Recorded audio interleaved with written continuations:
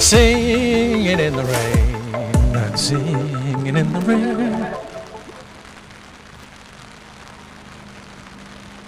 I'm not hearing any talk.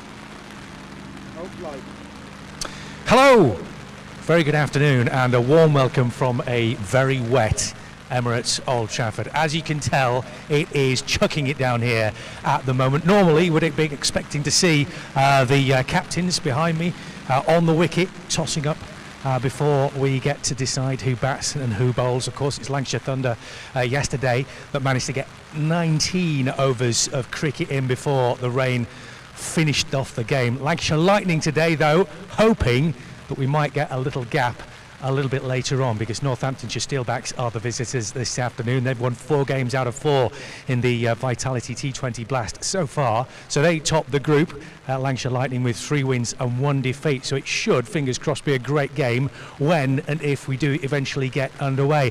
Now, this was a 1 o'clock scheduled start, but as you can tell, the covers are on all over the place. It's belting it down at the moment. The forecast is not fantastic, I have to admit, but that was the similar sort of story as it was yesterday, and as I say, we still managed to get 19 overs of cricket in yesterday. So hope springs eternal.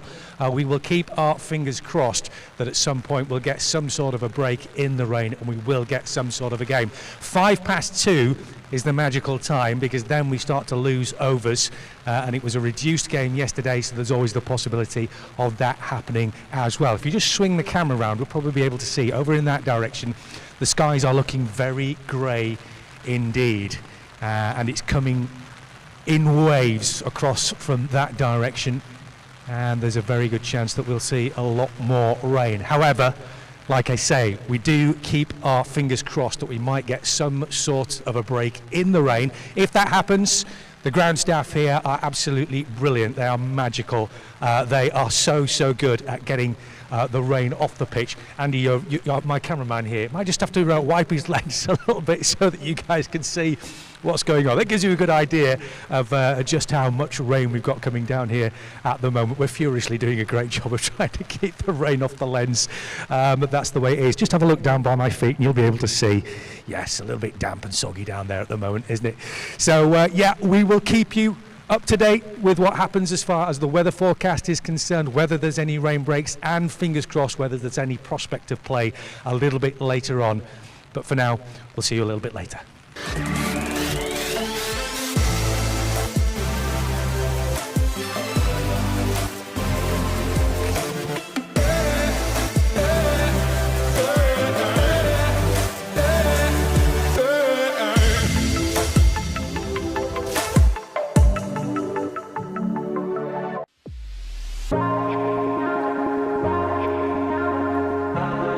2 names rich in history. Bartons, our family-run business with over 100 years of experience in drinks distribution, and Lancashire Cricket, a club drenched in tradition, heritage and globally recognised moments. Since 1917, Bartons has been supplying the finest wines, soft drinks and premium beverages across the UK, partnering with world-class brands to bring unforgettable experiences to every occasion. Now, we're excited to announce we will be bringing that same passion to cricket fans at Emirates Old Trafford. As the official wine, spirits and soft drinks partner of Lancashire Cricket, we're elevating matchday experiences, hospitality and celebrations across the next 3 years. From the first ball to the final cheers, Bartons is here to make every moment one to savour. Keep an eye out for some familiar brands such as Guinness, Celavino, VK Hooch and Britvic. Bartons and Lancashire Cricket, partnership built on passion, unforgettable moments and history.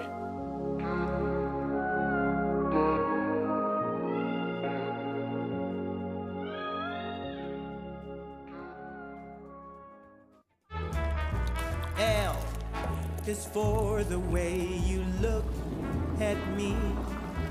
O is for the only one I see.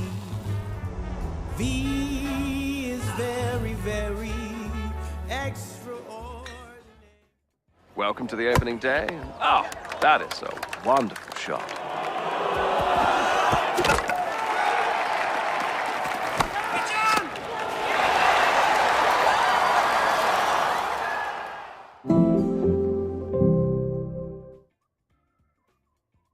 This is a call for hungry dreamers and hard-working self-believers.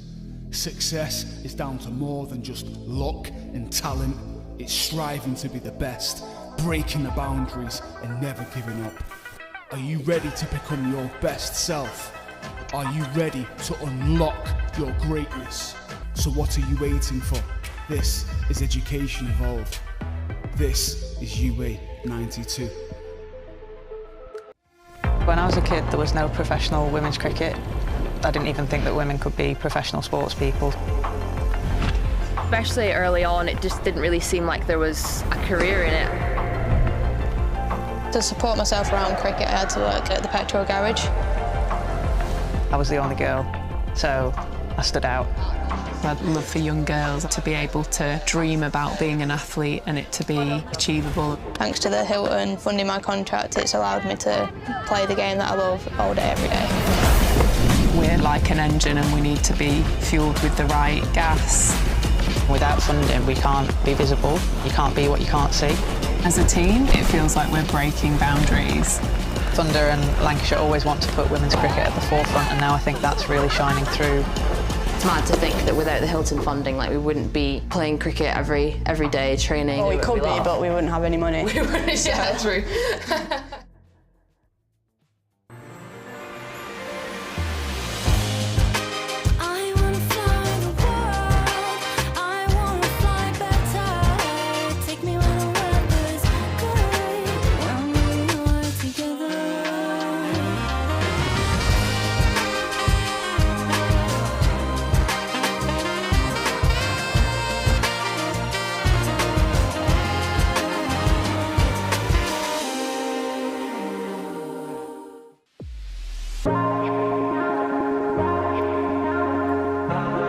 Two names rich in history: Bartons, our family-run business with over 100 years of experience in drinks distribution, and Lancashire Cricket, a club drenched in tradition, heritage and globally recognised moments. Since 1917, Bartons has been supplying the finest wines, soft drinks and premium beverages across the UK, partnering with world-class brands to bring unforgettable experiences to every occasion. Now, we're excited to announce we will be bringing that same passion to cricket fans at Emirates Old Trafford. As the official wine, spirits and soft drinks partner of Lancashire Cricket, we're elevating matchday experiences, hospitality and celebrations across the next 3 years. From the first ball to the final cheers, Bartons is here to make every moment one to savour. Keep an eye out for some familiar brands such as Guinness, Celavino, VK Hooch and Britvic. Bartons and Lancashire Cricket, partnership built on passion, unforgettable moments and history.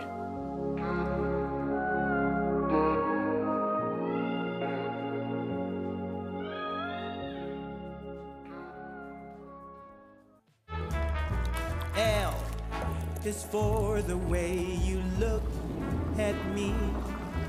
O is for the only one I see.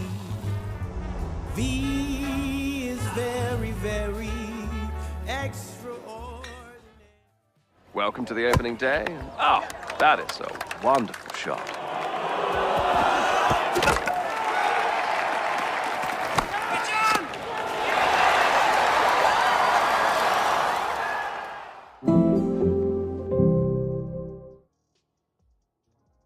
This is a call for hungry dreamers and hard-working self-believers.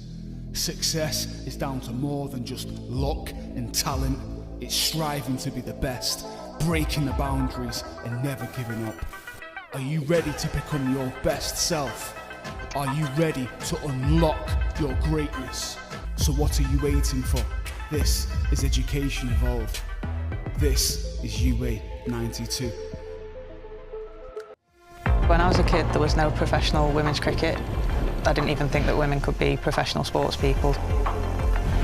Especially early on, it just didn't really seem like there was a career in it. To support myself around cricket, I had to work at the petrol garage.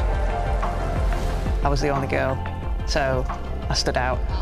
I'd love for young girls to be able to dream about being an athlete and it to be achievable. Thanks to the Hilton funding my contract, it's allowed me to play the game that I love all day, every day. We're like an engine and we need to be fuelled with the right gas.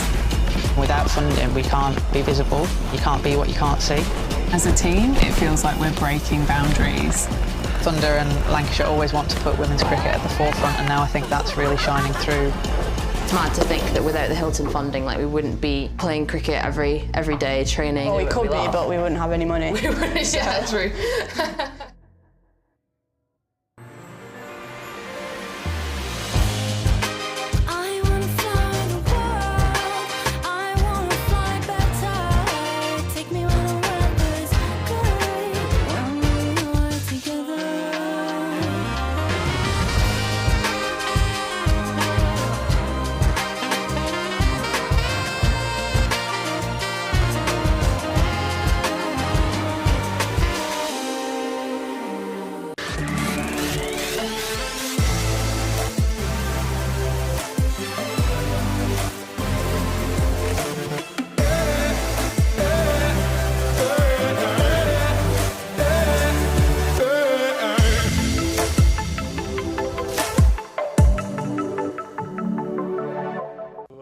Welcome to Emirates Old Trafford and Lancashire Cricket. How have you settled in the last few days and how have you found Manchester so far?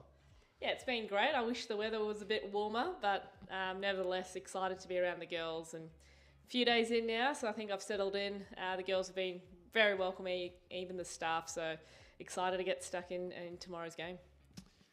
And obviously you signed a couple of months before the season. What led you to sign for Lancs and decide Lancs was where you were going to play your cricket this English summer?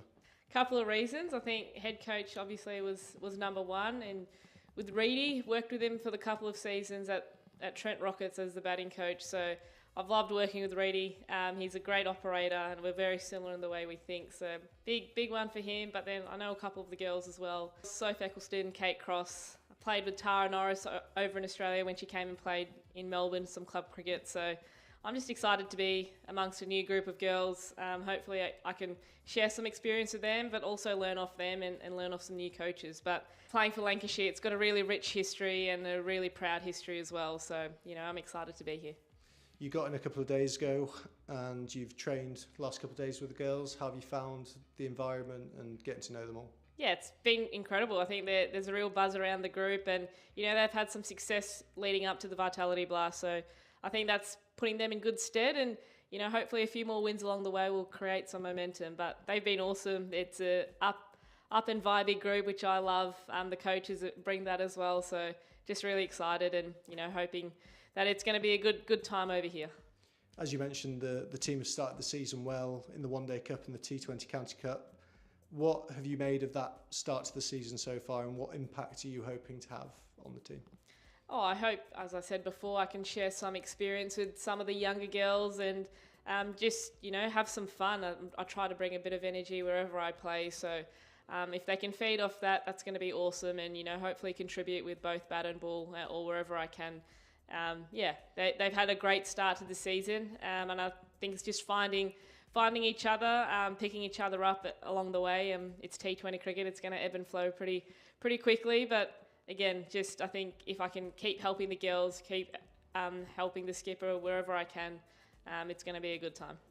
And you've already made some memories here at Emirates Old Trafford, hat-trick with the Trent Rockets in 2021, two of them being Crossy and Eccleston. How are you feeling ahead of playing once again at Emirates Old Trafford, and will you be mentioning that to those two? Crossy keeps giving me a bit of stick and probably gives a bit of Lancs cricket a bit of stick for putting her wicket up on show. But yeah, good memories at Old Trafford obviously, but I'm glad that I'm going to be playing alongside them. That's really exciting. I haven't played with Crossy before, so to be around her, she's a great girl and yeah, can't wait to learn from her. And it'll be your first time playing in the Blast, but you've obviously plenty of experience playing in England. What do you make of English conditions, especially for a spinner like yourself? Yeah, obviously Emirates Old Trafford is a nice place to bowl, and as a spinner we really love bowling here. But I just think it's just exposing myself to different conditions, I guess.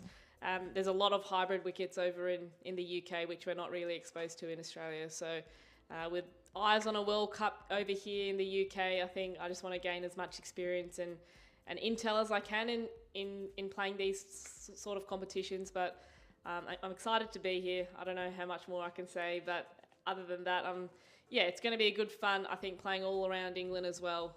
We travel a bit, so just to play in different conditions. I know it's a bit slower and a bit lower the bounce, and I found out in the nets. Obviously in Australia they come onto the bat really nicely, but I'm excited to be bowling here, that's for sure. And you're in the squad for Saturday to face Surrey. How much are you looking forward to getting out there on the park, and especially against a big rival like Surrey? Yeah, big rival. So definitely excited, and we've got an Aussie in that team, in Grace Harris as well. So yeah, I'm just excited I can, make my debut at home in front of the fans, and hopefully put on a good show. I think as soon as we gain some momentum, and I think the girls can start seeing all the hard work pay off, I think we're going to be put in a good place. And there's been some famous moments for Australian leg spinners here over the years. Are you looking to find a bit of that turn and a few more memories made this summer? Hopefully. I know Warnie took poles here for fun, so if I can, spin a couple and make him proud. I know the Lancs fans will hopefully get behind me that I'm in a red shirt and, enjoy the experience. And, hopefully I can take a few wickets here. Thanks, Alana. Good luck on Saturday. Thank you.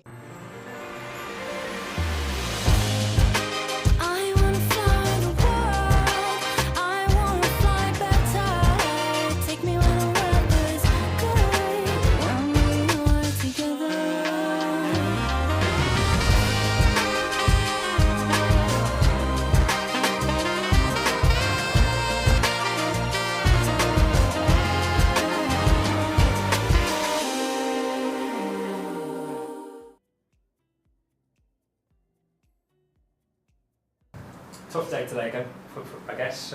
Just some thoughts on how it kind of shaped up. Yeah, disappointing day. I felt like the pitch was pretty good, and we knew at halfway point we were pretty under par, to be honest. Weren't quite sure what a good score was, and we knew we'd have to bowl really, really well to defend that. But saying that, really proud of how the girls fought in that second innings and took it so deep. Young Darcy Carter coming in, I thought she bowled really well. So again, plenty of positives to take, but needed a few more runs first innings, I think. You seem to struggle to kind of get any kind of momentum into your innings. Yeah, that's it, and I think T20 is a game where you've got to start fast, and I think as a team they bowl really, really well in the power play. It was tough to score, and then I think once that happens and you feel like you're chasing the game, it is pretty tough. But yeah, credit to the way they bowled. They made it really difficult to score, and girls. I thought Ailsa Lister again played a really good hand. She's been brilliant the last two games. But yeah, just looking to put that sort of complete batting performance together really. Blaze was a great example that we did that here. Played really, really well and lost the game, but playing some really good cricket at the minute, but also some disappointing stuff today, so we'll be looking to sort of put that right the weekend. Ailsa obviously gave you a fighting chance with the way that she batted, but in a way were you thinking, blimey, she's batting well there, we've left her quite a few runs out there? Yeah, definitely. I think obviously credit to the way she played, but obviously watching that, it was like, oh, it's a pretty good pitch this. Batted out there myself, felt a good pitch. So yeah, we definitely knew we were short. Saying that, it was tough to score when you kept the stumps in play, and that's something they did really, really well. And we did to a certain extent. I was proud of how we took it so deep really, but could have done with taking some more wickets, and that was the way we were going to win that game really, by taking wickets. And again, credit to the way they batted, they were brilliant. It's only 3 games in, isn't it? There's a load of cricket solid in the competition, so. Yeah, definitely, and I think that's what we've got to see. And obviously, on the back of the trophy, and we've played some really, really good cricket, especially in the 50 over stuff. So yeah, look, we can't be too down about it, and these games come thick and fast, so we'll have to pick ourselves up and go again. Played well on Sunday, didn't you? Up at Durham. So I mean, it's not like you kind of come on the back of that trophy win and have hit a bit of a slump. It was a good game here against the Blaze. You played well on Sunday, so it's not. Yeah, I thought we played incredibly well against the Blaze. It's probably one of the best domestic games I've been involved in. I thought both teams, the standard was brilliant. And yeah, obviously didn't get over the line in that, and there was plenty of stuff on the Sunday against Durham that we could have done better. I thought we were pretty average that day, and that's the game, I guess. And sign of a good team is you lose when you're not playing well. And again, taking that so deep today, there was so many things we could have done better. So we're still competing when we're not at our best, which for me is a good sign. But yeah, this team's got a lot more to give, and we know we've not been at our best these last couple of games, and plenty of stuff we can put right. They're obviously a good team. You play another one on Saturday, don't you, as well? That'll be a great chance to respond. Yeah, definitely. It'd be a tough game at the weekend. Struggling a little bit with some injuries at the minute. Again, it's tough, and yeah, well, I'm really excited for Alana King to come into the squad. That'll give us a real boost. And yeah, I feel like the players in that dressing room, that we know we've not been at our best these last couple of games, and I know there's players dying to put that right and to stand up and win us games. So hopefully that can happen at the weekend. Yeah, you lose Katie Mack now, don't you, unfortunately? Yeah, we do, yeah, and she's been a brilliant asset both on and off the field. She's been amazing again this year. Been great to have her back, but yeah, really excited for Kingy to join up. She's been here with us today, been great around the group already, and watched a bit of a bowl this morning, and I think her bowling speaks for itself really. So yeah, really glad to have her with us, and excited for her to get going at the weekend. It's a fantastic signing for the competition too, isn't it? Yeah, absolutely, yeah. Like I said, I think her record speaks for itself, and playing a lot of our home games at Emirates Old Trafford, we know it's usually pretty spin friendly. And yeah, she offers a lot with the bat and in the field as well. So we've signed a really three-dimensional player. So yeah, really excited for her to get amongst the group and get going at the weekend. We've not spoken to you since the trophy win. I don't want to dwell too much on it. I'm sure you'd like to move on from it, but that must set you up superbly for the rest of the summer, having had that success in Taunton. Yeah, definitely. I think it was a very special day, and I feel like it's a reward for all the hard work that's gone on for the last few years. I feel like we've been a team that's been probably underperforming the last few years, and it's been really nice to get our hands on some silverware. It's given the group a real boost, and on finals day I thought we were up against two really good teams, and we played some really good cricket. So yeah, I think it was an excellent start for us, but obviously that competition's done and dusted now, and we've got to sort of go again in this blast, and these games come thick and fast, and there's a lot of them as well. So yeah, we'll be hoping to sort of take that momentum into this and keep that in our minds, that actually we're a really good team, and we've won silverware, and we can beat anyone. We play Surrey at the weekend, we beat them in the final, so hopefully that gives us a lot of confidence, and we can play some similar cricket, because that was a great day. Quite fancy the finals day, do you know? Absolutely, yeah. I guess at the start of the season there's 3 trophies on offer, and we want to win all 3, so yeah, obviously there's a lot of things we need to put right for that to happen, but yeah, got a lot of belief in our group, and yeah, really excited for the weekend. Got another back-to-back at the weekend, and a chance to put things right. Cheers, Ellie. Thank you. Thanks.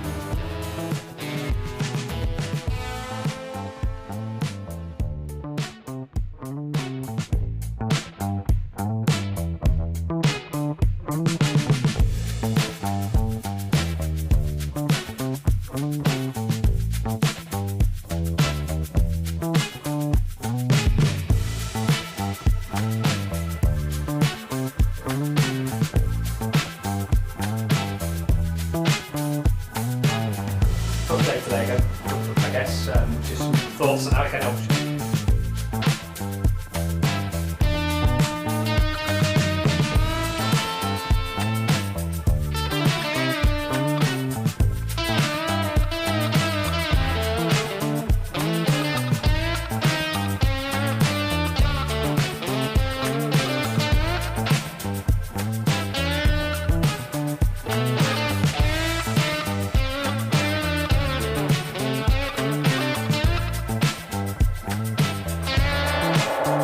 And I think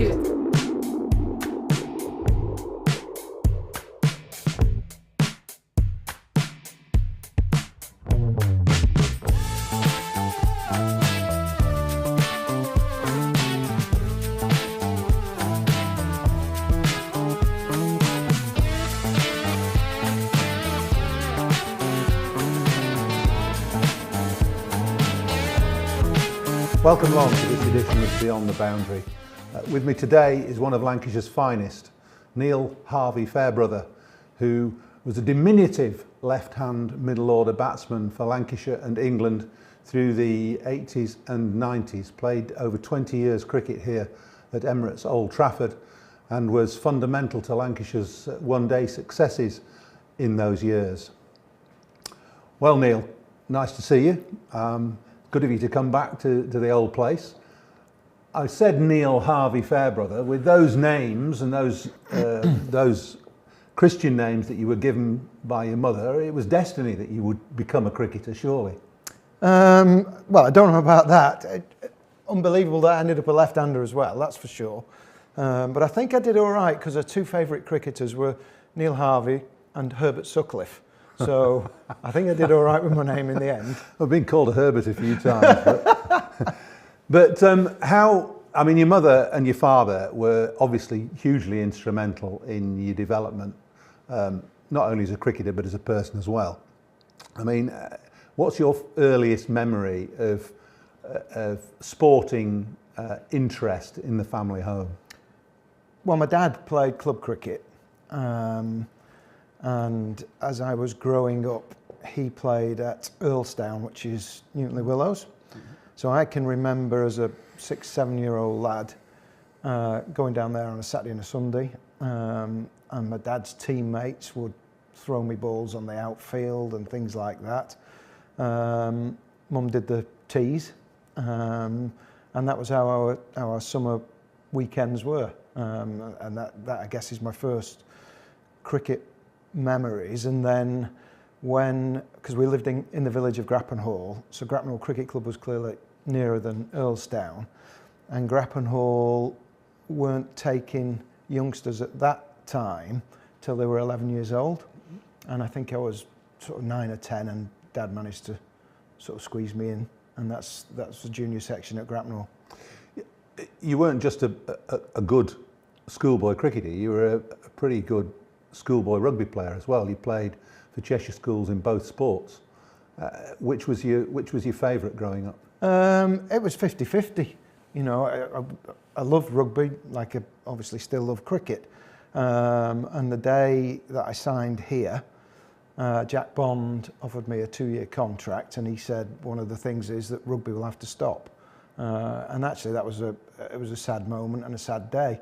And I played rugby at Lim Rugby Club, and enjoyed myself immensely up there. I still have good friends from all that time ago through the rugby connections, and you know, I used to go and watch. And I think it was a good job it stopped. I remember coming to watch you once, and it must have been probably in '82. So you might have just played. You might have been the winter of '82. Yeah. Anyway, I got there 5 minutes after the start to see you being helped off the field. And that was the end of that. Well, it happened a few times on the cricket pitch as well, didn't it? Oh gosh, did it ever. I remember that. One of your best innings ever, in my opinion, was at Chesterfield. Yeah. When you got hit under the chin. Was it Michael Holding? No, it was Ian Bishop. Oh, Ian Bishop. Crikey, yeah. I remember he was fast. He was, well, before his back went, he was rapid, wasn't he? He was. He was absolutely rapid. And that was a quick wicket that day. Chesterfield, Queen's Park, was one of the best pitches in the country, wasn't it, at the time? And I remember you got hit under the chin, and you had I think you probably had some stitches in the end. And I remember saying, well, what's the matter with you? Get out there now. In fact, I think I can remember that as well. Yeah. Purely. So I batted with Foxy. Yeah. We were 10 or 20 for 2, and I batted with Foxy for 2 or 3 hours. And I remember we were both flailing it around everywhere, with our eyes shut most of the time, I think. Yes, it was pretty fearsome. Anyway, back to your early years. So rugby had to stop. Yeah. You made your debut here in '82, but prior to that, you'd played for Cheshire Schools and club cricket at Grattan Hall. Yeah. Where was the leap between that and getting into Lancashire's? So I played at Grattan Hall, which was Cheshire. Went to Lymm Grammar School, which was Cheshire, although the school didn't play much cricket at all. But that enabled me to play for Cheshire Schools. So that was 13, 15 and 19 back in those days. And I remember doing well as a 16-year-old playing in the under-19s. I did well against Lancashire under-19s. And I don't know if that was a bit of a catalyst for somebody at the club here to say, oh, there's a lad who plays for Cheshire that might be worth looking at. It's interesting because there's always been a path. I mean, I was a Cheshire lad, played Cheshire Schools, and came here and played. I played in the nets at Easter and had a club and ground game or two. But that you were a contemporary of John Morris, weren't you? Didn't you play together for Cheshire Schools? Yeah. So and he didn't come here, did he? No, but he was from. I guess he was from Crewe. Crewe. Yeah. Yeah, he was from the Crewe area. So we played all the way through together for Cheshire, and he clearly ended up at Derbyshire. So you know, it was, if you were minor county-ish, it was pot luck, wasn't it, to a degree. There was obviously a little bond between Cheshire and Lancs at the time, which I believe has got stronger as the years have gone on, thankfully. And now there's a bit of a pathway, hopefully, for lads from our area. When did you become aware of your talent, and did you have the will and the belief that you could make it as a professional sportsman, either as a rugby player or as a cricketer? I think it's something. I mean, I loved rugby. I loved playing football. I loved cricket. So it was just a hobby, and it was great fun to start with. It was around. We'd done the under-13s and the under-15s, and then I started playing for Cheshire under-19s early, and I immediately did well. So I think then you're 2 years young and you're doing well at under-19s, and all of a sudden you're thinking, oh, I might be all right at this. And then got invited down here, like you, played 2 or 3 club and ground games, and then played a second team game, and thought that I needed a new bat to play in the second team. So we went into Stockton Heath, which was a village next to Grattan Hall, and there was a sports shop called Buller's Sports. Yeah. And Mum and Dad took me in there, and I bought a Gray Nichols bat for the second team game, and it was about £3 too heavy. No. So coming to Old Trafford, it was here, we played Glamorgan seconds, and I couldn't lift the bat up. The ball was hitting the pitch and was quicker than anything I'd ever seen, so I had no chance. And the combination of the two, the heavy bat and a quick pitch, no good. Not good. Not good. Not good. Oh dear. So that was a lesson very quickly and early learned. You used Gray Nichols in your early days, didn't you? Yeah, very early. Then you moved on. But, yeah. Interesting. What weight of bat did you use then? So all the way through my career, it never moved from £2.8. So that was start to finish. Yeah. Clearly, through my period, there were people that used lighter and there were people that used heavier. Now, I think the generalisation is that the lads use £2.10, £2.11 bats, but they pick up so well now. The bats are so big and they pick up so well that you pick a bat up and you think it's 2.7. And there's actually that much wood in it that it's heavier. Here's a speculative question. Do you think you'd have been a different type of player with a modern bat? Because you were very much a batsman who who structured his innings around moving the ball around, placing it in gaps, etc., etc., would you have been tempted to play differently? Well, you never know, do you? You never know. I do think that when we played, if I didn't hit the ball in the middle, then there was no chance of it going over the boundary. These lads at the moment, they're fitter, bigger, stronger, and they have bigger bats. So if they get half of it, it's still clearing the ropes, isn't it? You know, I never had that feeling. If I didn't middle it, it wasn't going anywhere. That is for sure. Probably made you the player you were then, actually, because you know, you had to be meticulous in the way that you chose your stroke. Yeah, I mean, I think I look back at the way I played, and I think early on I tried to hit big balls a lot of the time, and it, you know, hit my fair share of sixes on this ground, not like the boys today, obviously. And then I think realised that there was another way to play the game, in one-day cricket especially, and that was to hit gaps and run. And run hard, and that is how my game developed. And then I had a period where I mixed both very well, the hitting and the manoeuvring of a cricket ball, and then latterly I think probably went too far the other way towards the end of my career, where it was just nudging it around into gaps, whereas the game perhaps was going the other way, and that's when boundaries were needed. Were you aware when you were playing, and you played 85 one-day internationals for England, were you aware that you were developing a style of play that was pioneering? I think you were the first, whether you were called it at the time, but certainly in retrospect, you were the first finisher in the international game. I don't think at the time you realise that. The one thing that I enjoyed was the run chase. I enjoyed the run chase. I enjoyed being in at the end, and I enjoyed getting this team or the England team over the line if I could. And I got immense satisfaction out of that, and perhaps my game developed on the back of those feelings as well.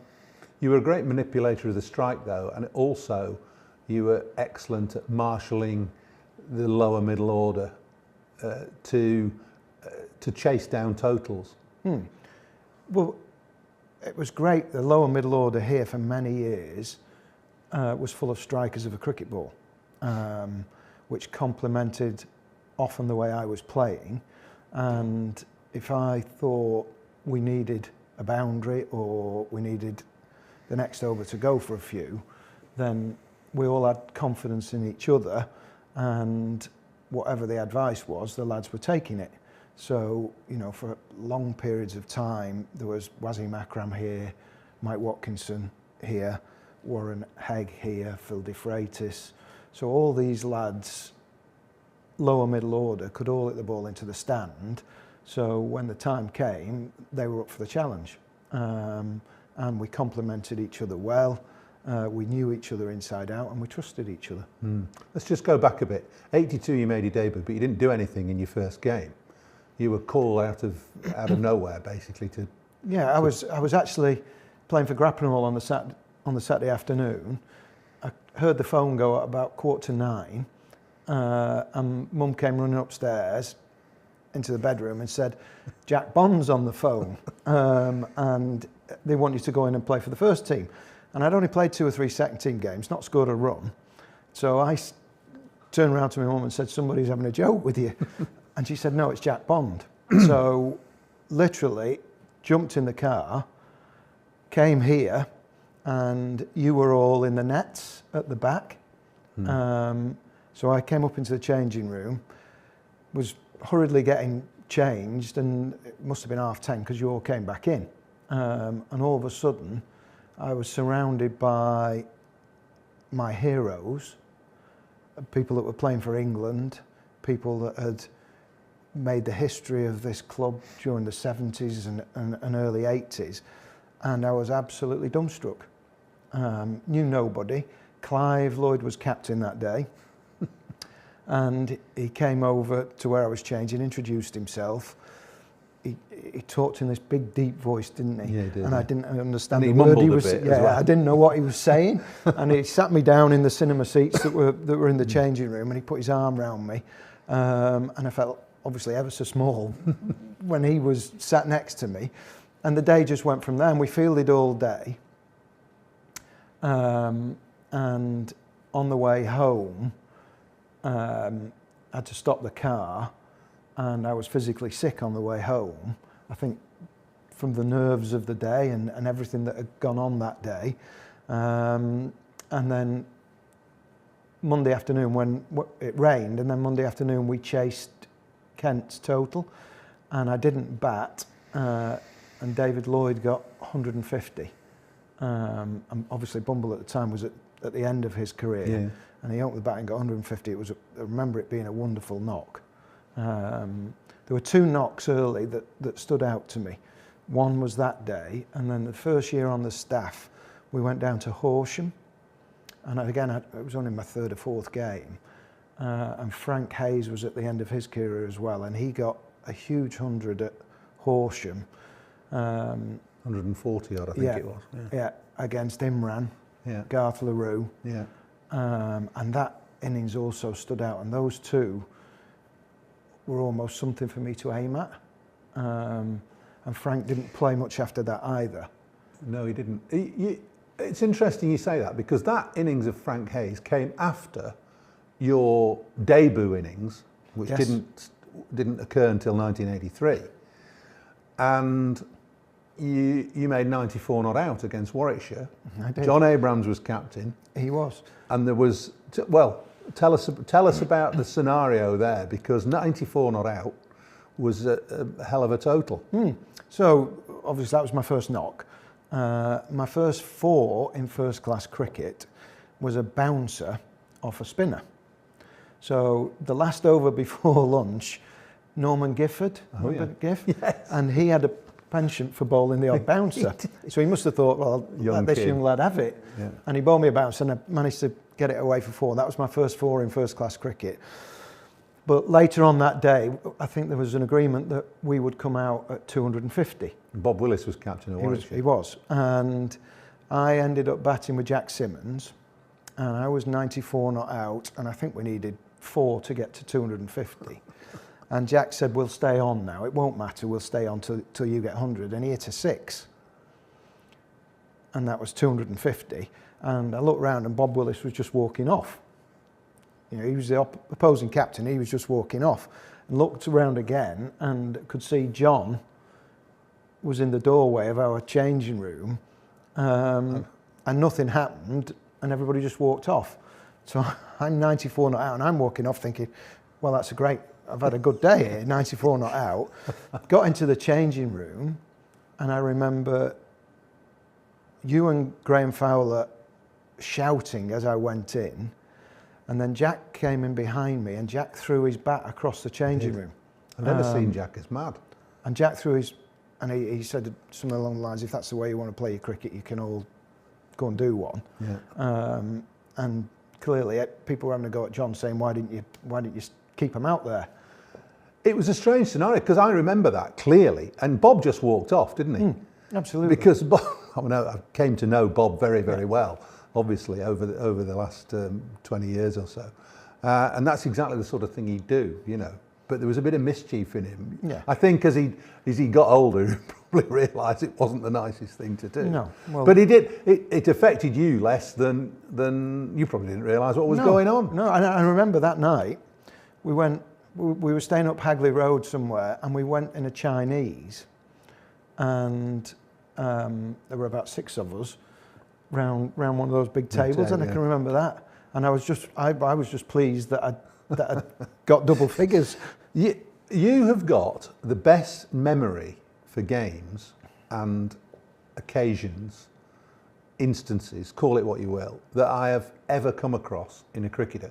You and I played together for best part of 10 years, and I have very little memory of these games, and you just come out and can not only can you say who was bowling, you would remember hitting your first four, but I think inconsequential things. Where's all that come from? I don't know, but I can't remember yesterday now. But I can still remember, some of those things. And we got our own back on Bob Willis, didn't we? When we won the '84 Bensons. And oh yes, we did. And you were out there at the end of that, weren't you? That was a fantastic day. It was our only success, wasn't it, for a period of time. Yeah, you'd just become a dad, hadn't you? I had the night before. Yeah. Ben was born on the Friday night. Yeah. And Bondi, bless his cotton socks, you all went down on a bus, I think, and he waited behind for me and brought me down in the car. Yeah. I didn't get to Lord's till 1 o'clock. Yeah, it was late in the morning. Yeah, it was late. That was a euphoric day. But we had some bad times in the 80s, didn't we? Really. We weren't very good, were we? No, we weren't. We kept losing games hand over fist. 80, 85. 85 was a bad year. Yeah. 86 was a bad year, apart from getting to the final at Lord's. Just before we go on with that, you've already mentioned Clive. Let's just talk a bit about overseas players at Lancashire. Clive was obviously an adopted Lancashirian and played for the county for 16, 17 years, maybe a bit longer. Did he play that long? Yeah, right. 68 to the mid 80s. Missed a couple of years when he was captain with the West Indies, of course, or playing with the West Indies. But we've been fortunate enough to have two of the very, very best in Clive and Wasim Akram. How much influence did those two guys have on you and the way you played the game?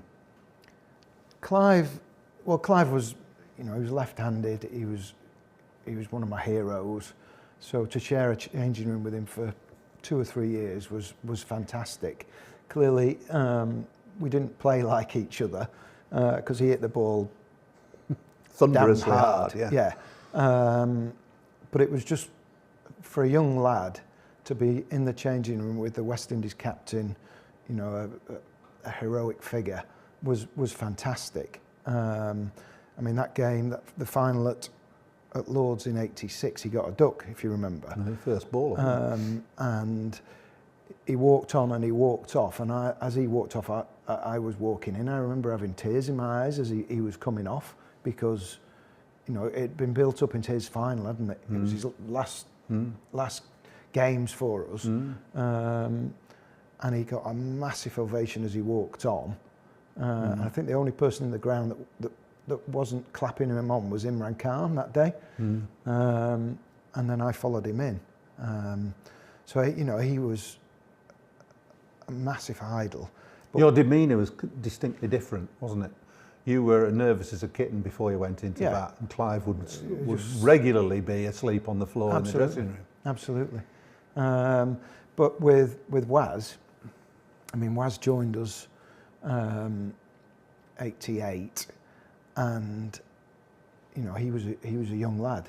So we actually, in many respects, he played here to 98? 10 years. Yeah. So in many respects, we almost grew up playing cricket here together, and it was amazing watching him develop. He came over and he showed the group of bowlers straight away reverse swing, and that clearly helped. It helped us, I would say, immeasurably from an older pro down to the young lads like Ian Austin at the time, who all of a sudden began to understand what reverse swing was, and I think it set us apart from other teams for a little while. Well, Wasim became fundamental in Lancashire's makeup, quite obviously. He was one of the finest cricketers that's ever walked. But you were fortunate, I think, in being able to play in two separate eras of Lancashire cricket. You played in that team that developed from 87 onwards, and we won a number of one-day trophies through 89, 90. We started in 88 with the Refuge Cup, didn't we? 88, 89, 90, 91, and then And then there was another incarnation of Lancashire which developed around the mid-90s. Yeah, I mean, 86, I remember we didn't win a championship game till August because we weren't very good. And I remember Steve O'Shaughnessy grabbing a stump at Leicester and running off like we'd won the NatWest because we'd won a championship game. So that's where our standing was. Then in 87, David Hughes took over as captain, and then Alan Ormerod began to manager stroke coach, wasn't he? Yeah. Well, that's interesting. I mean, I was playing as well, but I've still to this day wonder what the difference was and what happened in 87 to make us. We were challenging for the championship. We came second. What was the difference there? What well, happened? if you look at the stats, I would imagine that a third of the way through the season we were the same as 86, and then by hook or by crook we won a couple of games. Lads started getting a few runs and a few wickets, and then we got on a roll and we won. I think we won the last 8 championship games to end up second, and I think Yozza and Alan started putting a bit of discipline into the changing room and a bit of structure on and off the field into the changing room, and then those lads that had played well in 87 carried on, didn't they? Yeah, they did. And then from a personal level, did you start feeling comfortable in 87? Did you ever feel comfortable as a batsman? We know you're nervous. We know you spent time sitting in the back room in the loo and all that sort of stuff. That's just the way you were.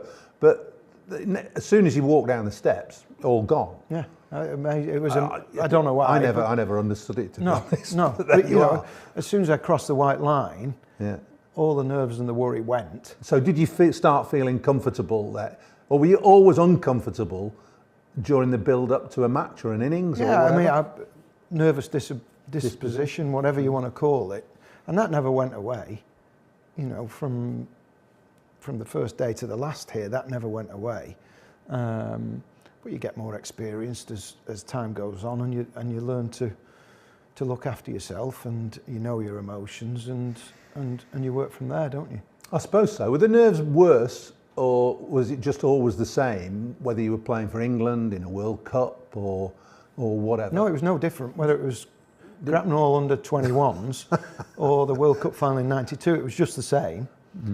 And when I walked on the field, it was just the same the other way. So you've got a phenomenal record in terms of performance and longevity, really. You played in 3 World Cups.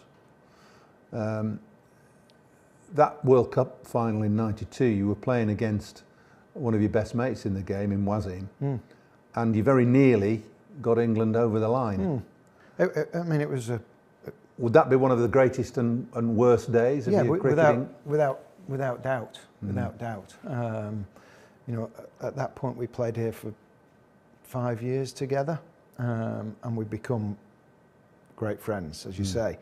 And that day we actually before knock-ups was lunch, and we actually sat opposite each other at lunch, and then we did our training, we went out, had a net, etc., and then he threw me a few balls into the net, and then the game started. Obviously he came in and got 50 when they were struggling, got them up to a good score.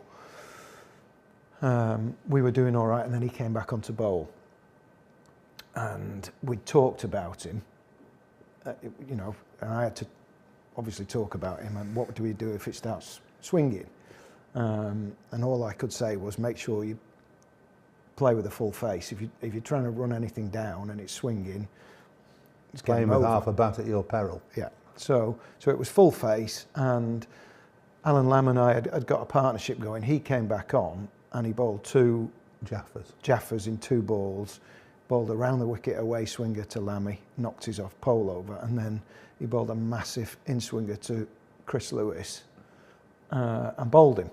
So his hat-trick ball was the first ball of the next over, and I was on strike. And he used to have different ways of presenting the ball. And he got to here, and I knew he was going to bowl me an in-swinger on the hat-trick ball. But it was that quick, and it swung that far that it basically hit me on the pad. It was just going down leg stump, and it hit me before I was ready to play it. And I looked up, and he was there, and we just smiled at each other. And that was his hat-trick ball in the World Cup final. I mean, he was that performance alone sets him apart from most other cricketers. But he was phenomenal. You say he had different ways of presenting the ball. He had a bit of a bunch of flowers, didn't he? When he, and sort of reversed his wrist. Yeah. But it all happened so quickly that you couldn't. I fielded it slip all the time, really. But everything happened so quickly. It was just on. The ball was on you. You'd been batting for an hour, and you said the ball. Just hit me. Why was that? I don't know. I mean, that day when he ran in, you knew that people were in trouble.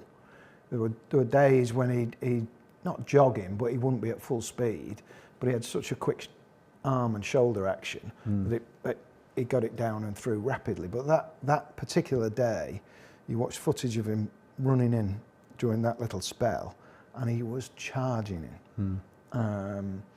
And I can, we played on some hard, fast wickets, didn't we? We did. And I can remember you and Warren standing miles away when he was bowling. Oh yeah, we were a good pitch length back, probably more. More, I would say. Yeah, 25 yards back. Yeah, which was great. But, I was hoping that Warren would dive in front of me. He did a few times. He did. So to play with him and to play with Clive was great for all of us. It was fantastic. But you say Clive became an adopted Lancastrian. Well, so did Waz. He did, without a shadow of a doubt. Yeah. And every time he comes back here, it's a joy to see him. And he's so well loved. I think we've been very fortunate in Lancashire that we've had Clive Farouk as well alongside Clive, who still lives down the road. Wazim, every one of the long-serving and some of the shorter-serving overseas players has always seemed to regard this as home. Yeah. I mean, back early in my time, Stephen Jeffries. Oh yeah, Jeff. Jeff he was a great man, wasn't he? Yeah, he was. And he only had a couple of years with us, didn't he? He wasn't dissimilar to Waz when he got it right, was he? Left arm, swung it. Yeah, he wasn't quite as wasn't quite as sharp, was he? No. And then I guess the other standout during my period, and he wasn't here that long, was Murali. Oh, true. Yeah. And did Murali play 2 or 3 years? And he was another great man. Absolute cricket badger. Came to play for Lancashire and knew what all the county players were, how they played. Incredible the knowledge he had and what he was reading up on just county players. And his first 2 games, his first game for us was at Southport, and I think it was against Warwickshire. He got 16 wickets in the game and we lost. And then we had 2 days off, and the second game he got 14 wickets and we lost. So he got 30 wickets in 2 championship games, and the rest of us had done rock all. It's interesting you say this. Lancashire was hugely successful from '88 till you finished 2002. Certainly in white ball or one-day cricket, as it was then. Why didn't we win the championship? I don't know. Because I mean, the size. It wasn't for the lack of trying. No. It actually wasn't for the lack of trying. And we got close. I think we were runners up 3 or 4 times, and never quite got over the line. Well, yeah. I mean, you and I have probably puzzled over this for years. Not much point puzzling over it. We didn't get there. No, it didn't happen. We got close, and that was it. You also hold a record, couple of records actually. You've scored more runs on Old Trafford than any other cricketer. Do you know I do know Not that. first class, but Yeah. because you've played so many Yeah. one-day games. No, I do know that. And it's a nice little... Is it ever? It's a nice phenomenal. little thing, yeah. But we played on some good wickets. We had, Well, we had the best groundsman in the world. You were in Peter Marin. And you had a very good relationship and friendship with Pete, didn't Yeah, you? yeah, absolutely. You encouraged him, obviously, to make good flat batting pitches. I was looking at Glenn Chappell's record here, who played 20 years, obviously, and he was a fantastic bowler. And he averages 32 here. Does he? With the ball, which is high. Yeah. Everywhere else he's in the low 20s. Yeah. But they were phenomenal pitches, weren't they? Yeah, but I mean, when Chappie started, what, 92? You know, that was in the midst of really good wickets. I mean, there were quick wickets, bouncy wickets, but there was no sideways movement. No. And once you'd got in, then it was great to play your shots. And I think that period was when we had those two different one-day teams, or different teams, not one-day teams. So we had the team from, let's say, 88 when we won that Refuge Cup to 91. Yeah. And then we had a transition period, and then we came again in 95, 96, 97, 98. And then at the end of 98, Fred came along and was part of that 98 team, and then it went from there. So there were two distinct good periods during my time. And there was an overlap of one or two people. Let's just move on slightly. And you've been involved in the game for 40 years, and you've just mentioned Fred, Andrew Flintoff, who you managed as well and played alongside. Who are the finest cricketers in that time, both when you were playing and subsequently? Because you're fortunate enough to... What, here? Or... no, I think generally. But I'll start with here. Who would you say, if you had to pick one player, and I'm not talking about an overseas player for here, a homegrown Lancashire player, who's the most influential, best player in that 40 years? I think I have to mention two or three, I think. Yeah. I think Mike Atherton was a fantastic batsman. So was John Crawley. I thought John was an unbelievable player. So if there's two Lancastrian batsmen, I think they're the two that just stand out. Skill-wise, Glenn Chappell as a quick bowler, not just because you sat here, as somebody that got absolutely the most out of their ability, gave everything that they could every day for the club. So I think you two as bowlers stand out. For longevity, Mike Watkinson played for 20 years as an all-rounder, and then latterly bowled some spin as well. So, you know, those are five names, and then you can't not mention Warren Hegg as well, who kept wicket for probably, I don't know, 16, 17 years for the club, and was one of the great Lancastrians. Never saw him drop a catch. Ever? No, I didn't. But you must have dropped the odd one, but I never saw him. And we still keep producing players. I mean, as we're both well aware, there is a huge amount of talent around the northwest of England, and that we still produce right up to the present day. We now have Liam Livingston and Saqib Mahmood and Matthew Parkinson. George Balderson is another one off. I won't call it a production line, but they're all...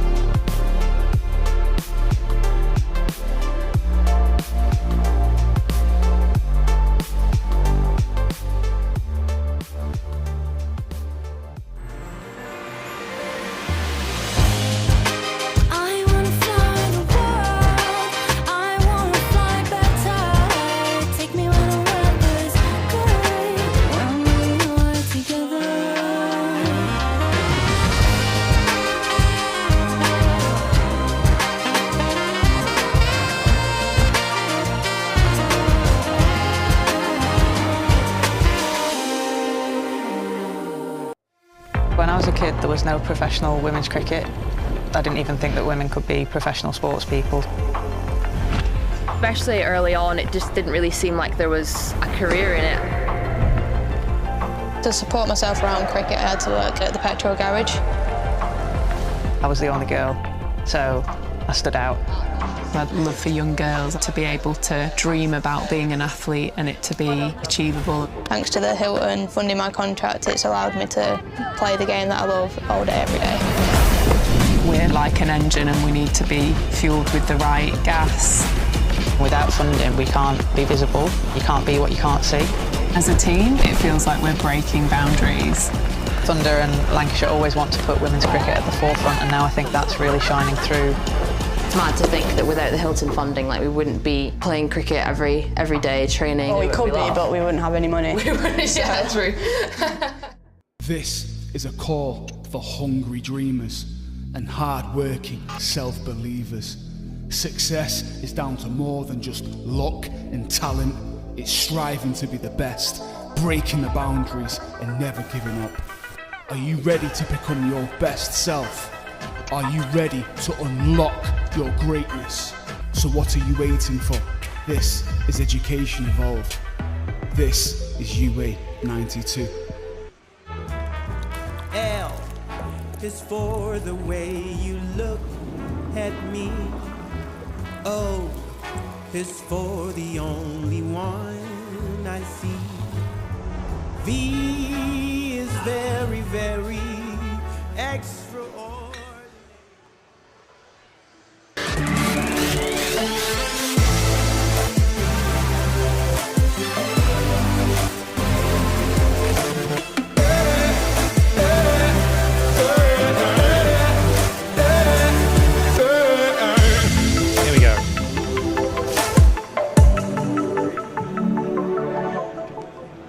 Very good afternoon from Emirates Old Trafford. Whisper it quietly, but there's a bit of sun poking out here and we've got a game on, fingers crossed. And we're going to have the toss in about 5 minutes or so as Lancashire Lightning take on Northamptonshire Steelbacks in the Vitality T20 Blast. Delighted to say that I've got with me Callum Flynn this afternoon, who is England's mixed disability captain. Good to have you with it, Callum. How are you feeling? Yeah, really good, and looking forward to a close game. Two teams at the top of the North group. Northants probably with all the momentum at the minute, especially with the other night Sanderson taking 6 for and a hat-trick as well, so they'll be coming here with a lot of confidence. But Lancashire as well, they've got a formidable record at home in the T20 Blast, so I think Lancashire will certainly have a lot of confidence in their ranks as well. What have you made of how well Lancashire have gone about things so far? 3-1, just the one defeat, 3 wins and 1 defeat rather. It's going pretty well, hasn't it? Yeah, I think the new format came at the right time for Lancashire. So the white ball format for Lancashire has always been somewhere where they excel, and they always do well in the T20 Blast. So it came at the right time.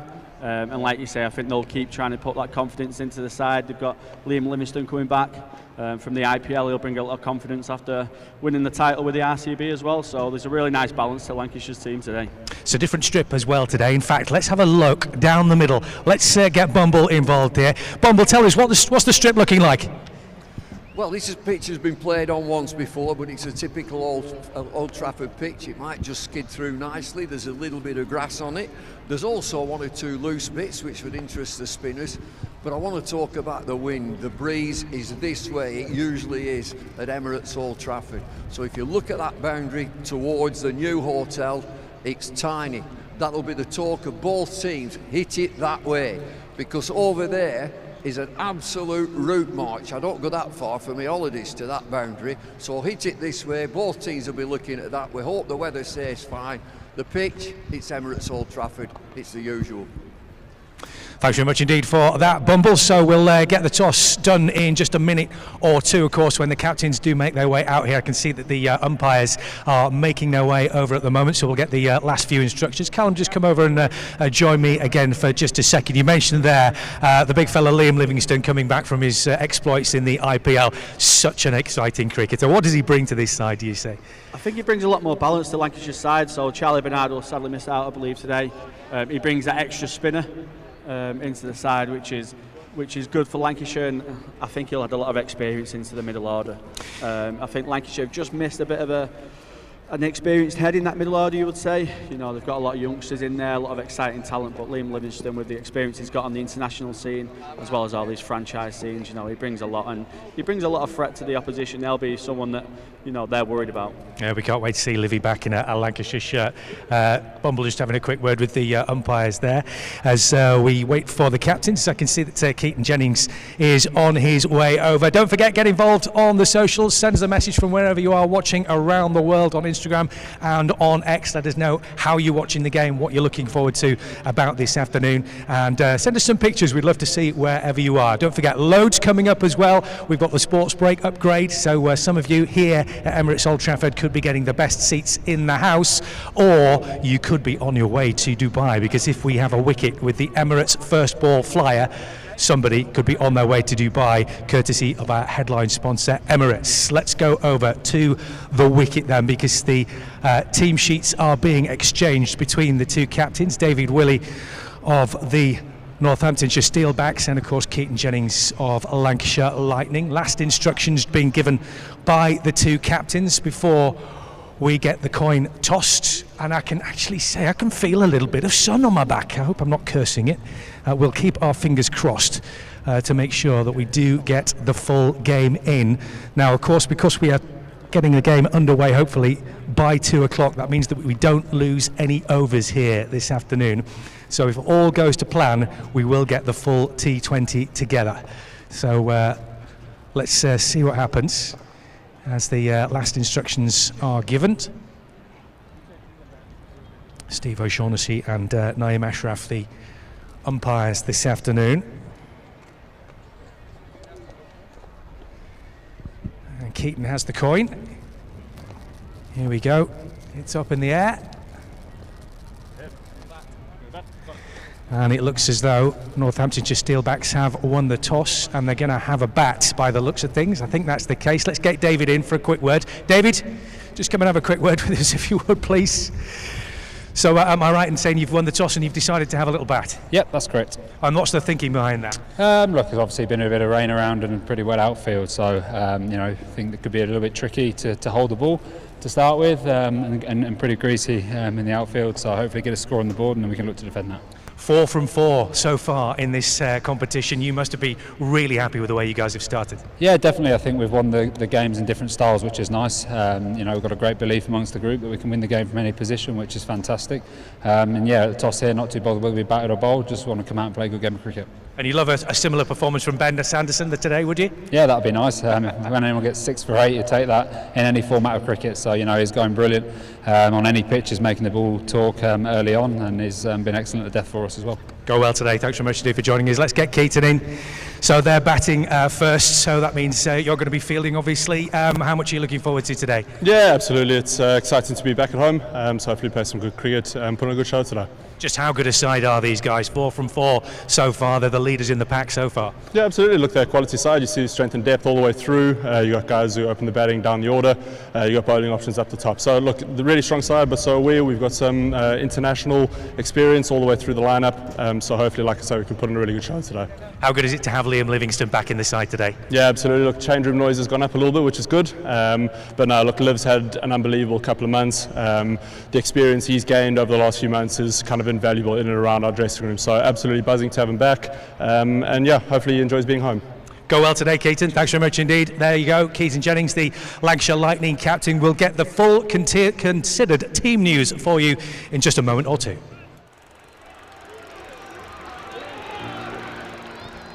(1864). We were first class then, and we're first class now. With a dream to spread cricket through Lancashire's towns, where girls and boys, with willow and leather, become more than a badge, but the red rose together. A club where more than legends are made, but friendships, obsessions, moments replayed on our screens, in our minds, in our hearts forever. 'Cause it's who we are, our DNA, the red rose together. Statham, Briggs, Jimmy, Freddie and Joss Chappie, Sir Clive Lloyd, Carol Hodges, Kate Cross. What a roll call. It's a hard one to measure, with future names still to be written on the Red Rose Together. We're all about people. It's what the Red Rose really means. Yeah, the ones signing autographs, but the ones behind the scenes. Our community, grassroots, the ones that feel tethered. Whether you're from here or belong here, we're the Red Rose Together. And what about this place? Talk about world-class venues, internationals, gigs, events. You can choose from a menu of triumph, of disaster, of pain, or pleasure. We've seen it all at Emirates Old Trafford, with the Red Rose Together. Red ball, white ball, lightning and thunder. Have you ever sat back? Have you ever just wondered how far we've come? The storms we've weathered, or how far we'll go as the Red Rose Together.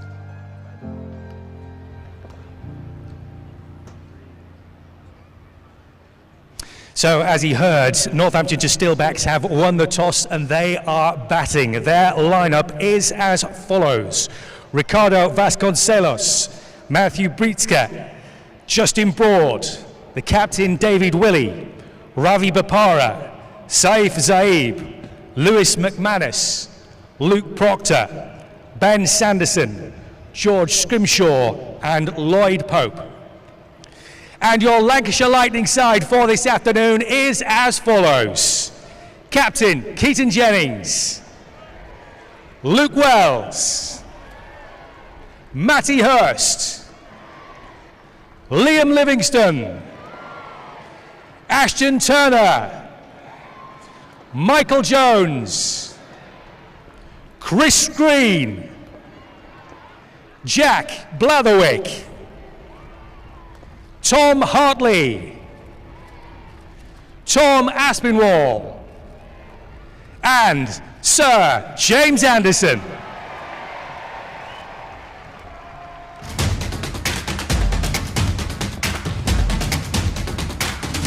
Just me.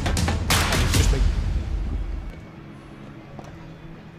So, ladies and gentlemen, as I mentioned, we have now got the opportunity for somebody here to be sitting in the best seats in the house, thanks to our good friends at Sports Breaks with the Sports Break Terrace. So, ladies and gentlemen, if you are here in the bowl, we want you to all look at the big screens and give us a big wave from wherever you are. Who fancies moving up to the best seats in the house? Yes, indeed, ladies and gentlemen. So we're going to move our cameras around. Keep your eyes on the big screen, ladies and gentlemen. Here we go. Where is it going to be? Where are we going to? There we are. We've got winners. There we are. You two gents there. Oh, gentlemen, lady, rather. There we go. My apologies. There we are. Right, fantastic stuff. You guys are going to be going into the Sports Break Terrace, so you'll be getting the best seats in the house. If you can move up to the front of your area where you are, our team will come and have a chat with you and take you over to the Sports Break Terrace. Give us a big wave. Fantastic stuff. Well done, guys. We'll hopefully catch up with you a little bit later on. Enjoy the best seats in the house.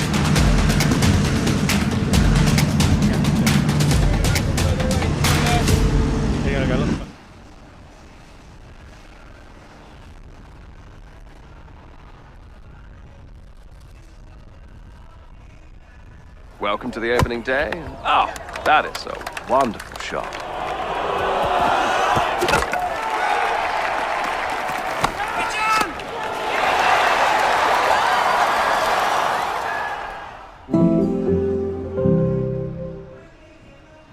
When I was a kid, there was no professional women's cricket. I didn't even think that women could be professional sports people. Especially early on, it just didn't really seem like there was a career in it. To support myself around cricket, I had to work at the petrol garage. I was the only girl, so I stood out. I'd love for young girls to be able to dream about being an athlete and it to be achievable. Thanks to the Hilton funding my contract, it's allowed me to play the game that I love all day, every day. We're like an engine and we need to be fuelled with the right gas. Without funding, we can't be visible. You can't be what you can't see. As a team, it feels like we're breaking boundaries. Thunder and Lancashire always want to put women's cricket at the forefront, and now I think that's really shining through. It's mad to think that without the Hilton funding, like, we wouldn't be playing cricket every day, training. Well, we could be, but we wouldn't have any money. We wouldn't, yeah, true.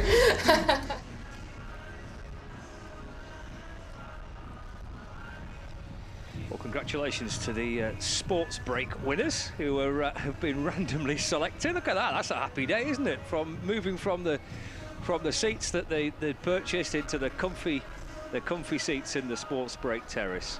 They're into a nice padded little sofa seat, which is lovely.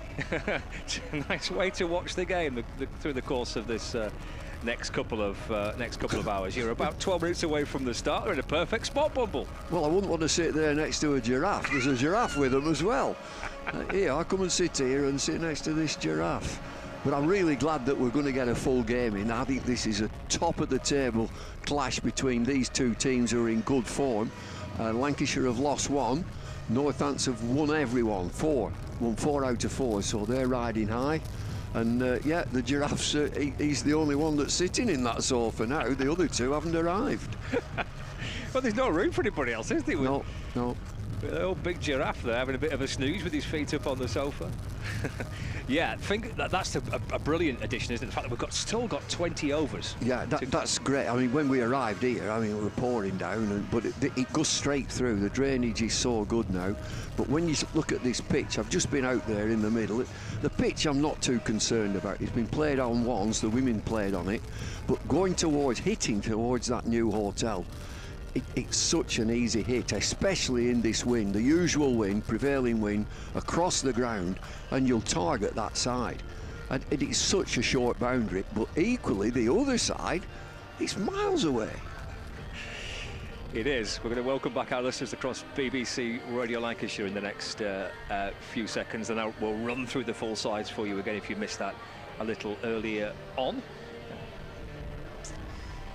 As we hear from Keaton Jennings on BBC Radio Lancashire, the Lancashire T20 skipper. We heard from him on Lancs TV as well at the toss with Fraser. So winning the toss and batting first, the Northamptonshire Steelbacks. David Lloyd's up in the commentary box with me today. They welcome back Liam Livingston, Lancashire, into their side. Jack Blatherwick returns. Another start for Sir James Anderson. What do you make of that Lancashire Lightning side, David? Well, it's obviously strengthened with Livingston coming back into the team, and Jack Blatherwick comes back, so that's a bit of extra pace. The tactics of the teams, this is going to be crucial with that short boundary with the wind. So the tactics will be which side do you bowl your spinners. The other side, as we've mentioned, is quite a big boundary, but it is right that we've got 20 overs aside. It's a shootout, this, and you need to continue your momentum. Lancs have won 3, lost 1.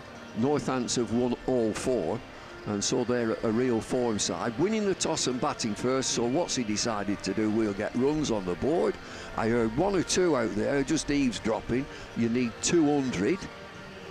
Well, that'll be partly because of that short boundary. Okay.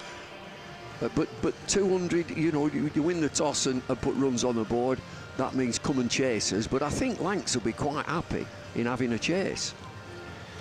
Yeah, the games here so far this season in the Blast, the first match against Worcestershire was 176 for 8 that Lancashire set Worcestershire, which was enough to win. That was 176 against Notts. There was a really high scoring opening partnership between Jennings and Wells worth 170. That was a 200. Runs. That was 200, yeah, 216, which was a 47 run victory. And then in midweek just gone, it was a bit of a low scoring game, but it was on a pitch that had been used a lot. 4 times. Yeah, it had been used 4 times. So this has been played on once, and you can only just about detect that there's a bit of scratching here and there. I will say this, that I've not seen this at Emirates. There's 1 or 2 loose bits round about a spinner's length, and I've not seen that for a long time. They're only little bits, and if you hit them, you think, well, I'm bowling very, very accurately. Nevertheless, they've dropped a spinner out, haven't they? Charlie Barnard's gone out of the team, Livingston has come in, Blatherwick has come into the team, so I don't think they are thinking at Lancashire that this is going to be a spinning pitch.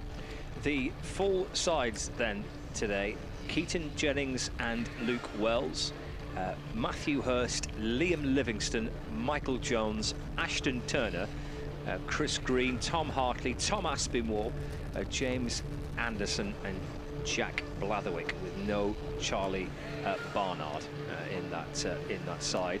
As for the Steelbacks, Ricardo Vasconcelos, Matt Britsky, Justin Broad, David Willey, their skipper, Ravi Bopara, Saif Zabe, Lewis McManus, Luke Proctor, Ben Sanderson, George Scrimshaw and Lloyd Pope.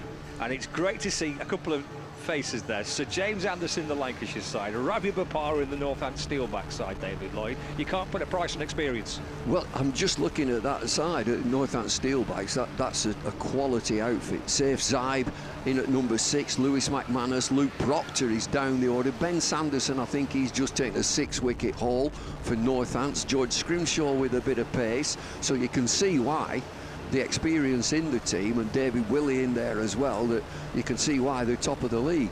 And when you think about Darren Lehman as well, he's a serial winner, he's a top operator, and so really looking forward to this, especially with Stephen Croft coming back as head coach. I watched that practice, it was no nonsense out there practice, and there was one voice above everybody else's, and that was Stephen Croft. And a good start to his role as interim head coach, winning 3 on the spin to get the blast underway. Lancashire Lightning losing their last fixture here in midweek against the Leicestershire Foxes, and the Northampton Steelbacks, well, they've got good memories of this place because they beat Lancashire Lightning in the final group game of last season, which denied Lancs a home T20 quarter-final. They had to get out to Sussex and they lost. Again, they'd have had a real experienced outfit. At that time, they've exchanged 1 or 2 players as well. But looking forward to this game, because I think they've both got confidence. They're full of confidence, both these outfits. And so Lancashire, just that last match that we did, they don't lose many here. I think they've won 89, which is more than any other team at home in a T20 in the world. In the world. 89, but they lost the last one. And they played, tactically, they played on a warm pitch and come unstuck. They played all 4 spinners and it didn't work out, so they've gone to something a little bit different in this game against the Steelbacks. Not too far away from the start, about 5 minutes there or thereabouts. The umpires are starting to head down from their dressing room, and players have been warming up for a while now. Great credit to the ground staff. They've been keen to get this game on, because we had, at about 20 past 12, thoughts of a 1:15 start. Then it rained again and that was pushed back, but clearly there's a real desire to try and get this game underway and get 20 overs, crucially, as well. I want to put a quiz out for Radio Lancashire. There's only 1 player on the field, only 1 player practicing. Who is it? Which 1 player? Both teams, you can have both teams if you want. Which 1 player is out there practicing? I'll give you 1 chance. 1 chance. I'll give you a clue, he's 42 years old. There's 1 player out there practicing bowling. Brilliant. Fabulous. Yeah. Jim has done his final preparations. There's nobody else out there. The umpires are ready. Let's head outside to Fraser Dayton for Lancs TV. Ladies and gentlemen, a very warm welcome from Emirates Old Trafford. Please welcome to the pitch our umpires for this afternoon, Steve O'Shaughnessy and Naim Ashraf.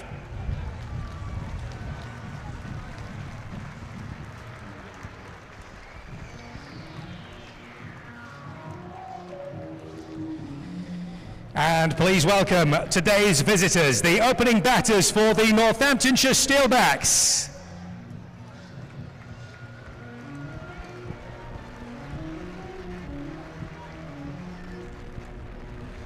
Emirates Old Trafford, are you ready? Please give a huge welcome to Lancashire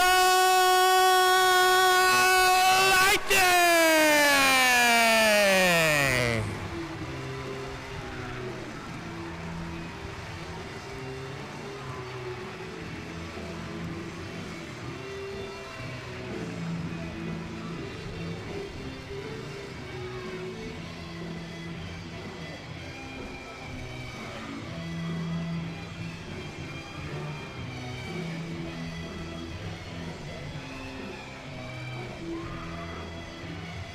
So, ladies and gentlemen, don't forget, we start with the Emirates first ball flyer. Lancashire are bowling. If the first bowler takes a wicket with the first ball, I want you all to jump up and down and go crazy, because somebody will be winning 2 tickets to Dubai, courtesy of our principal sponsor, Emirates. It's the Emirates first ball flyer, and it looks like the first ball is going to be bowled by Sir James Anderson. Ladies and gentlemen, are you ready? How many overs would you bowl Jimmy Anderson? What would you do? Keaton Jennings has got to make a decision. Jimmy Anderson opens the bowling.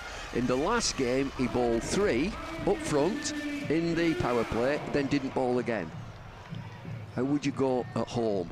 What would you do with Jimmy Anderson? Bowling 4 straight up, bowling 2 and 2, 3 and 1. It's a nice option to have, isn't it? Here he comes then, first ball flyer.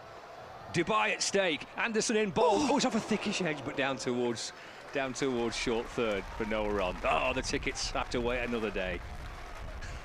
Have to find out whether or not you can come back on these tickets as well. I wonder. I wonder if we could have a roll up. That it's 2 tickets, it's 4 tickets, it's 8 tickets. Oh, I like that. Yeah. Go like the old lottery rollover. Yeah, the rollover. Take your entire family with you. Here comes Anderson to Vasconcelos in bowls. Worked away off his pads out towards the leg side. And Ashton Turner fields. First run of the board for the Steelbacks, 1 without loss in this first over. Goodness, it's dried up quickly, hasn't it, as well? The forecast, I think, is clear now. I think we're okay now. I think they told us, and accurately, that 2 o'clock you'll be absolutely fine. But it was pouring down earlier, and there were 1 or 2 puddles, but they get rid of it. The ground staff, work really hard. Drainage now is good, and you get starting at 2 o'clock. Yeah, I think it's family day today as well. Plenty of kids inside the ground. Not a bad turnout at all today. Anderson in and bowls, pushed away by Bretsky out through the offside for a single. And Northamptonshire Steelbacks double their score as well. They moved to 2 without loss. That swung against the breeze. It's not a breeze, it's a gale across the ground. And congratulations to Craig White, the bowling coach at Emirates Old Trafford. Gave a grandad last night. Oh, lovely. 2 without loss halfway through the first. Here's Anderson for Lancashire in and bowls, pushed away by Vasconcelos. Green's at mid-off to field, no run. They wanted a single, and then they saw it was Green. He's an electric fielder, is Chris Green. And they pushed. It looked as if he was going to get one of these push and go off the front foot, will get a single. And then they saw it was Green, who was onto it very quickly. They looked to have a real mobile fielding outfit. Green's at mid-off, Jones at cover, Wells at extra cover, short third slip as well. Anderson bowls, thickish edge down towards the wide third boundary. Fielded by Tom Hartley, pick up and left arm throw in towards the keeper. Vasconcelos moves to 2. Steelbacks 3 without loss, with 1 ball after the first. Oh, just looking where the 2 outfielders outside the circle are at deep backward third man, who's quite square to the right hander, and deep square leg. He's just behind square on the leg side. Anderson bowls down the leg side. Signal no eye by the umpire.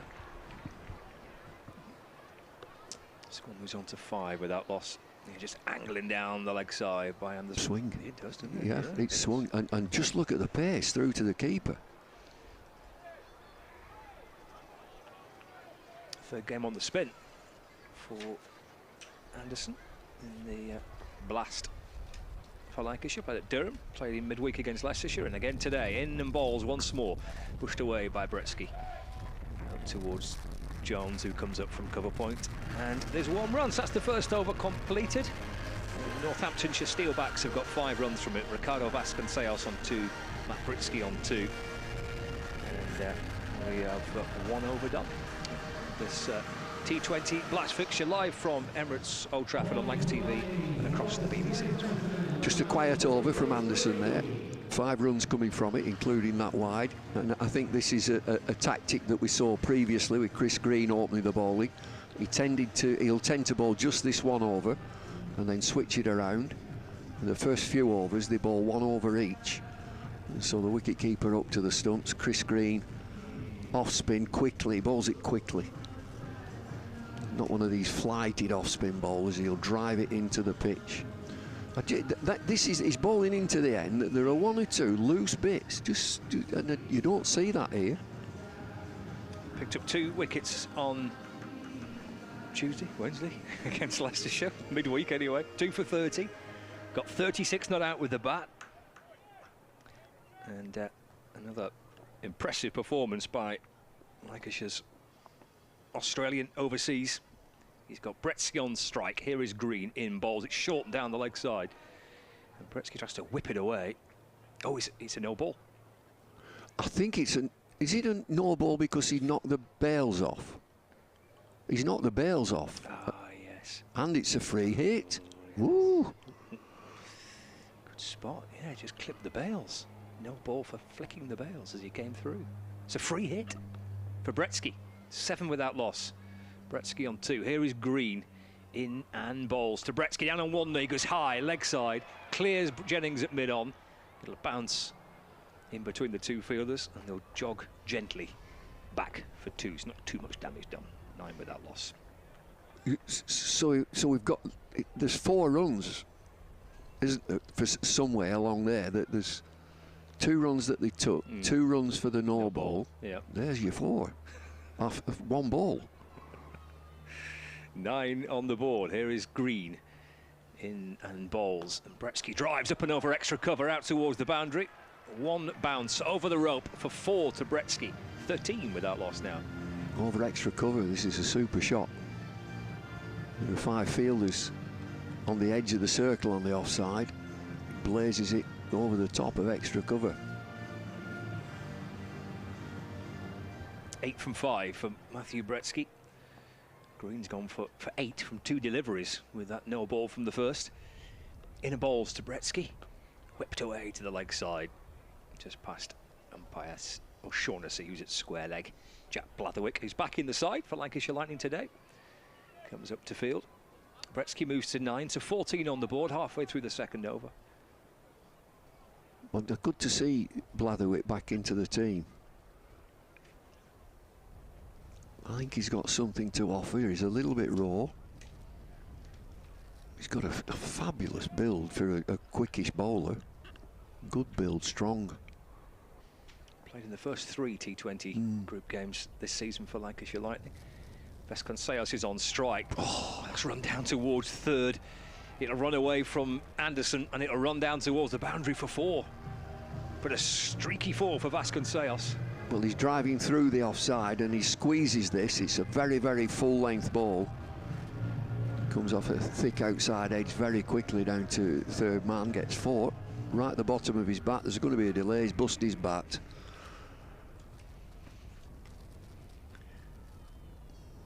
He'll crack on with it for now, but he's called for a new one from the dressing room. Green's off spin from around the wicket. Pushed away by Vasconcelos. Green trying to get across low to his right to field. Livingston mops up. He's at mid-off.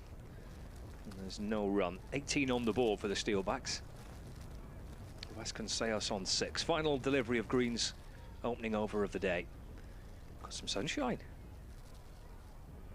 It's Green in to complete it. Vasconcelos looking to sweep out towards the leg side to the right of Hartley, who's behind square on that leg side boundary, and it's gone for 4 to move Vasconcelos to double figures. 22 without loss. And that's real damage. There's 17 from that over. Jimmy Anderson's first over went for 5. That's gone for 17. Not sure whether he wants to change his bat now. Oh, he is doing. He squeezed one right off the bottom, so he's got a crack in that. So there's been a bat change. He had a choice of 2. It will be Jimmy Anderson again. Everybody at home, how many would you bowl him? And he has been bowling 3 up front. Do you bowl him 4? Bowl your 4.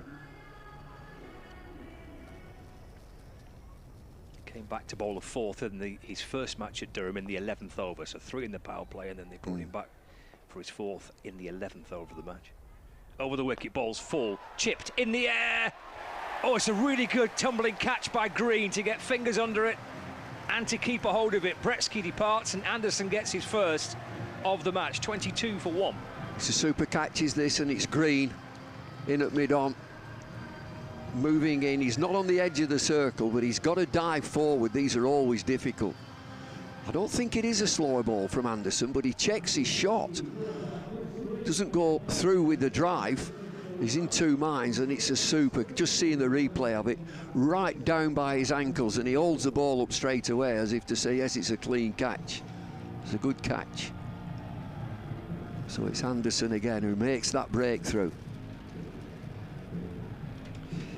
Yeah, picked up 1 in midweek against Leicestershire, 3 on his return to T20 cricket the weekend before against Durham. Safe pair of hands from Chris Green. Fabulous cricketer, isn't he, Chris Green? Yeah, I mentioned earlier that if you've got a gun fielder, it lifts the rest of the team, and I think they're pretty mobile. And you've got to be T20. That's one area that you say, we will outfield you. Justin Broad, new batsman for the Steelbacks, just 22 for 1. Start of the third over. Here comes James Anderson for Lancashire Lightning, in and balls. It's fallen, flicked away off the pads by Broad, and Wells is at mid-wicket to field, and there is no run. Jimmy Anderson, that is Jimmy Anderson, new batter in at number 3. Full, dead straight, middle stump, and he plays it very well. He gets full bat into the leg side. So two things, Anderson will be looking, LBW, bowled, first up. 1 for 5 in his second over. Broad taps the bat, waits for Anderson over the wicket. Balls flayed off his pads and played late, clipped down towards short fine leg. They scamper through for a sharp single to get Broad off the mark. 23 for 1. Broad moves on to 1. I mentioned Anderson to a new batter, bowling dead full, straight, LBW coming into play. If he'd had 3 slips, he'd have gone totally different. Just on a length, trying to hit the top of off stump, slightly wide of off stump, looking for a nick. There's no slips in. Broad still on naught. It was a leg by, came off the pad. Anderson in, bowls, pushed away by Vasconcelos. Wells at point to field. Vasconcelos moves to 11, 24 for 1. 2 balls left to the third over. Brings Broad back on strike. It's a fancy top that the Steelbacks are wearing, isn't it, in their T20 strip? Plenty of colour on there, blues and purples. Lancashire all in red. And their new T20 strip for this season. With Anderson 9 on the back. As he comes in, and balls to Broad over the wicket. Off the back foot, and run down towards short third for a single. This time he does get his first run. And off the bat by Justin Broad. He moves to 1, 25 for 1 with 1 ball to go of the third. You know, from when I used to play and watching it now, if they're inside that circle, they're only just inside, and they're content to say you can have 1. The last 3 singles have all just been dropped down, you can have 1. But in my day, they'd have tightened up the field that you don't get 1. But they're all on the edge of the circle.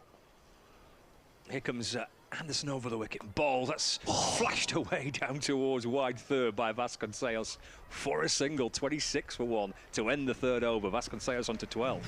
And that could have gone anywhere. Anderson over the wicket, a ball of a good length, and it's a flailing shot. Comes off a thick outside edge into the gap, square on the offside, and they do get a single. So Anderson again just pulling things back. 26 for 1 after 3 overs. We had Green bowling the first over from the Anderson end, but Green replaced. Tom Aspinwall comes into the attack. Go back to some pace with Tom Aspinwall. 26 for 1. Vasconcelos on 12. Here is Aspinwall bustling in. Balls again, pulled in the air, clears Hartley in towards the stands. The first 6 of the game off the bat of Ricardo Vasconcelos. He moves to 18, 32 for 1. Well, that's a real sensible shot. It is the shot to play. Hit it with the wind, and that is the shortest boundary where Tom Hartley is. It's dropped in the crowd, On this family day, there's a family in there. I think it's Dad that's put it down.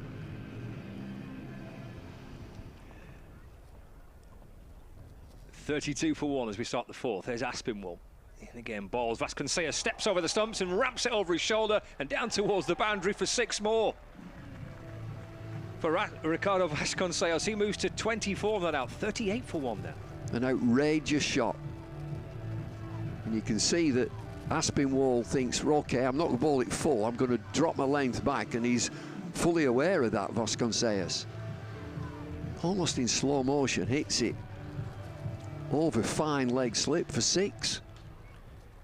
Short third man and short fine leg, both inside the fielding circle. 38 for 1. Bowles again, tries to whip it out towards the leg side. It balloons off his thigh pad. Right into the offside. They scamper through for a leg by. 39 for 1. Do you know, I'd have a right twitch if that was me bowling. The first ball, I'll just have a loosener here, 6. Oh, goodness. I'll bowl another 6. And he'll be thinking, Aspinwall, there's nothing wrong with any of those deliveries. It's just great batting. 39 for 1 in the fourth. Broad on 1. Aspinwall over the wicket. Balls off the back foot. Just dropped in towards the onside. And there is no addition to the score. There's a red balloon going across the ground. It's racing across. Who sang that? Red balloons. Red balloons go by. It's French. 99 red balloons. 99 red balloons. I think it was a French singer. 99 red balloons. I know the song, yeah. Aspinwall balls to Broad. Oh, that's a lovely shot. Driven away through extra cover for 4. He's managed to find the gap between Green and Turner inside the circle. And through the gap in the fence in towards the sports break terrace, in towards the comfy seats. It was a lovely shot. It's threaded through the offside.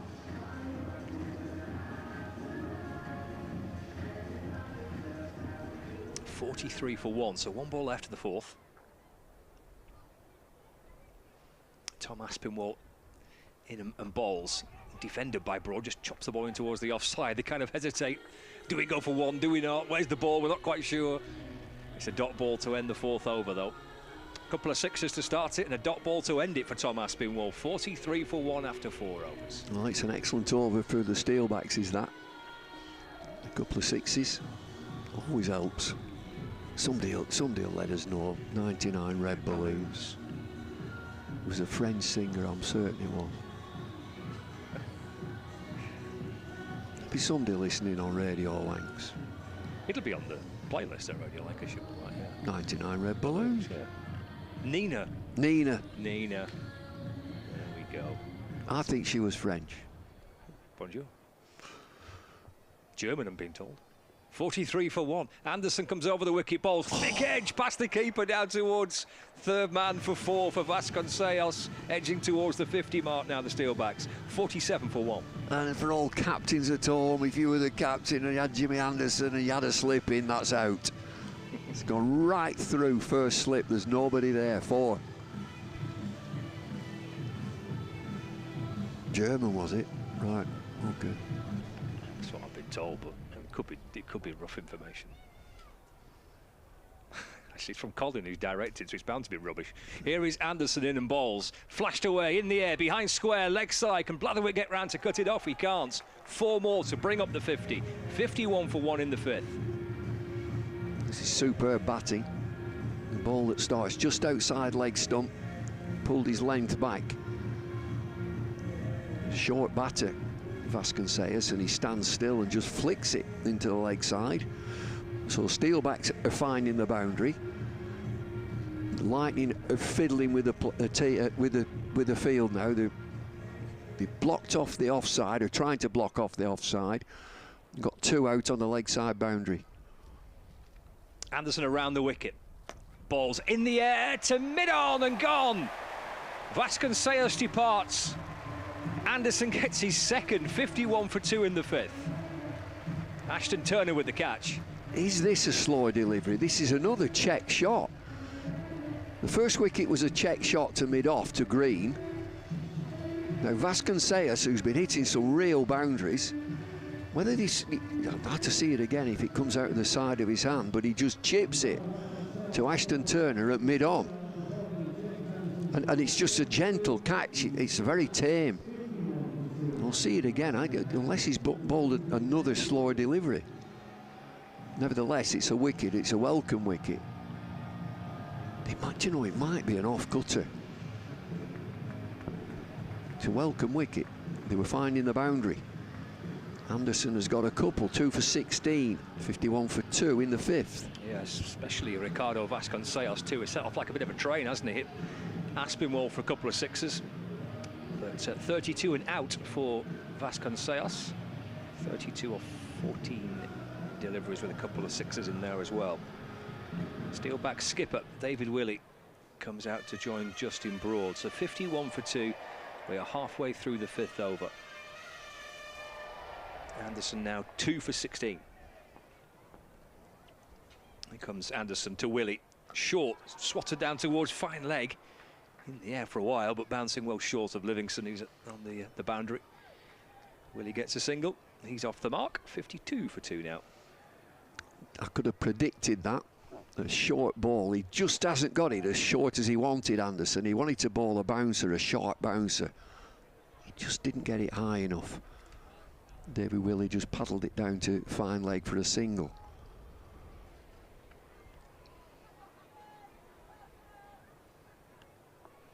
Anderson over the wicket, balls again, defended by Broad. Push back by Anderson, another sharp delivery which just drops it in towards the offside, no run. So 1 ball left of the 5th over. 2 for 17 for Jimmy Anderson. Yeah, just finish this over. Dot ball would be a real advantage here for Lightning, ending Anderson's 3rd. Yeah, here comes Anderson to finish the 3rd. He has ball 3 on the spin, over the wicket, in and balls, run away down towards 3rd man. He's played it late, Broad, off the face of the bat, down towards the boundary. It's gone for 4. So 2 4s to start the over, a wicket with the 3rd ball and a 4 to end it. 5 gone, 56 for 2. The Northamptonshire Steelbacks here at Emirates Old Trafford, live on Lancs TV and across the BBC Sport website and app. We're on BBC Radio Lancashire's FM frequencies, and David Lloyd, potentially some information to give out. Yeah, we've got some travel news on the M65 westbound, closed between junction 4 and junction 3 due to an accident. Highways Agency say it will be closed until at least around about 4 p.m. Thank you. Public service broadcasting at its best. Thank you, David Lloyd. Keep you up to date with the issues on the M65, M65. 65. Thank you, cheers. Good job you're in charge. 1 over left of the power play. Here is Green, back into the attack. Balls to Willey. It's off the back foot, pushed away into the offside. No run. Evergreen, David Willey, and a dangerous player with bat and ball. He's on 1. Steelback skipper tapping the bat, short sleeves, bends his knee, keeper crouches down, Green in bowls and pushed off the back foot back to Green. No run, couple of dot balls. Yeah, quick off spin there from Green, from around the wicket to the left-handed David Willey. 56 for 2. And here's Green into Willey. Can he find a gap in the offside? He can't. He's well guarded the offside. Blatherwick's at extra cover, no run. His first over went for 17, Chris Green, so he started well here, 3 dot balls. 5 inside the circle on the offside. Green's off spin from around the wicket to Willey, who waits and then plays forward off the front foot, pushes it to mid-off, no run. Another dot ball, 4 on the spin. And you get a bit twitchy when your reputation is that you can hit boundaries and hit sixes. 4 dot balls. Now then, David Willey, 1 from 5. Green, can he make it 5 on the spin? In and balls, turned through the onside this time by Willey. Played through mid-on with Livingston pushed back towards the long-on boundary. Willey moves to 2, 57 for 2 now. Yeah, and again, that we say it so often, just get out of this over. It's been 4 dot balls and a single. So Jimmy Anderson in that last over went for 4 off his last ball. Chris Green now none for 18, coming to the end of his second. Broad, I mean, Broad is 9 from 8. Long on, deep backward square leg. Final ball of the power play, 57 for 2. Here is Green for Lancashire Lightning. In balls pushed away by Broad, out to cover, no run. Tidy stuff from Chris Green. Really, really good comeback. Went for 17 in his first over and 1 in his second. So power play now has got 57 for 2. They'll be very happy with that, Steelbacks. I think that's an excellent start, going at over 9 and over. Now the field have just pushed back a bit. On the power play, and spin to continue will be Luke Wells from the Brian Statham end with some leg spin for Lancashire Lightning. They're the bowlers used, 4 of them, well, will be 4, 3 so far. 3 overs for Anderson, as it has been so far through the course of the T20 games he's played. 3 in the power play, 2 for 21, a couple for Green. Aspinwall has bowled 1 over for 16, and now Luke Wells in to replace Sir James Anderson. Fielders spread out towards the rope now. Deep extra cover, long off, long on, deep mid-wicket, deep backward, square leg. Wells for the first time this afternoon. Over number 7. In and balls to David Willey. Just worked off his pads away behind square on the leg side for a single. 58 for 2. David Lloyd's taking a break. Callum Flynn is alongside me. Good afternoon. It's a good 50-50 power play, that, wasn't it? I think Lancashire will be happy with the 2 wickets, but I certainly think Northants 58, 57 on the board in that power play. Pretty 50-50. I think Lancashire, if they could have nicked 1 more wicket, they would have been really happy with that power play, but Northants started strongly so far. In comes Wells, balls driven firmly by Broad through the offside. And then Blatherwick's out on the cover boundary. Single for Broad, moves to double figures, he moves to 10, 59 for 2. Yeah, the wickets that the Steelbacks have lost. Bretsky first to go for 9, but Vasconcelos, who set off really quickly, 32 from 15, the second wicket to fall. Sweep this time by Willey. Little thin bottom edge, the ball is rapidly heading towards the boundary. Nicely pulled back by Anderson, then the throw comes in from Aspinwall. And it's worth 2. 61 for 2 now. Keaton Jennings has plenty of options to go to as well, doesn't he? In this side, there's quite a few all-rounders. There's some spin options with Hartley and Livingston. There's your seamers of Aspinwall and Blatherwick, who will bowl a lot of middle overs. Comes Wells, bowls, worked away into the onside by Broad. He's pushed it right towards the very edge of the fielding circle. Well set after it, and then Blatherwick came up from the boundary. In the end, they've jogged 1, 62 for 2. Brings Broad back on strike, 10 not out. A couple of deliveries to go of the 7th over. Keaton Jennings is in conversation with Luke Wells, just tweaking his feel a little bit. Wells over the wicket, balls, trying to whip it away to the onside. Broad just runs up his thigh pad and drops back down the pitch. Wind picks up a bit, blowing a hoolie. Pushing across the ground, left to right as we look. So it's blowing into Luke Wells' left-hand side. Quite a strong wind. Final ball of the 7th over. A little bit quicker. Oh, he gets a bottom edge, does Broad. And that bottom edge takes it towards the boundary. Anderson's there to scoop it up. And they come back for a couple. Broad moves on to 12. End of the 7th, that. 64 for 2. Willey on 6, Broad on 12. Yeah, it's a really good first over out of the power play for Lancashire, and Luke Wells, 2 bottom edges there, just very close to getting another breakthrough for Lancashire. It's a steady start, 64 for 2. Be interesting to see who takes the dominant role here now, whether David Willey will be the one who goes more the aggressor or Justin Broad. Fraser Dainton's enjoying himself there, throwing them tops into the crowd. He's lobbing them around, isn't they? Kids are after them. 64 for 2 will be Jack Blatherwick in from the Sir James Anderson end. 7 overs gone on Lancs TV and across BBC Radio Lancashire as well. This T20 Blast fixture. David Willey's on 6. He's the man waiting for Blatherwick, who's in and bowling. Flashed away, no ball, down towards fine leg. It's fielded by Wells on the fine leg boundary. Willey gets a single, but the umpire stretching out with his left arm to signal the no ball, and then twirling his finger above his head to confirm the free hit. Second of the innings this for the Steelbacks. Yeah, not a great start from Blatherwick, overstepping, overstriding at a Sir James Anderson end. So free hit now for Justin Broad, just to try and get himself motoring a little bit. He hit a beautiful cover drive before for his first boundary. Here's Blatherwick over the wicket, balls to Broad. He's in position to try and ramp it.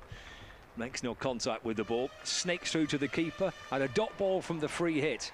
It's just a normal shot these days, that though, isn't it? It's just something that you become so used to in this modern game, the T20, the ramps, the reverse ramps. Just such a natural shot that every one-day player tries to get into their catalogue of shots. Lancs have got fielders behind the keeper at fine leg and third man. Blatherwick in bowls, nudged away off the hit by Broad. Ashton Turner sweeps round from the boundary. Broad moves on to 13. 68 for 2. We're in the 8th over here. Brings Willey back on strike. 4 wins from 4 for the Steelbacks. They're top of the table. Lancashire Lightning are second, so it's top 2 in the North Group. 3 wins from 4 for Lancashire Lightning. Yeah, on paper we should be in for a thrilling game. No fans, plenty of confidence coming into this one. Blatherwick from around the wicket. Bowls to Willey, carved away, it's in the air, out towards the offside. Awkward for Aspinwall. In the end, I think he's done really well, because he's probably eyeing up a catch there, Aspinwall, for a second or two. Then quickly realises, I could get myself into a bit of bother here. In the end, he does well to stop it, I reckon. I think he's been done by that wind that we were just speaking about as well. Hitting into that wind, David Willey just opening up the face of the bat. Aspinwall kind of waits for the ball to come to him, but he just looks like it holds up a little bit. But he really does do well in the end to save the boundary. Into Broad this time. Down the pitch he comes. Has he edged it? He has. Through to Hurst, and Blatherwick gets his first of the afternoon. And it's Justin Broad, the man out for 13. Little thin edge through to the keeper. And the Steelbacks lose their 3rd wicket, 69 for 3. Yeah, he advances down the track. Interesting decision, really, with the field set mid-on and mid-off up, fine leg and third man back. You could kind of tell what Jack Blatherwick was, what area of the pitch he was going to target. Everything was going to be that back of a length, that hard length into the pitch. So interesting that Justin Broad tried to attack Blatherwick and try to put him off that length by advancing. He thought he might have just sat back and waited for it, but it's got the wicket for Jack Blatherwick in Lancashire, and that's the 3rd one, and that brings in the ever-experienced, brilliant Ravi Bopara. Lots of experience in the middle now for Northants. Lots of international experience as well. This will be the big partnership that Lancashire will have been speaking about. Yeah, William Bopara are the standout names in that middle order, aren't they, really? I mean, Safe Save's a fabulous player. McManus, Proctor, these are all good players. But William Bopara going to stand out from the team sheet, aren't they? Yeah, this is the match-winning partnership that any opposition team that faces Northants will be speaking about, trying to get these two early. 69 for 3. We're in the 8th. Here's Blatherwick. His first wicket of the day. In and balls to Bopara. Full on off stump. It's chopped out towards Hartley at backward point, and there's no run. 38 T20 internationals for Ravi Bopara, 120 ODI internationals, played 13 test matches, and he is now playing his 483rd T20 game. Some effort, isn't it? Some stint. Closing in on 10,000 T20 runs. Closing in on 500 T20 games. Ridiculous.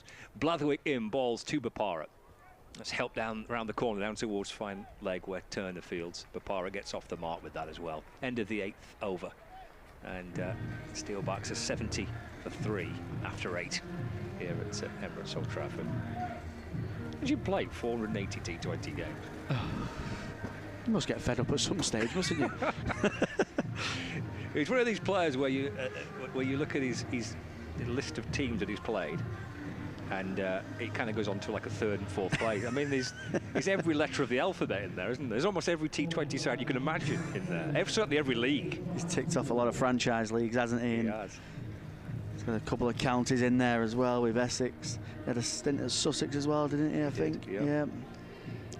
Before joining Northants.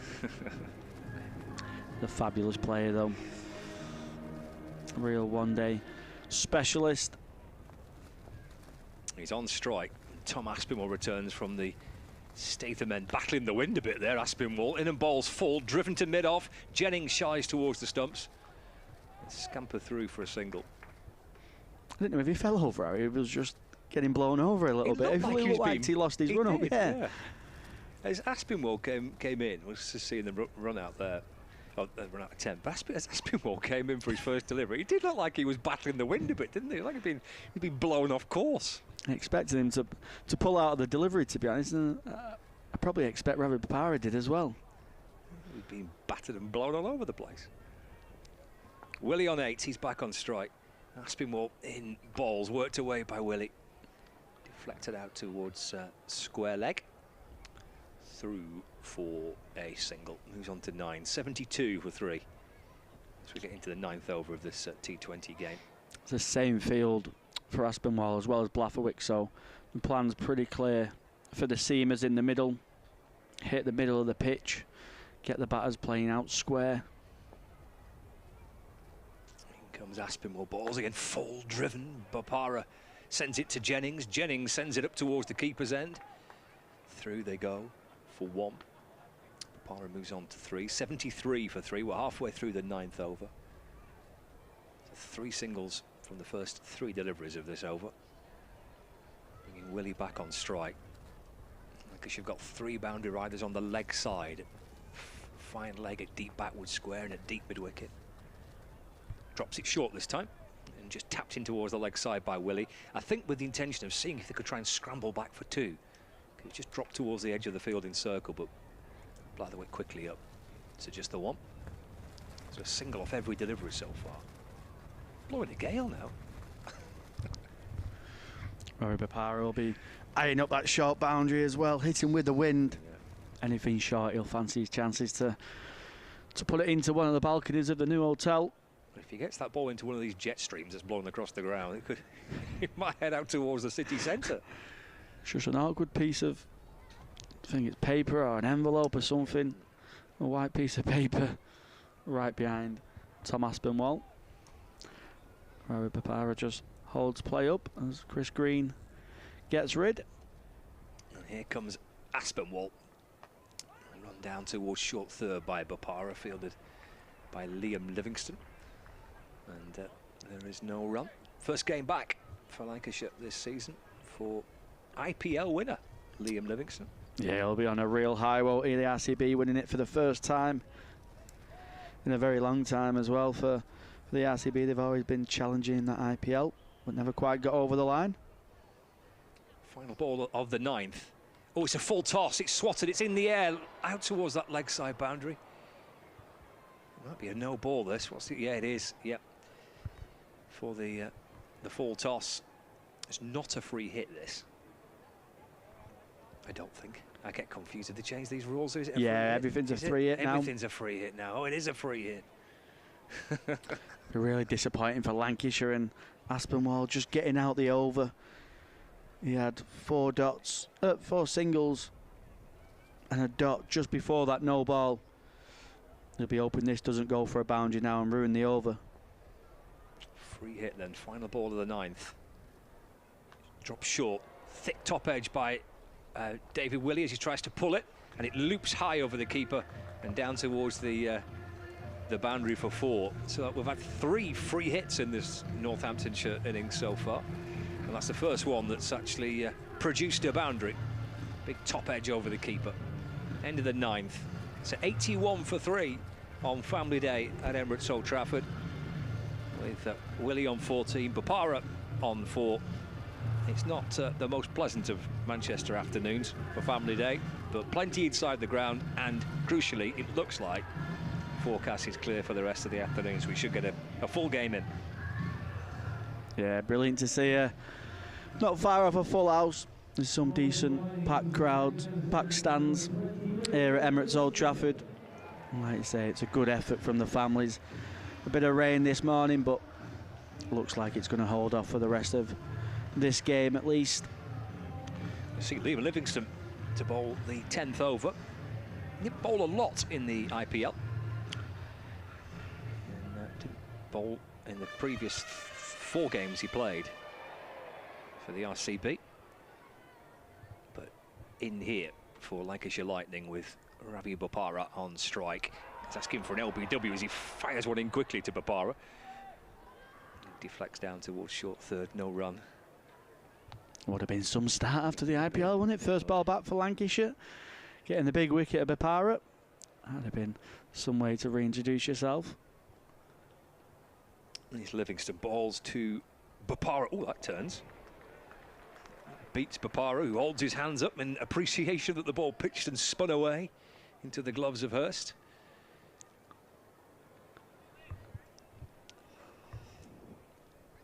.81 for 3. I think it's a little bit flatter and quicker this time. Cut away by Bopara towards the cover boundary. Tom Hartley's lurking out there in front of the new hotel. Single for Bopara. He moves to 5. 82 for 3 now. Lloyd Pope would have been watching that one turn past the edge of Ravi Bopara with a lot of delight. More of a natural leg spinner than Liam Livingston in the Northant side. He'll be excited to see that grip so early on in this game. Got Willie on strike. That's carved away in the air, but up and over point. Down towards the boundary, gets 4 more. And Willie moves on to 18. 86 for 3. He'll switch it, Livingston, here, you would think. Bowling leg spinners to Bopara, off spinners to Willie. Yeah, it's a brilliant effort how he does it, because leg spin's such a hard art to master. And then balls forward goes Willie, just pushed away into the offside, no run. But then when you're being asked to bowl 3 off spinners and then 3 leg spinners as well, he does it really well. He's done it well for England throughout his white ball career. Final ball of his first over back for Lancashire Lightning. Just dropped into the offside by Willie. Another off spinner, which Spinmore comes up to try and scoop up. That's the end of the over, so that's the 10 over mark. 87 for 3, Willie 19 and Bopara on 5. Halfway stage, Callum Flynn.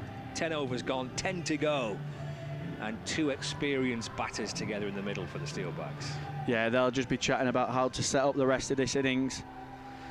They can both go through the gears very quickly. For Lancashire, as long as these two are batting together, will be very nervous in terms of what score Northants could post. So they'll be hoping to get one of these out to break this partnership up, probably before the 14th, 15th over, when they'll really just start to go through the motions and look to score big, more or less every other ball. It'll be Luke Wells, over number 2 for him. Willie off the back foot, forces the ball into the offside. Keaton Jennings bouncing around at short cover. Big smile on his face. And in the ball back to Luke Wells. It's a 19 to Willie, just peering over his shoulder, looking to hit into that wind. If he's going to hit that way, he just works the ball calmly away off his pads through square leg. And that'll be a single for David Willey. Moves on to 20, 88 for 3, brings Bopara back on strike. It's brave to bowl it slower as a spinner in the white ball game, but it does seem to be gripping out there for the Lancashire spinners so far. In comes Wells, balls again, forced away down the ground. Turner coming up from the boundary. Bopara moves to 6, 89 for 3. Yeah. Can Wells and the rest of the Lancashire bowlers try and talk about the batters using the wind to their advantage, hitting with the breeze, but can Lancashire try and use it to their advantage with the ball as well? Off the front foot by Willie, just flashed away through square leg. He wants 2. Yeah, he's judged it well this time. Throw comes in towards the bowler's end. They'll have hurried through for a second. Willie moves to 22, not out. 91 for 3.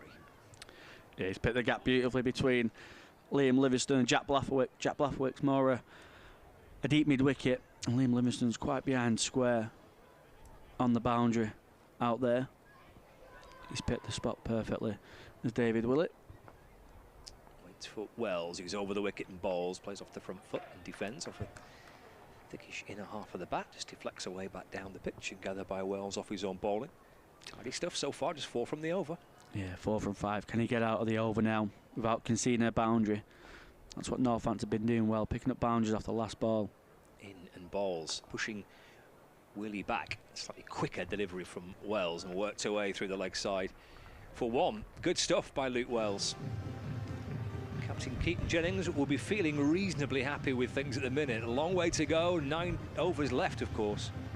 But at 92 for 3. A couple of tidy overs, not a great deal happening. Whether as a T20 captain you start to feel a little bit confident, you start to get a bit worried, thinking, well, nothing's happened for a bit. We've kept it nice and tidy. Something could happen. Yeah, it feels a bit of a stalemate, doesn't it? Who's going to take that risk first? Is it going to be Northampton who change a gauge from 3 to 5 and really look to go big, or are Lancashire going to go searching? And then that might provide opportunities for Northampton to score. Livingston into Willie off the back foot, drives away through wide mid-off. Uncle Jones fields. They come back for 2. A big boundary, that. Always 2, really. Yeah, he gets it to the right, and Michael Jones as well. Got a sweep round. 94 for 3. Willie to 25. Livingston in, balls. And that's hit through straight mid-on this time. Just be a single on this occasion. Chris Green coming round to complete the fielding. 26 to David Willey. 95 for 3. Brings Bopara back on strike. Lancashire fielders darting here, there and everywhere with this left hand and right hand combination out in the middle. Livingston creeping in, ball, he pulls away as Bopara steps to the leg side. These two have faced each other a lot. And Bopara's had pretty decent success against Liam Livingstone, for Essex in particular. Flatter and quicker, and slapped away through wide mid-off for a single. Bopara to 7 now. 96 for 3 in the 12th. Brings David Willey back on strike. Really good so far from Livingston. Mixing up his pace. There's a little bit of grip out there as well. And then balls to Willey. Down on one knee, sweeping the ball away behind square for 4. Many boundaries of late. Willey finds one there on the sweep. Moves to 30 and brings up 3 figures that for the Steelbacks. 100 for 3 in the 12th. Yeah, good shot from David Willey. He just uses his wrist there. Comes inside the line and the ball. Liam Livingstone thought he might have had a chance of an LBW at one stage. Balls again, nudged away by Willey behind square to short fine. Fizzed in by Luke Wells. Fizzed in pretty quickly right over the stumps. But they have scampered through for 1. Moves to 101 for 3 now, the Steelbacks. Sharp work by Wells. Yeah, good running from Northampton. Bopara to call Willey through for the single. 1 ball to go of the 12th. 101 for 3. Bopara on 7. Really good stuff this by Livingston. Just 1 delivery to go of his second over. Gone for 15. Starts again into Bopara. Just leaning into it, half playing forward off the front foot and just pushing up toward mid-on for a single. End of the 12th, that. Bopara 8. Willey on 31. 102 for 3. 12 overs gone. With 8 to go. Bopara on 8. Willey on 31. It's going to be Wells to bowl another. This will be his 3rd on the spin from the Brian Statham end. Bumble's going to come back in and join Callum for a wee while. 8 left, 102 for 3 with Bapara on 8.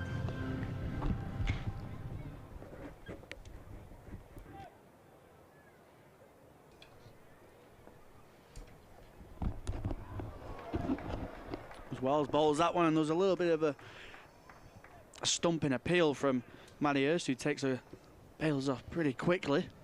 Bapara trying to target that leg side boundary with the slog sweep, the first real signs of anyone targeting that boundary as well. As Wells in. Again, Bapara trying for the sweep. There's an appeal for leg before from Wells and Hurst, but the umpire signalled that Bapara's hit it. He's given runs. It's a good job he did hit it. He's got an inside edge, I think, onto his pad, but he's right in front of middle, looking to sweep into that shorter boundary. Yeah, with the wind as well. Stepping right across to Wells. David Willey on strike now. As Wells in. Willey trying to give himself some room, but Wells follows him. Willey tucks that away into the deep square for a single. 104 for 3. Northants setting this up nicely so far. Lancashire could do with a breakthrough just to open an end up, try and get some dots, put some pressure on. As Wells is in, and Bapara plays that into the ground. Wells takes the crowd catch. Yeah, the odd celebration in the crowd. 2 or 4 deliveries here for Wells. Another good start. There's a quicker ball. Bapara hits that down the ground. Chris Green does the fielding. 3 off 5. Luke Wells, can he get out the over without conceding a boundary? But Bapara is 10 from 16. Not just timing it. David Willey's all right, 32 from 27. Wells in for his final delivery, and he'll have to bowl that one again as Willey teases to give himself some room again to the leg side, but Wells follows him and Willey just steps inside the line. Wells asking the question of the umpire there. 106 for 3.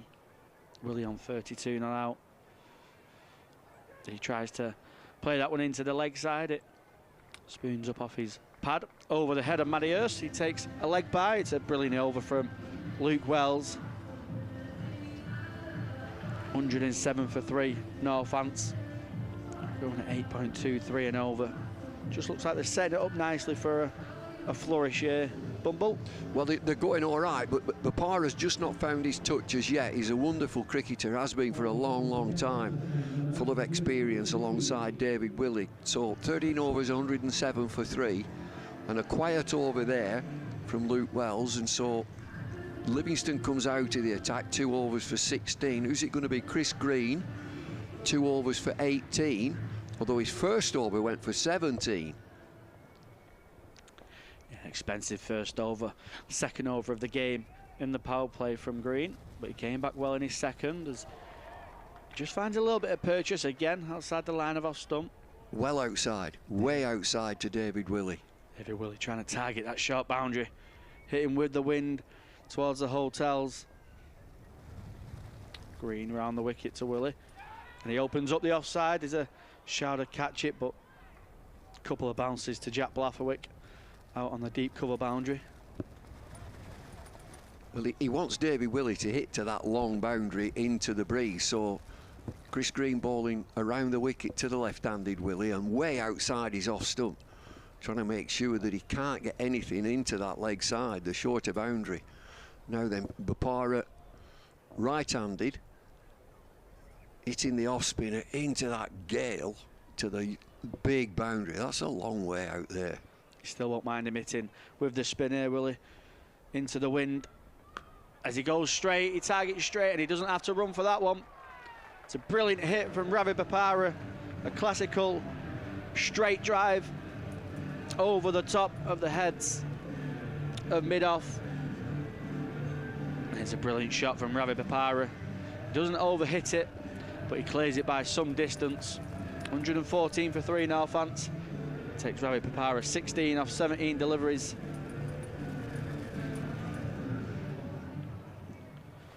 Does look like there's a little bit more intent from Northants here.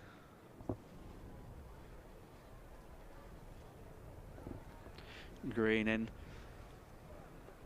Ball's a bit more into the pitch. Ravi Papara opens up the offside and he'll pick up another boundary.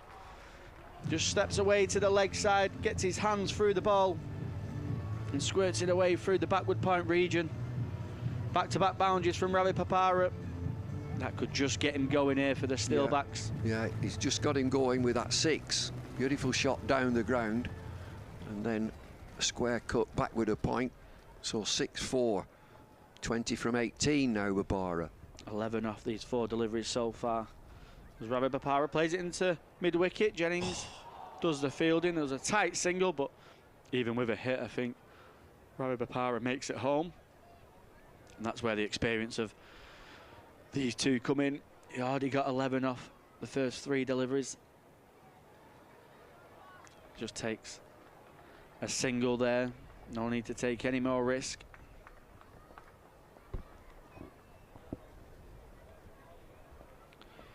Green to Willie again. Final ball of the 14th. Wide, fizzed in.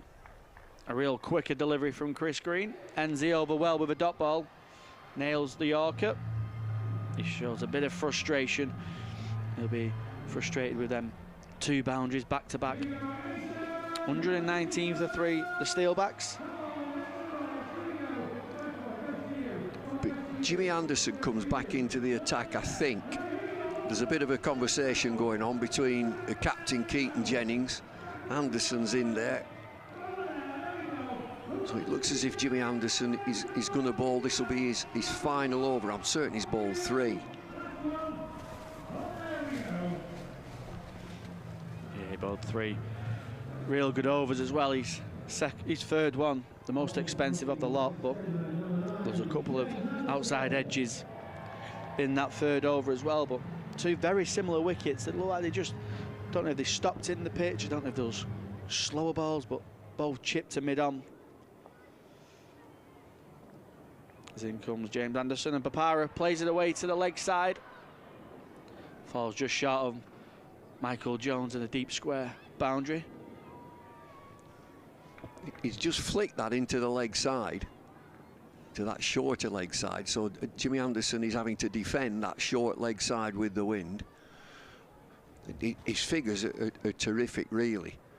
Bowling in that power play, 3 overs in the power play with only 2 fielders outside of the circle. He's got 2 for 22, and he'll be working overtime as to what deliveries to bowl to keep away from that short boundary. David Willey, left-handed batter, is just eyeing the leg side. There are 2 fielders patrolling that leg side boundary miles away, one at square leg, one at mid-wicket. Yeah, James Anderson round the wicket to David Willett. He looks to scoop, and he does well. Don't know if it'll go for 4. Luke Wells does the fielding. The outfield still a little bit soft from the rain that we had yesterday and this morning. He picks up a couple of runs. Willie probably expecting James Anderson to go into the pitch here, try and get him hitting out into that leg side, into the wind. So just going to try and use that scoop as an option for Sir James Anderson to think about. Well, they're trying to outthink each other. So much experience, bowler and batter. 122 for 3, the Steelbacks. As Willie backs away to the leg side, but chips it down to mid-on for a single. Now here's the real big challenge for Jimmy, as he was just saying, bowling towards that short boundary with the wind. Ravi Papara will be certainly tagging that side now. Well, they're trying to, he'll be thinking, Papara, so how's he going to bowl at me over the wicket? Looking at the field, there are 2 saving 1 behind square on the offside. He might bowl it full and wide here. Then comes Anderson, and it's certainly full, and Papara takes advantage. It's a brilliant hit from Ravi Papara. He gets into the top tier of the stand. Chris Green asks a supporter just to fetch it back for him. That's a brilliant hit from Ravi Papara. nailed it. The length ball, it's coming in, it's just tailing in on the breeze. And as soon as he's bowled it, Jimmy Anderson turns away. So Bopara now just accelerating, 28 from 21, it's 129 for 3, 14.4. Another conversation between Keaton Jennings and Anderson, they'll change the field. Yeah, deep points going out, fine leg up, so you might look to go wide. Yorkers. Anderson in, and he goes wide, and it could bring the wicket. It's in the air. It does. Brilliant bowling from James Anderson. Bopara falls into the trap. There's a wide. Tries to go for the Yorker, doesn't quite execute it. But Bopara hitting out into the wind in that big offside boundary that Bumble's been speaking about. He doesn't get enough of it, and it holds up into the wing. Jack Blatherwick does the rest, takes a nice catch, and it's a big wicket for James Anderson. That's his third today. Who says it's a young man's game? Well, he's enjoying this. He's bowling in that power play and picking wickets up. Ravi Bopara's just hit a huge 6 down the ground. He's tried it again, but Jimmy Anderson's bowled it quite wide of off stump, so he's not controlled the shot. Comes off a thick outside edge, high into the air, and it holds up nicely in that breeze. Blatherwick takes the catch, so Anderson now has got 3 for 31, coming to the end of his allocation of overs, 3.5 overs, so really good figures from Anderson. Saif Zaib is the new batter. He's a good player. He's been in cracking form in red ball cricket for Northamptonshire.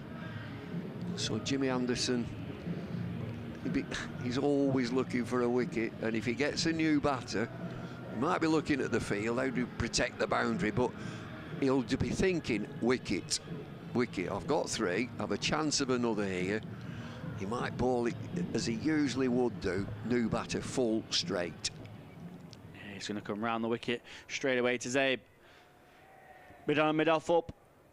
Jimmy Anderson on a length, as he so ever is. Brilliant spell from Sir James Anderson. 3 big wickets for Lancashire. And he's took to T20 cricket again with Lancashire, as he so often does with everything else, with a ball in hand. I wonder if Jimmy Anderson will be talking about these 3 wickets in years to come. They're all those 704 Test match wickets that caught at slip, nicked off to the keeper. There's 1 caught at mid-off, 1 caught at mid-on, and 1 caught on the boundary. Well bowled, Jim. 129 for 4, the Steelbacks. That was a big wicket for Lancashire. A new batter in, just coming to them death overs where the Steelbacks will look to put the pressure on as Livingston replaces Green. Willie punches that through the offside, gets a single.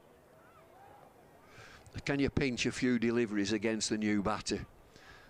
There is the new batter saying, I'm just coming in, I'm going to swing. 5 overs to go. It's always nice when you get one in, if you can just pinch a couple of deliveries, dot balls. Livingston, 2.1 overs now, none for 17. Ball quicker, flatter by Livingston, outside off stump. That's the clear plan by any spinner at that end. Bowling towards the short boundary. Looks like they're trying to get the Northants batters to drag away from outside off. Dot ball, vital for Lancashire at this stage. Again, that one's cut out to the deep point boundary. They've got 2 sweepers on that offside, a clear plan to both left-handers. 131 for 4, the Steelbacks. He's trying to protect that short boundary. Livingston around the wicket, bowling wide of off stump. Livingston in. Willie targets the leg side. He gets a leading edge, and it's taken by Keaton Jennings. That's the 5th for Lancashire. The Steelbacks just getting caught up in this short boundary, and this field plan by Lancashire has worked a treat so far. It worked for James Anderson in the previous over, and it's worked now for Liam Livingston. That's the 5th for Lancashire, 131 for 5, the Steelbacks. You're dead right, Callum. It's a plan that's working. Bowling Liam Livingston, looking to protect that leg side, and he's bowling to 2 left-handers around the wicket, full and wide of off stump. And David Willey looking to go over the offside. He's had to reach for the ball and fetch it from way outside his body. Doesn't control the shot, up in the air. And Keaton Jennings this time takes the catch. These now then, you've got coming in the 16th over, McManus knew, not faced to deliver it. Zabe has faced 3. That's perfect for Lightning. Get 2 new batters in and get through a couple of overs very quickly. And that 200, does it look like this is going to be 200? Well, that's reduced. Yeah, brilliant from Lancashire. Back-to-back wickets at this stage of the game is vital. As Liam Livingstone's in. Goes back to leg spin to McManus, the right-hander. He sweeps, gets a single straight away. There's some good players. Steelbacks have got good players. McManus, Luke Proctor next. Ben Sanderson will keep coming. Certainly will, the Steelbacks. Livingstone to end the 16th. That one's just cut out nicely by Zabe. Gets a single. Another brilliant over from Lancashire. Excellent. A wicket and 4 off it. That's the end of the 16th. 133 for 5, the Steelbacks. And I think I'm going to leave you, Bumble, and Scott Reed's going to come back. Well, that's a terrific over, it is.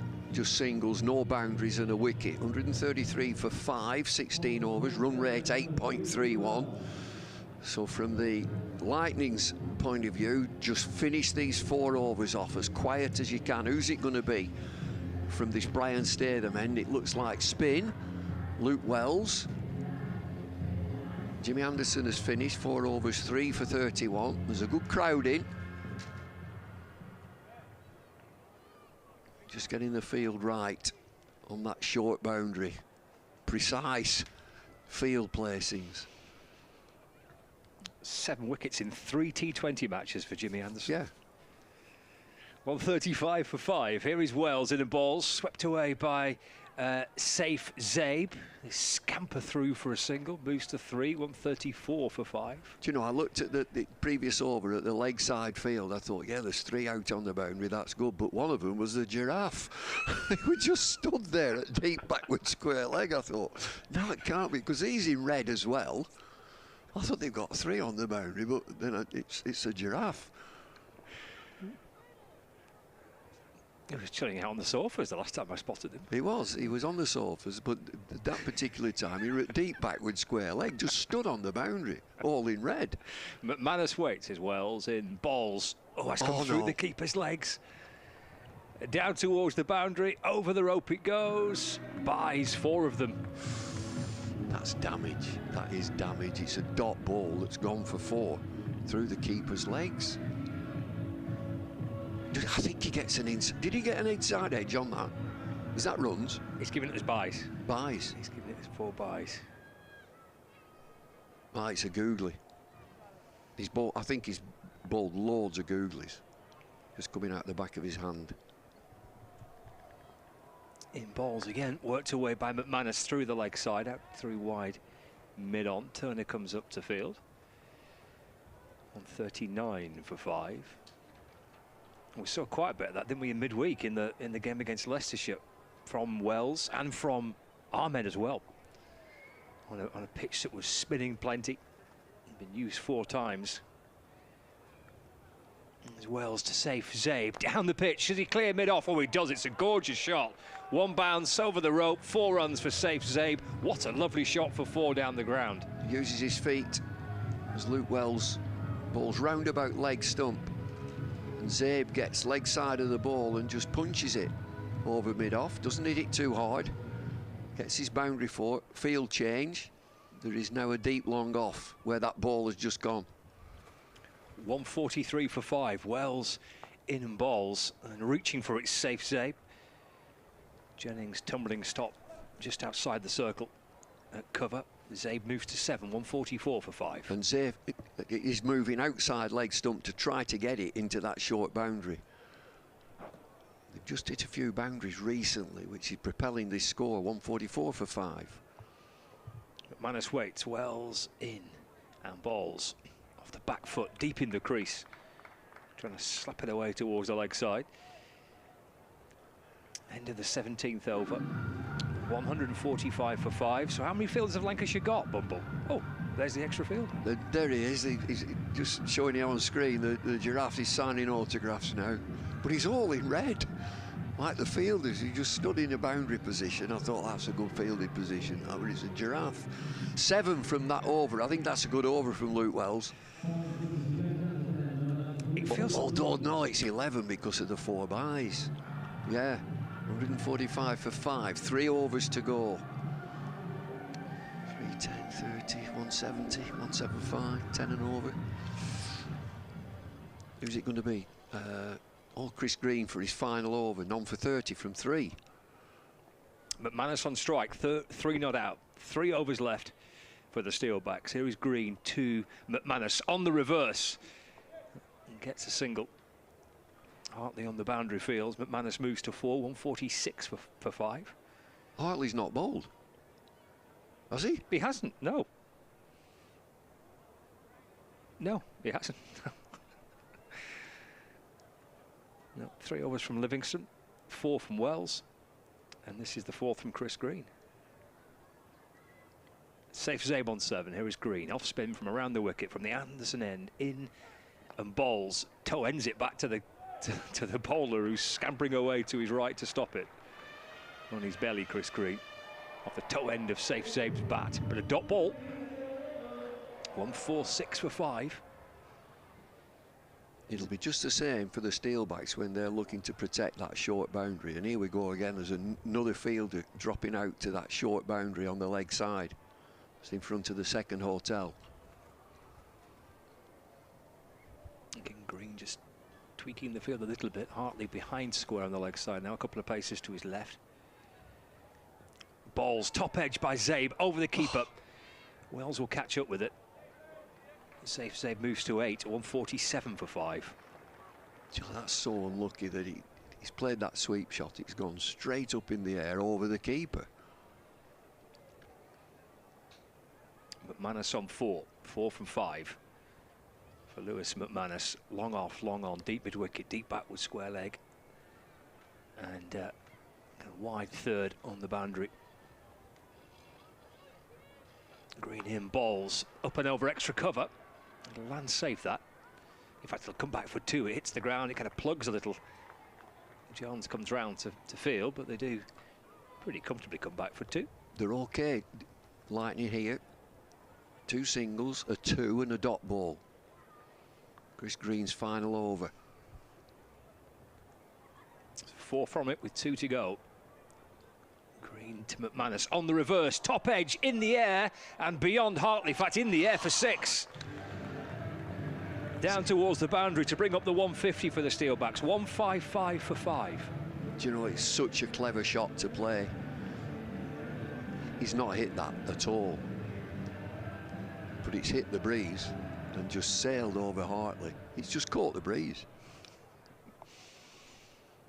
1 ball left of the 18th. McManus waits, Green in, balls, clipped over mid-wicket, out to the leg side, Blatherwick Fields. End of the over. 18 gone, 2 to go here on Lancs TV and on the BBC Sport website and app, and we're across BBC Radio Lancashire as well. David Lloyd. Yeah, just a reminder about the travel news on the M65 westbound. It's closed between junction 4 and junction 3 due to an accident. The Highways Agency say it will be closed until around 4 p.m. Thanks, Bumble. It'll be Tom Aspinwall to send down the penultimate over of the innings. Sound like Sally Traffic. Remember Sally Traffic? Remember Sally Traffic, yeah. Yeah. We got to that was Jimmy Young, wasn't it? Sally Traffic. Going back to Jimmy Young. What's the recipe today, Jim? 156 for 5. Here's Aspinwall, right arm over the wicket, in, balls, pushes it full and wide off stump and carved away. It beats a dive inside the circle of Livingston and down towards the wide third boundary for 4 to start the 19th over. Well, they've got a partnership going. I mentioned that 2 batters new to the crease is perfect for Lightning, but they've just stepped on. McManus 17 from 9, Zabe 8 from 9. Run rate is under 9 and over. Need a big finish here. Lightning. A big finish for these last 2 overs. So Aspinwall under pressure, gone for 4 from his first. McManus to 17. Aspinwall pushes it full again on off stump, and thickish outside edge of the bat down towards Wells. An awkward bounce for Wells inside the circle at short third man, but stops the ball successfully. There is 1 run, so it's 161 for 5. There were Jimmy Young, and then there was Terry Wogan with Janet and John. Full of innuendo, that was. Janet and John, they were wheezing getting these stories out. 5 off the first 2 deliveries. Safe Zabe's on strike. Aspinwall balls again. Zabe trying to swat it away to the leg side. Could run him out here. Oh, side foots it towards the stumps. Missed. I just wonder whether the other end, if he could have picked it up and thrown to the other end.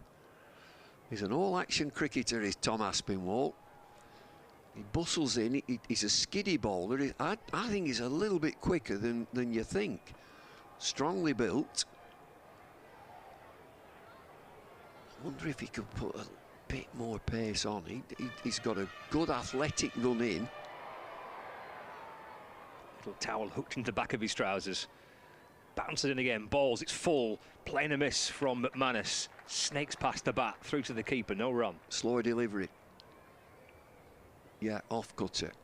Bounces just before the keeper. Good delivery. So he's recovering okay. Going for 4 from his first delivery.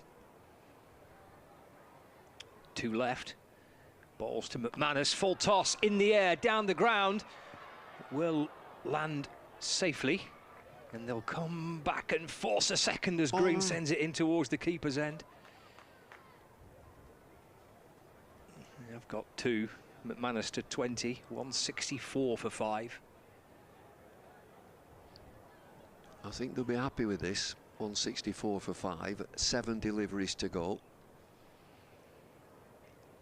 In the dugout will be thinking 180. Come on, big over to finish.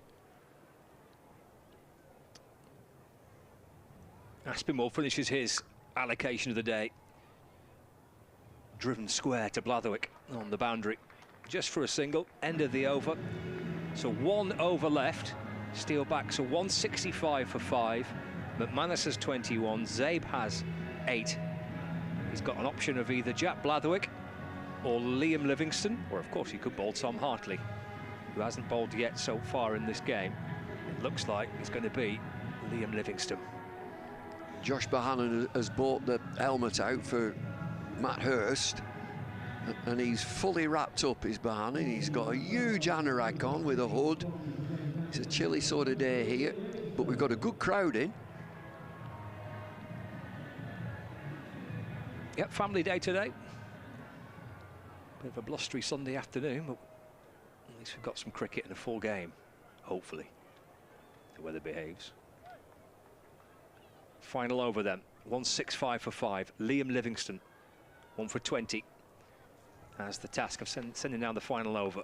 In the air by McManus, leg side by McManus, and all the way for 6 by Lewis McManus to start the final over. 171 for 5. That's damage.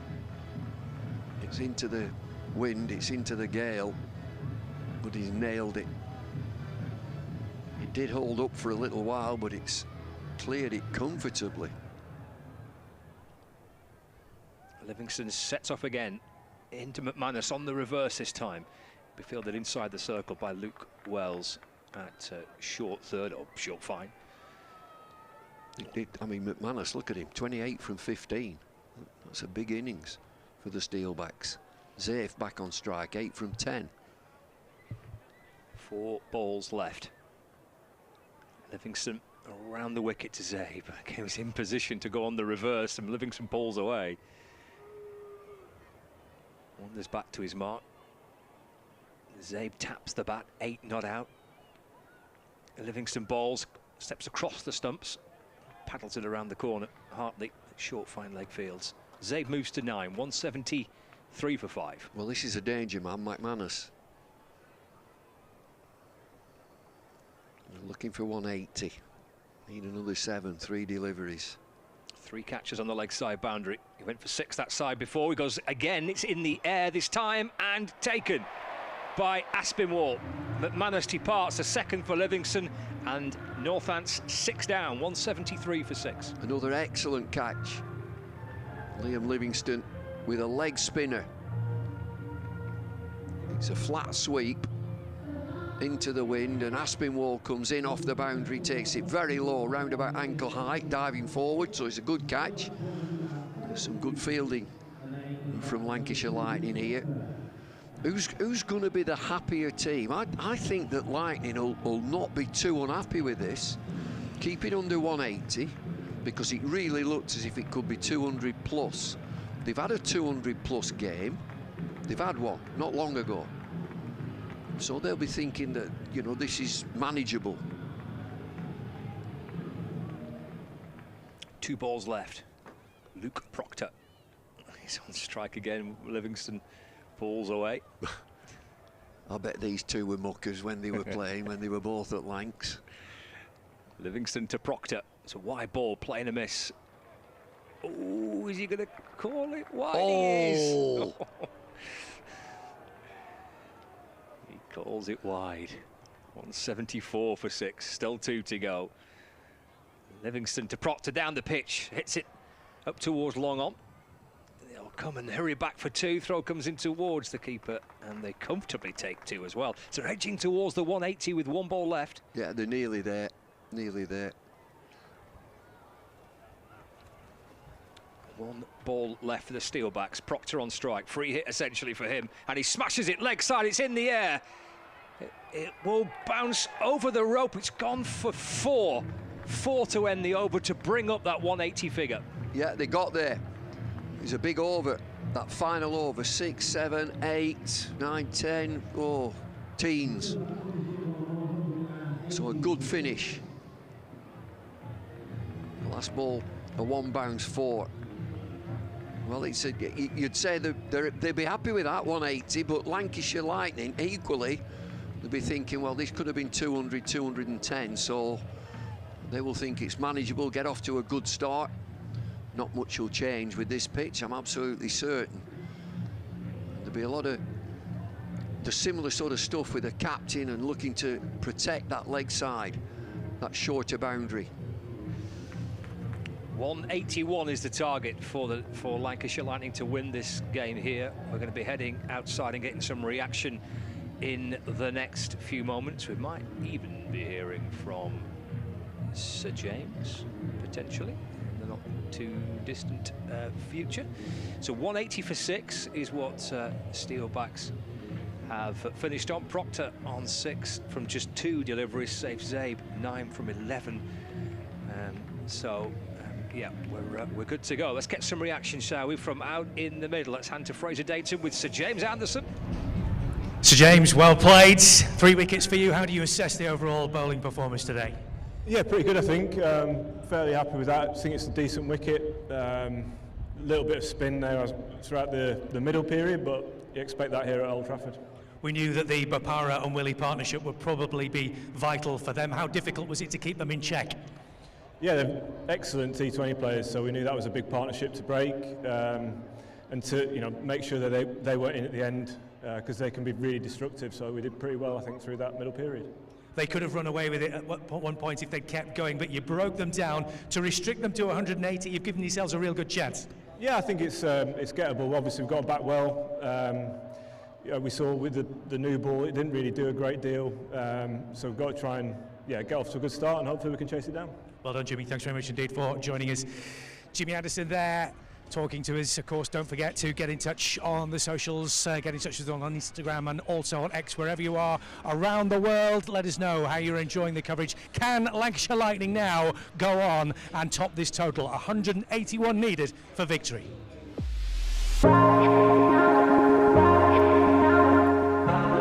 2 names rich in history.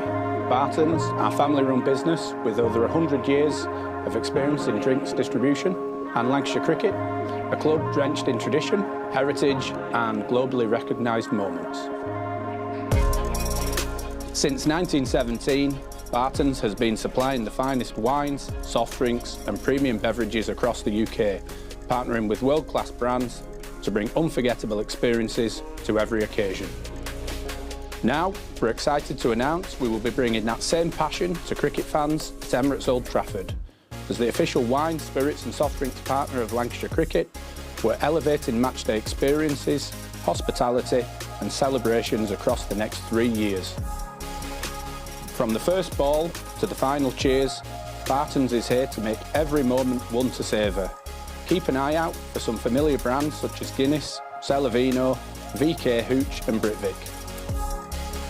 Bartons and Lancashire Cricket, partnership built on passion, unforgettable moments and history.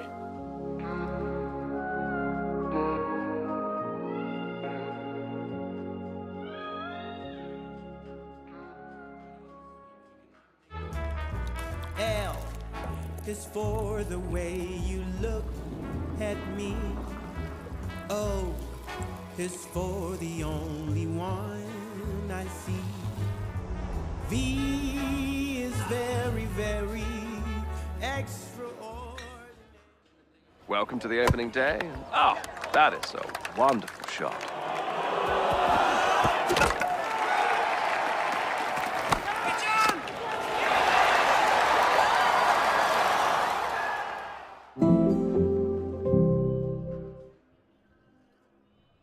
This is a call for hungry dreamers and hard-working self-believers.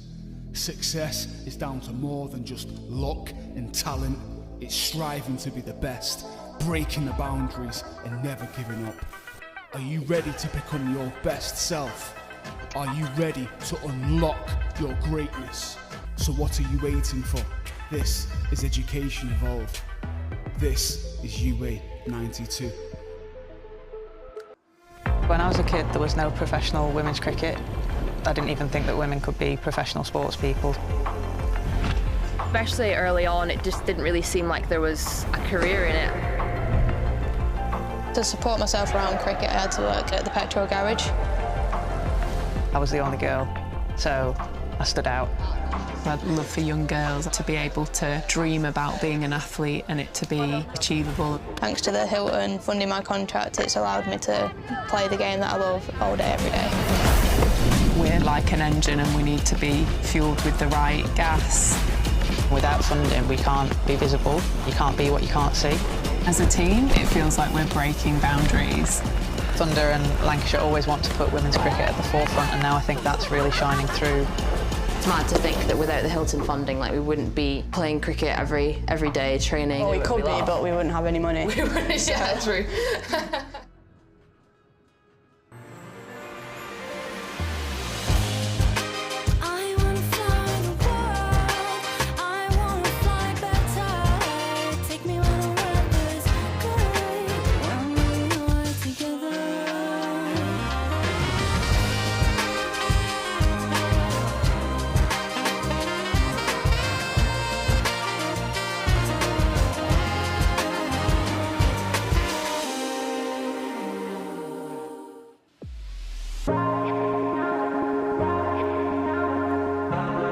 Two names rich in history, Bartons, our family-run business with over 100 years of experience in drinks distribution, and Lancashire Cricket, a club drenched in tradition, heritage and globally recognised moments. Since 1917, Bartons has been supplying the finest wines, soft drinks and premium beverages across the UK, partnering with world-class brands to bring unforgettable experiences to every occasion. Now, we're excited to announce we will be bringing that same passion to cricket fans at Emirates Old Trafford. As the official wine, spirits and soft drinks partner of Lancashire Cricket, we're elevating matchday experiences, hospitality and celebrations across the next 3 years. From the first ball to the final cheers, Bartons is here to make every moment one to savour. Keep an eye out for some familiar brands such as Guinness, Celavino, VK Hooch and Britvic. Bartons and Lancashire Cricket, partnership built on passion, unforgettable moments and history.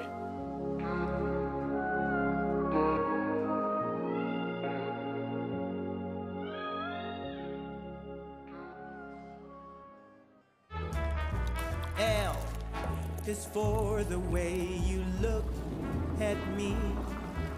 O is for the only one I see. V is very, very extraordinary. Welcome to the opening day. Oh, that is a wonderful shot.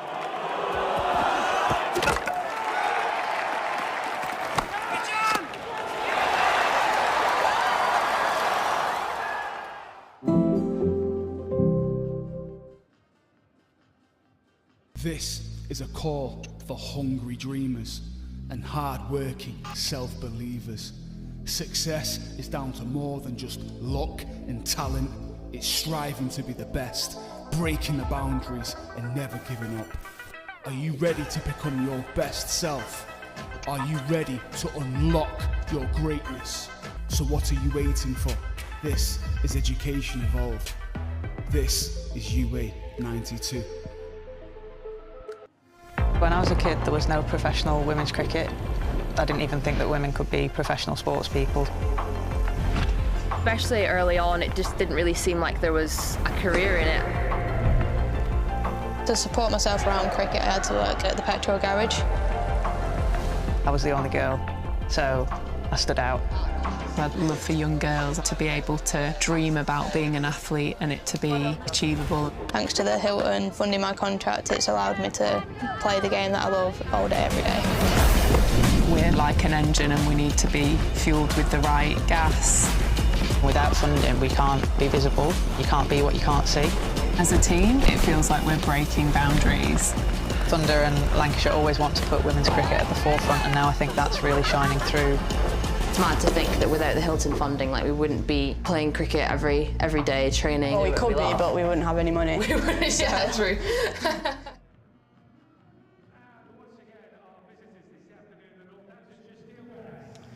So here we go, run chase for Lancashire Lightning, and sprinting out to the middle, Keaton Jennings stretching his hamstrings with Luke Wells not too far behind. 181 to win for Lancashire Lightning. I wonder whether David Lloyd, and it seems a bit daft to say this because how can both sides be happy, but I wonder if both sides are quite happy with that. I wonder if North fans are happy they've got to 180, they feel they can defend it. And Lancs know this ground pretty well. They know where they can turn twos into threes, that type of thing, and maybe they'll fancy chasing it. Well, you know what you're chasing as well. I think that's another advantage. This is what we need. It's not, it's not massive. They've had a game here. We were here when it was a 200-plus game. So this could have been, from a Lancashire Lightning viewpoint, with the start that they got, they were going at 10 and over for a long time, Steelbacks. It could have been 200 plus. So they have actually dragged it back to 180. Steelbacks will say, OK, win the toss, we've got 180, we're well in this game. Well in this game, let's defend it. And they've got, the experience who we're seeing right now on screen. David Willey, captains the team, he's going to open the bowling. And so, again, captaincy comes in, how to defend that short boundary with the breeze. I know I'm like a broken record, but that's what it's all about. It's been a factor for almost every game here so far, hasn't it, in the Blast, that breeze? Yes, it is. I mean, that is always the prevailing breeze. When it was the other way around, and for Lancashire supporters who will remember going back, that was Brian Stadham's end. He come from that end, Ken Higgs from the City end. That was the Stretford end, wasn't it? It was, yeah. Yeah. Yep. As it is at the football ground, Stretford end. Vacant at the minute. I don't know whether Lancashire are building the temporary stand that they normally build, the party stand. It's just they can't normally. Be for the internationals, I should think, test matches and so on. Test match. Here we go. David Willey into Luke Wells, drives that firmly, fielded just at backward point by Safe Zabe, and there is no run. Do you know, I might be biased having been around here when Wasim Akram was. I love a left armour. I absolutely love a left armour. Different angle completely. Of course, with Akram, a bit of pace as well. Lancashire's current left armour, Luke Wood, has picked up wickets for England, I noticed today. In the T20 International, here is David Willey, left arm over, balls again, clipped by Wells, up and over mid-wicket, bouncing out towards the rope. Will it reach it? No, I don't think so. 3 coming up to field. And Throw comes in a bit high for the keeper, but Wells comes back for 2. Yeah, West Indies batting first against England. They are 98 for 3. And how many overs? After 13. Oh, Wood's picked up about 1. 1 for Wood, 1 for Bethel, 1 for Rashid in the game in Bristol. Got a slip in here. Wells on 2. Here is Willie. In balls driven beautifully, ferociously through extra cover for 4 by Luke Wells. 6 on the board for Lancashire Lightning. Emphatic way to get the first boundary of the run chase. I just said there's a slip in. There isn't now.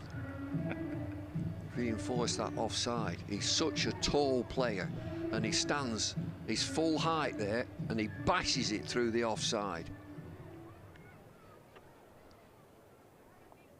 6 without loss. Halfway through the first over. Willie to Wells. Oh, he'll get 4 down to third man. Beyond the reach of the keeper, leaning back. Deflects off the face of the bat. Down to the rope. Back-to-back boundaries. Bouncer from David Willey. Again, he just stood tall and let it hit the bat. The slipper's vacated the premises. And he just stands there, holds his bat, and the bouncer hits it. Goes, flashes past the keeper. 10 from 4 for Luke Wells. 10 without loss for Lancashire Lightning. Willie just pushing mid-wicket back towards the very edge of the circle. In again to Wells, just drops it away to the leg side. Just before for 1 this time. He moves on to 11. 11 without loss with a delivery to go of the 5th over. You know Ken Graham downstairs. Yes, yes. Font of all knowledge, Ken. Yeah. Said to me before the game, he said, Luke Wells. So I was just bringing my stats up to date. Luke Wells. I was looking at his scoring rate. And there's only 2 players who score quicker in T20 cricket for Lancashire than Luke Wells. It's a strike rate of 143.3 for Luke Wells in T20 cricket for Lancashire. Willie in balls, 4 defensive by Jennings, no run, end of the over. Just 2 above him on the list. Liam Livingston and Joss Butler. It's good effort, isn't it? And I think when he was at Sussex, I don't think he played much white ball cricket. Scored 800 runs for Lancashire in T20 cricket at a strike rate of 143. Phil Salt, Brad Hodge and Stephen Moore also on that list. End of the first over.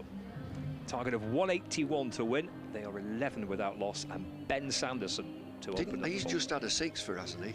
I'm sure he has. Or am I dreaming? He has against Worcestershire. Oh, he did. He got 6 for, didn't he? 6 for 8. That's it. There you go. What? In and balls to Wells. Just spins him round. Edge down towards third man. And there's no run. He bowled 4 overs and picked up 6 for 8. It's ridiculous. I knew I hadn't dreamt it. Feels like a dream when you read it, doesn't it? I bet he thought he was dreaming. How many bowlers have got 6 for in a T20 match? And a hat-trick. And he got a hat-trick. Slip in place, which is Ricardo Vasconcelos. In and ball, Sanderson down the leg side to Wells. Called a wide by the umpire. Lewis McManus with the gloves for the Steelbacks. And they got a slip in again. Well, if you're in that sort of form, 6 for 8, of course you're having a slip. 6 for 8? They played Worcestershire, didn't they? They did, yeah. Rapids. Yeah. They were coming and going rapid. 12 without loss. Wells waits. Oh, in the air. Oh, no. In the air and going here is Luke Wells. Went a mile in the air and caught at backward point. Wells departs. Steelbacks get a breakthrough. Bretsky with the catch. Sanderson continues to take wickets for the Steelbacks. 12 for 1. That's the highest this season, comfortably. It's a steepler. And it's a good catch. Very, very calm underneath that. It's one of those that you'd be looking around and yours, not mine. But it's a very, very good catch. Absolute stapler is that. So Lightning lose the first wicket. I should think Matty Hurst will be in at number 3. Number 21, he sure is.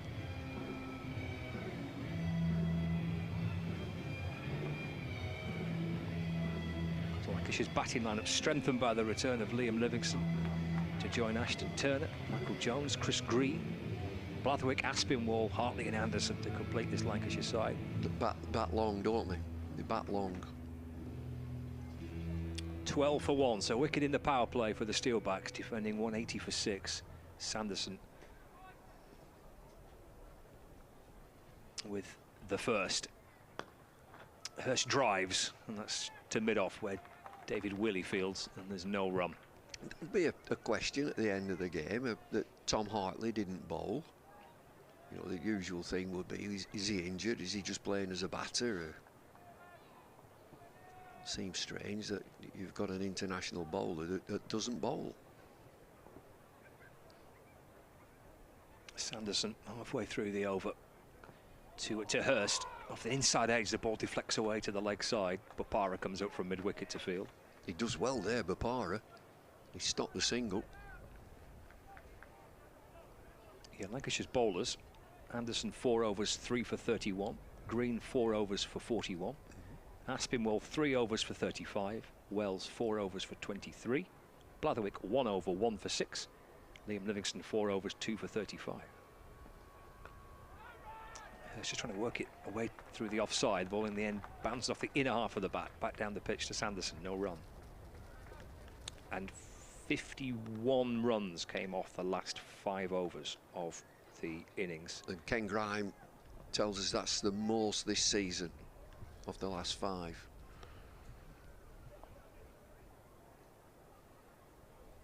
One ball left of the second over, 12 for 1. Terrific start by Sanderson. Clearly he's in quite good form. Hurst down the pitch. Oh, flashes the ball away through mid-wicket. Bopara went flying away to his right. Proctor's chasing after it, can't catch up with it. Well, it's gone for 4. It could have been caught. In the end, it's a boundary, 16 for 1. Matty Hurst thinking, I need a boundary, I've got to do something, take a risk. He come dancing down the pitch and flayed it into that leg side, into the long leg side boundary. Does Ravi Bopara get a touch on this? Heaves it into the leg side. One of these teasers for the chasers in the field, and it just trickled over the boundary. 16 for 1 after 2. A reminder that Lancashire Thunder winners today, beating the Bears at Edgbaston, a victory by 5 runs for Lancashire Thunder in the Women's T20 Blast. 16 for 1, we start the third. Here's Willey, second on the spin for him. Balls, edged, gone. Jennings departs, he's gone for naught. Skipper gets the skipper. Lancashire Lightning 16 for 2 as we start the third. Good delivery, left arm over, worth the weight in gold. Left arm over the ball, pitches and does a little bit off the seam. Takes an outside edge straight through to McManus, the wicket keeper. Danger player. Keaton Jennings has gone without scoring. One thing they say in the dressing room is don't panic. 2 down, we've been here before. We're still chasing this target. So excellent bowling from David Willey. Cramps him for a bit of room. Doesn't give him any room. Nice comfortable catch for the wicket keeper. And so, fresh from IPL duty, get a bit of stardust into Lancashire Lightning's team as Liam Livingstone enters the arena. Yes, IPL winner Liam Livingstone. How much they get for that? Well, lend us a fiver, Liam. Come on, a pensioner here. Come on, Liam, lend us a fiver.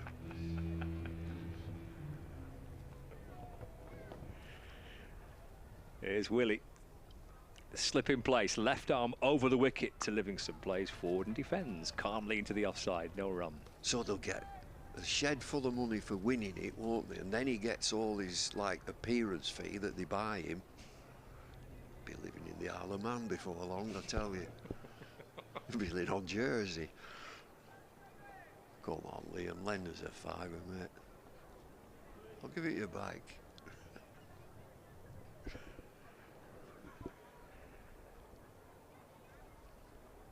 Here's Willie on the hunt, in the balls, flashed away, lovely shot by Livingston to the right of mid-on. That's 4 for Livingston, who's back in Lancashire colours as Lightning move to 20 for 2. What a lovely shot this is. Full-length ball from David Willey, and he's just leaned on it.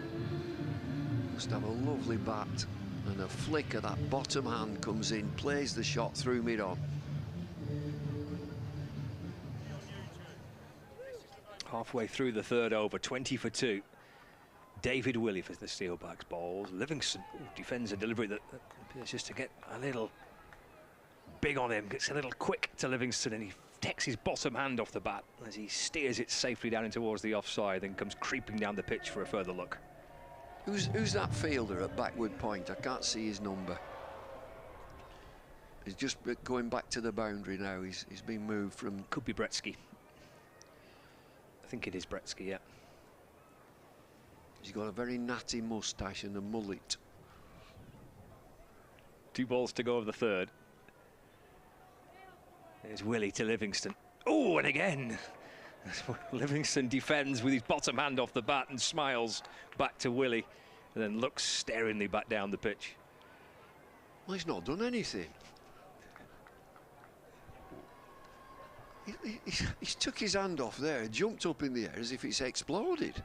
He's not done anything. Used to them flat pitches where he's come from, the IPL. Shinai. Final ball of the third. Been a good over this by Willie so far. Balls again to Livingston. That's turned out towards the leg side, and there's no run. 3 overs gone. 20 for 2. Livingston 4. Hurst on 4. Target is 181 to win. They've lost Luke Wells for 11. Keaton Jennings for 0. 1 for Sanderson and 1 for David Willey as well. 181 is the target. We've got an update on the traffic and travel news, David Lloyd. Yeah, and it's good news that traffic is clearing now on the M65. He's getting back to normal a little ahead of schedule. Well done. Next bumble.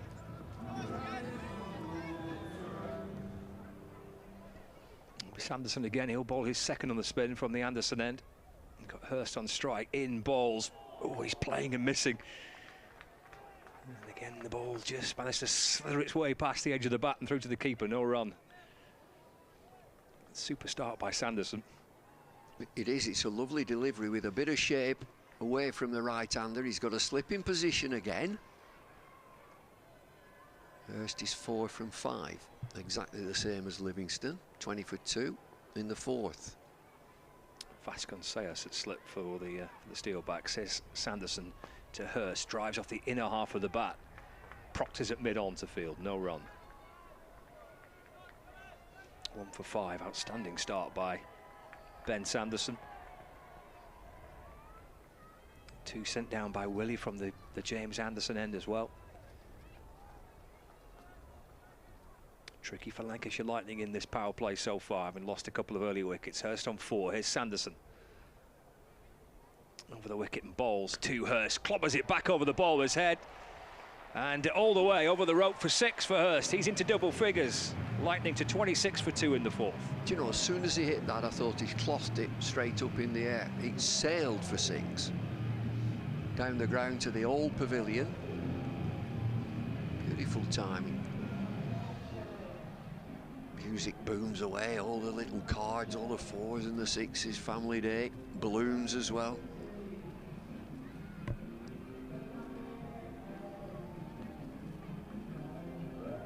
Yeah, plenty of activity around the ground today. Lots of spectators in. Ice cream van I can see just behind the hotel. Q-beam form for that. Sanderson in, balls to Hurst, pushed away into the offside. Just drops out towards towards cover where Justin Broad comes up to field, and there is addition to the score, 26 for 2. Just behind where we are in the media centre, there was a chap just set up and playing his guitar and singing. Just a one-man operation. It was good. Kind of covers, or is it covers? Yeah, covers. Yeah, doing covers. Yeah, it's good. 2 to go of the 4th. In the air by Hurst, leg side, fielder underneath it and watching it fly over the rope for 6 more for Hurst. 1 down the ground and 1 flashed off his pads behind square on the leg side. And again, I just thought, well, that's going to hang in the breeze. There's a fielder half interested at deep backward square leg, but it sailed for 6.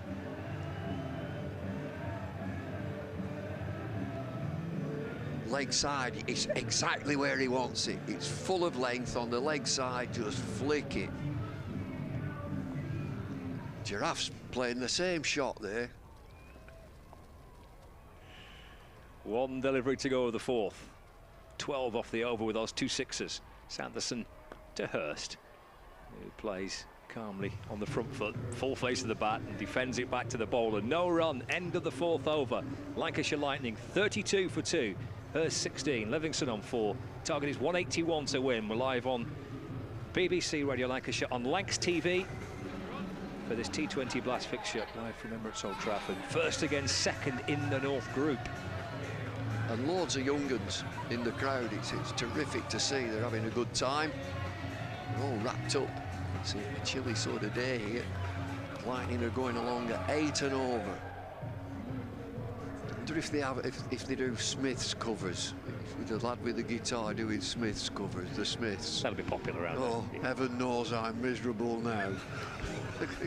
Yeah, great. Third on the spin for David Willey in the power play. Balls, Livingston goes high, leg side goes high, and a mile over the rope. Big hit for 6 for Liam Livingston. Oh. Well, he's been under it. He's about 5 rows back. Has he got a grey tracksuit on? He's certainly dressed in grey. There's a couple there. And he's under that for on eternity. It's such a high ball. Oh, catch it, sir. Catch it. And he downs it. Went a mile in the air, didn't it? Did. To 10, Liam Livingston goes now. 38 for 2. Out towards that stand below the new hotel. Out towards the tram stop. Willie's back in for Northamptonshire. And Livingston will clip it out towards the leg side. Tumbling stop at short mid-wicket by Vasconcelos, and there's no run. So a dot ball. There's been dot balls and a couple, and 3 sixes all dotted in and around it. Sanderson went for 12 in the previous over. I think there was 4 dot balls and 2 sixes. Field change. Backward point coming into the circle. Mid-wicket going back to that boundary. There's David Willey. Past umpire O'Shaughnessy. Balls. 6 more for Livingston. Up towards the balcony of the hotel. It hits the front of the hotel, with supporters ducking for cover below it. Livingston moves to 16, 44 for 2. There'll be a health warning before long. Look out in the crowd. It's coming your way. Short of a length. Oh, this is a stand and deliver shot from Livingston. Flexing his muscles. It's hit the hotel. We usually say 10 rows back, 5 rows back. Misses all the rows. It's the hotel. It's the front of the hotel. Bounces back down. Willie balls again. Bangs one in short. And called away by the umpire. Oh, David Willey's looking daggers at Steve O'Shaughnessy. Steve O'Shaughnessy is at square leg. Umpires working in tandem. So Steve O'Shaughnessy at square leg. Just gave the signal.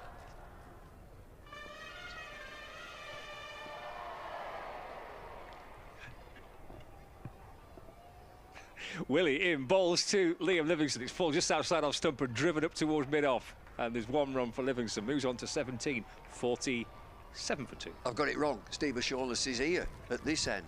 Statham end, standing end. Wearing a lovely pink umpiring jacket. Is it pink? Yeah. Magenta. Yes. Yeah. Yeah, he's at the standing end, of course. 2 to go of the 5th over. 46 for 2. So 6, 0, 6, wide and 1 so far. And there's David Willey. Sets off from beyond the fielding circles. Left arm over balls, defended by Hurst. Just drops it away into the offside. And Ravi Bopara jogging up to complete the fielding, and there's no run. There's a bit of experience in these two sides, aren't they? T20 experience, goodness me. Bopara, going through all these sides he was playing for through the course of his career. If you tick them all off, you'd be... He's been a good cricketer, he has. Ravi Bopara. Do you know how many T20 games he's played? I mentioned this to Callum. Loads. There's Willie to complete the 5th over. Wide, carved away by Hurst down towards deep backward point for a single. 47 for 2, 5 overs gone. He's played 482 T20 matches, Ravi Bopara. For numerous people, numerous teams. 47 for 2 after 5. I mean, does it tell you all these teams that he's played for? He started off at Essex and played majority of his career down at Essex and Chelsea. He's played for... He's never played for all them. I haven't time to get... He hasn't played for all them. Auckland Delhi Bulls, Dubai Capitals, Essex, Jaffna Stallions, Kings 11 Punjab, Multans Sultans, Rajshahi Royals, Sussex, Abu Dhabi Knight Riders, Chittagong Kings, Dhaka Dynamites. Hang on. Proctor in, balls in the air, top edge by Hurst, keeper chasing after it, might land safe, fine leg chasing after it, takes a good catch. Hurst departs for 17, Proctor gets his first with his first delivery. 47 for 3 as we start the final over of the power play. A good diving catch from fine leg down below as George Scrimshaw with a catch. It's a brilliant catch again. And a steepler, they're hitting it high, Lancashire Lightning players. Over the keeper's head, fine leg, running round from his fielding position. This is not easy to take. Be swirling in the wind. 3 fielders converging on it, and Scrimshaw diving full length, takes the catch. It's a brilliant catch. 3 down, Lancashire Lightning. Hurst gone for 17. So they're going hard in this power play. This is the final over of the power play. 47 for 3. Let me continue. Dhaka Dynamites, England Lions, Essex Cricket Board, Candy Warriors, London Spirit, Peshawar Zalmi, St Kitts and Nevis Patriots, Sydney Sixers, Ajman Bolts, Colombo Stars, Dolphins, England Under-19s, Gloucestershire, Karachi Kings, Marylebone Cricket Club, Prime Bank Cricket Club, Sunrisers Hyderabad and Sylhet Sunrisers. I hope he got a signing on fee. Ashton Turner, new batter, 47 for 3. Here comes Proctor, slip in place, balls. Turner pushes that away, off the front foot, 4. out towards wide third man, and 4 in front of Lancashire's mascot for Turner off the mark straight away, 51 for 3. Eased away through backward point. Nice way to get off the mark, first ball.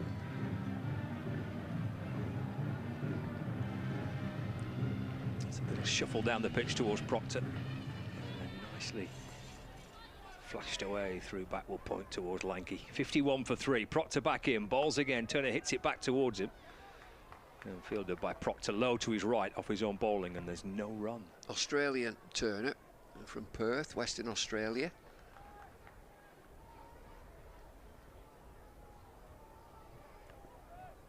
He's played 19 T20 internationals for Australia, 9 one-day internationals as well. He's over 200 T20 games in his career. Proctor to Turner. Just drops the ball away towards the leg side. They'll scramble through for 1. As Broad came in, underarm throw, trying to run Liam Livingstone out, but they have managed to squeeze a single. Turner moves to 5, it's 52 for 3. Yeah, he gets through. Just Liam Livingstone just gets his breath back as he comes back to the crease. I think that the Steelbacks were 57 after 6 overs of power play. So they're going to be round about neck and neck. Bit more cloud cover at the minute. What's it like out to the west? It's okay. Not seen too much sunshine today, have we? But it's been dry since we started. It's Proctor to Livingstone. It's pulled in front of square on the leg side for a single. Moves to 18, 53 for 3. They might just test Liam Livingstone. It into the long boundary, into the wind. Come on, see if you can hit one that far. Come on, let's see what you can do. Somebody will be having a word, surely. Come on, big lad. Let's see what you've got. Final ball for Proctor, his first over. Into Turner. Whipped off his pads out towards square leg for a single. Britsky fields. And Turner keeps the strike as well. So that's the power play done. That's 6 overs, 54 for 3 after 6. Turner on 5, Livingstone on 18. They're about neck and neck, roundabout. Let's have a look at the wiggly worm. Lancashire just a fraction underneath Northamptonshire worm there. But not much in it, as David Lloyd said. Not a lot in it. After 6 overs, David Lloyd takes a break. Callum Flynn's alongside me. What do you reckon here, Callum? Yeah, I reckon the Steelbacks just take that power play with the 3rd wicket. I reckon just getting that 3rd wicket, 3 wickets in the power play, it's a real bonus, especially when you have 180 on the board. See some leg spin. Lloyd Pope into the attack from the Brian Statham end. Turner's on strike. He's in and bowling's off the back foot and whipped away back down the ground for a single. Bretchley comes up from the boundary to field.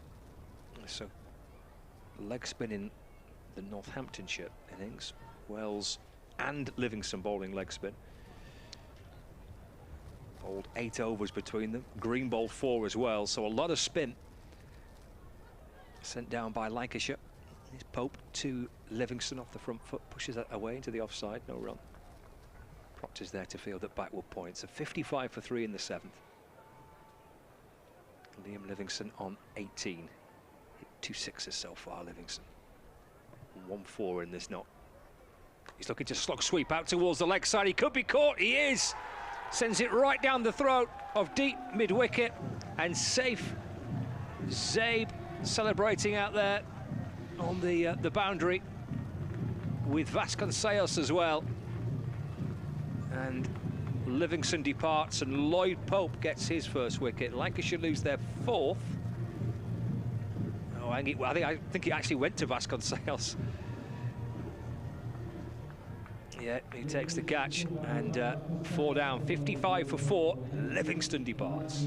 Yeah, real big wicket for the Steelbacks. Probably the big wicket that they would have been talking about. There was a brave call bringing Pope on with the leg side boundary so short, but it's just testing the nerve of Liam Livingstone. Does he premeditate and target that short boundary? And he certainly did. It was wide outside of off stump. Naturally, you're probably hitting that through the covers, through point region, but he premeditates. He tries to target that short boundary, and he doesn't get enough of it.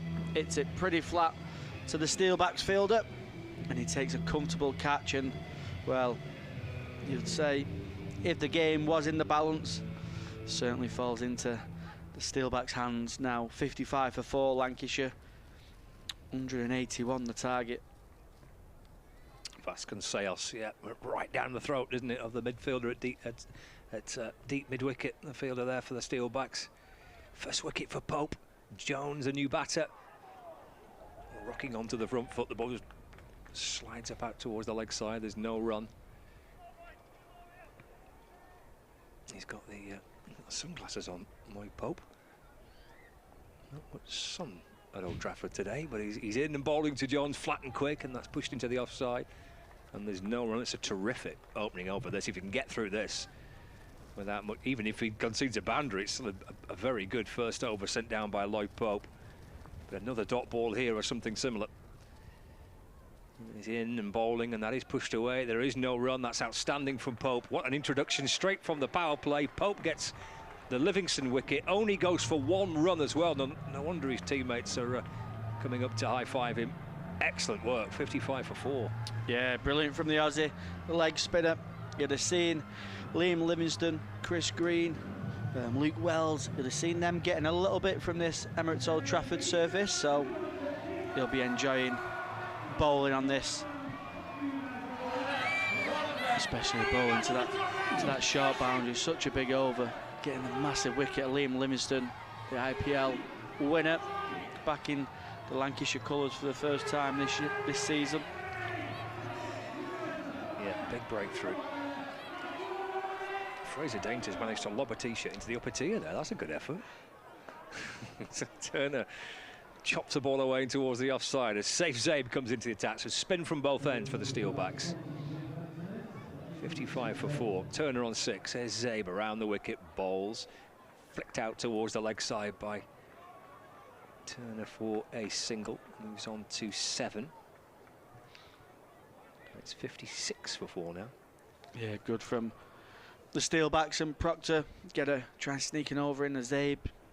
Obviously, it's a proper spinning bowler, but while there's 2 new batters in, try and get an over that's around the 6 or 7 run mark. Try and get a few dots in there. Another over without a boundary. Piles of pressure on Lancashire even more. 56 for 4. That's up and over extra cover by Jones. That's a lovely shot. Skip over the rope for 4. Score moves on to 60 for 4. What a lovely way to get off the mark. Yeah, it's a beautiful shot from Michael Jones. As much as this game is all about brutal hitting at times, delicate touch and the finesse of a shot over extra cover. Taps the bat, Zabe in, bowls. Work to the leg side, but for no run. Made 55, Michael Jones, in a game at Durham last Sunday. 55 in a run chase of 151 for Lancashire to win. Oh, again, beautiful by Jones. Into out, over extra cover, out towards the rope, 4 more. Oh, Lanky slips as well. That's a hard fall for Lanky. He might enjoy the boundary, but I don't think he enjoyed slipping on the outfield. 64 for 4. No, Lanky didn't style that one out. That was an even better shot from Jones, though. That was a lot more at the stumps from Zabe.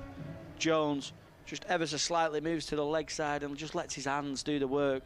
Lifts it over the short extra fielder. Finds another boundary.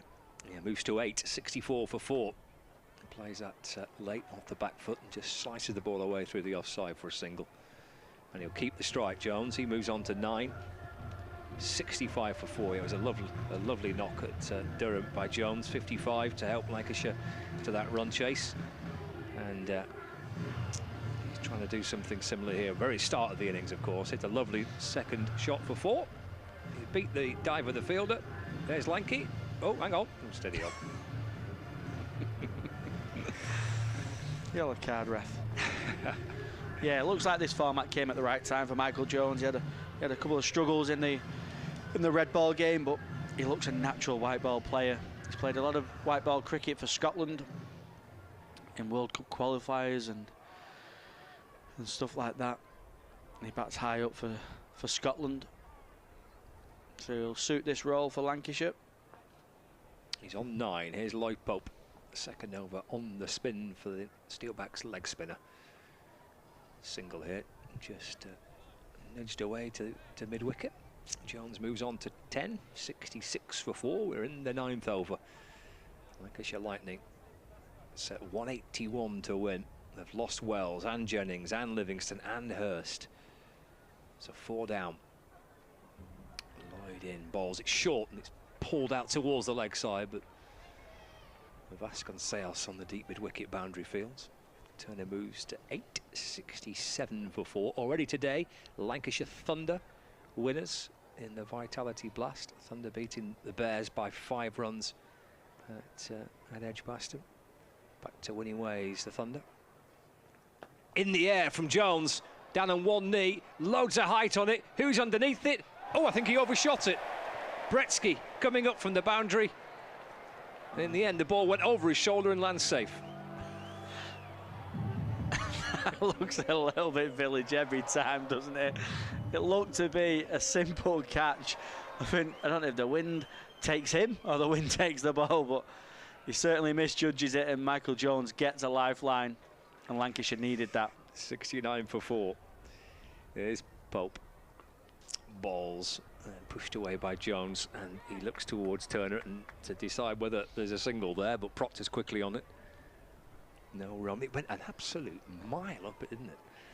There's quite a strong wind. It's probably bouncing around up there in the jet stream somewhere, and Bretsky overshoots it a bit. Well, I say a bit, quite a lot. Single for Jones off the front pad, just onto the front foot, and works it across up towards square leg. George Scrimshaw doing his best lanky impression there. He stopped the ball, but he slipped. There wasn't much in it, was there? Lanky's slip and Scrimshaw's slip. Both pretty heavy falls. Pope to Turner to complete the over.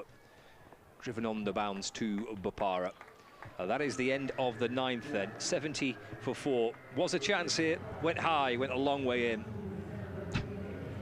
And in the end, misjudged it. Look at his fingers, all his fingers were taped up. 9 overs gone, 70 for 4. It's like he didn't want to put the brakes on, did he? And a little bit of a slippery outfield. Probably a good job he didn't put the brakes on too hard, to be honest. Could have looked a bit more comical. But it was another Lancashire batter trying to target that short boundary. I thought that's what the Steelbacks did really well. They didn't fall into that trap. They played the ball off its merits. This ground's big enough just to keep hitting pockets and finding boundaries. There's plenty of gaps out there just for without trying to premeditate and target that hotel side. Scrimshaw for the first time with the ball, replacing 1 over from Safe Zabe.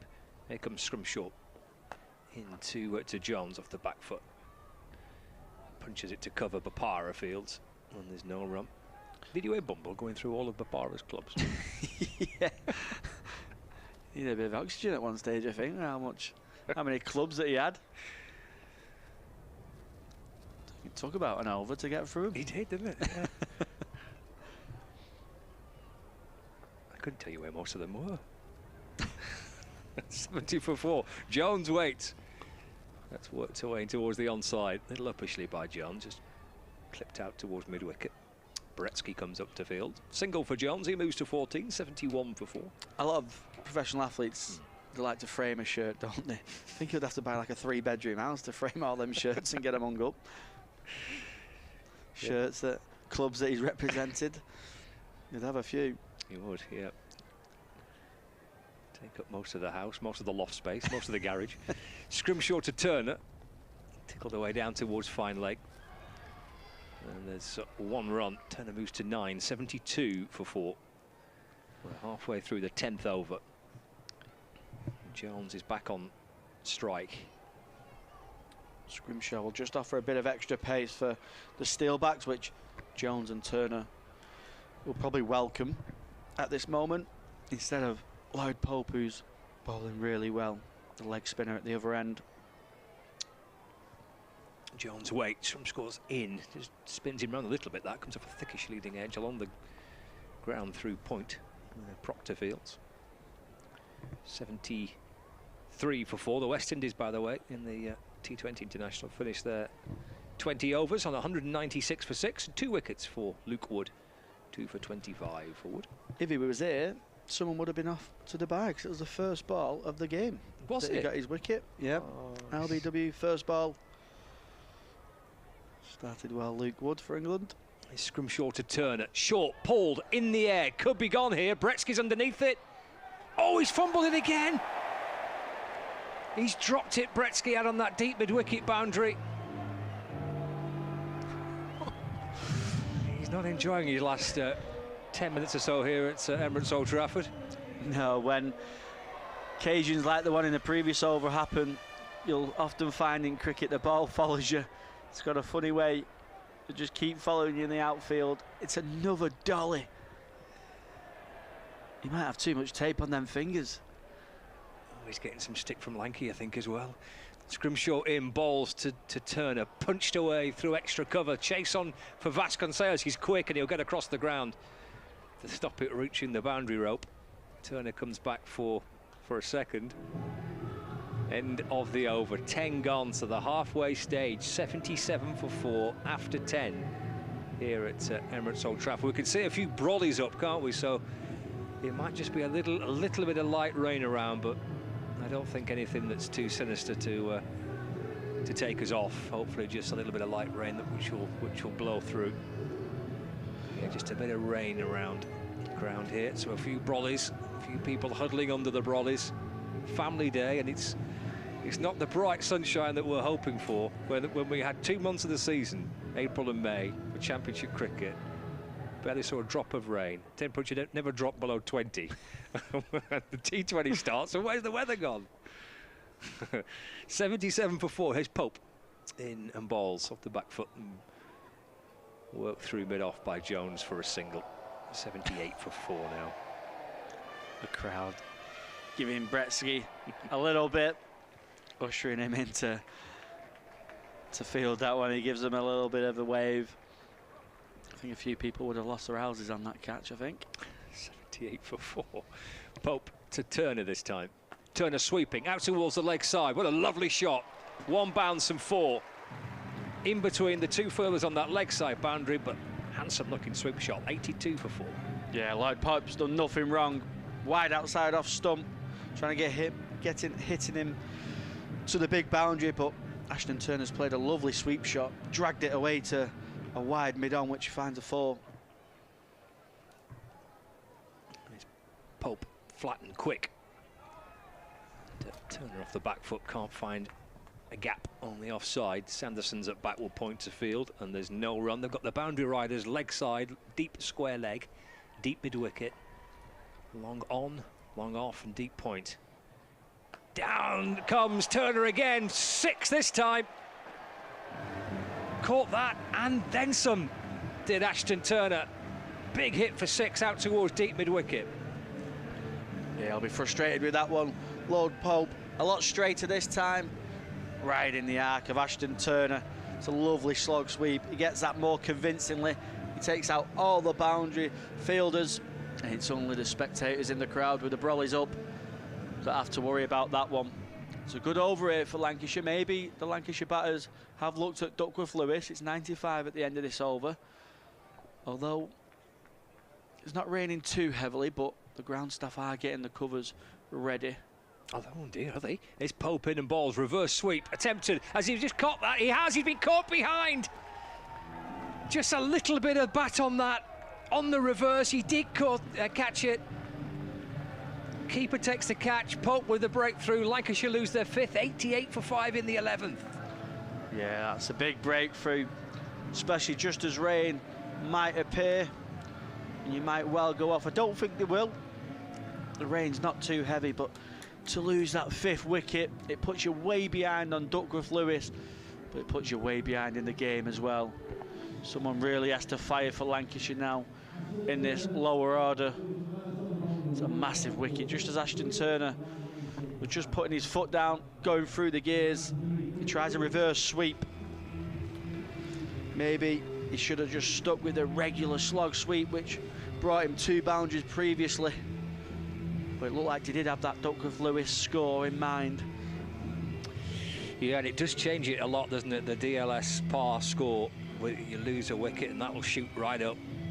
I'm with you, Cam. It doesn't feel like it's going to be rain that will take us off, but it's also a good gauge, isn't it, to kind of measure your run chase, the DLS score. Yeah, they're probably maybe even 2 overs behind now, Lancashire, really, in terms of scoring rate, because the wickets really do pump the score right up once you're chasing Duckworth-Lewis. So 88 for 5. And there is Pope, final ball of the 11th. It's Chris Green, the new batsman. If the back foot, he finds his first run, driven square out toward deep point where Broad fields. And that is the end of the over. So 92 required, 54 balls are left. The DLS par score is 103. That's to tie. So to be ahead, you'd have to be 104 at this stage. So they're a decent chunk behind here, Lancashire Lightning. Yeah, like you say, probably 2 overs behind in the scoring rate. So it will worry Lancashire a little bit, but with the rate that Chris Green can score at, you've got Tom Hartley to come as well, and you've still got Michael Jones there. They'll still back themselves. That's what these professional cricketers do in this white ball game now. They're not too worried at 10, 11 and over. Maybe once it starts to get to 12, 13, that's when they start to panic a little bit. Yeah, run rate 10.2. Here's Scrimshaw to Chris Green. That nips back in towards Green. And Proctor fielding short third. Lively ball from Scrimshaw. It's a tall man too, isn't it? Just a little bit of extra bounce from Scrimshaw. Good first delivery to Chris Green.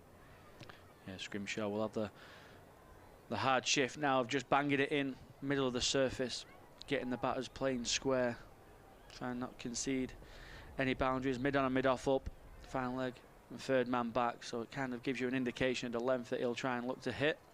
Into Green.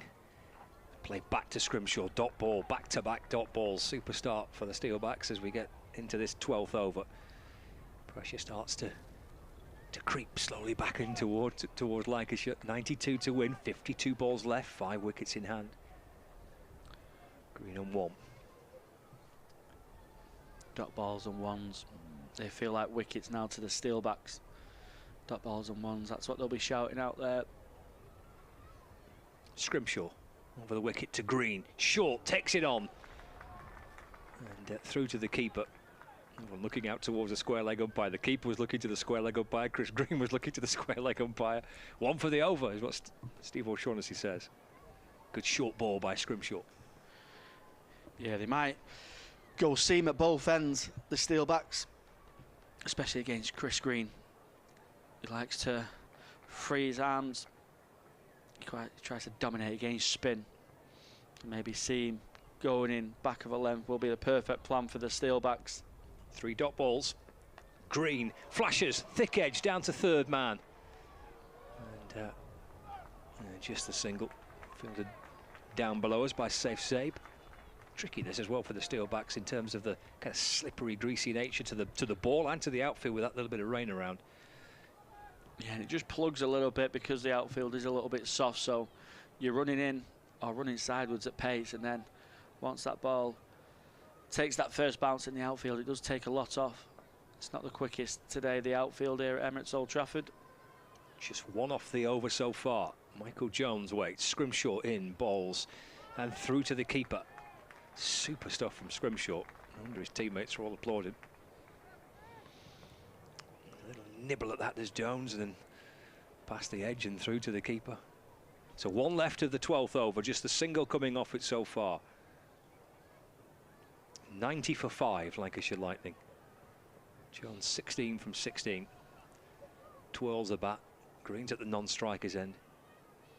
Should have had his bat checked in the bat gauge by the umpire. They're routine checks, these, aren't they? Just Scrimshaw into Jones.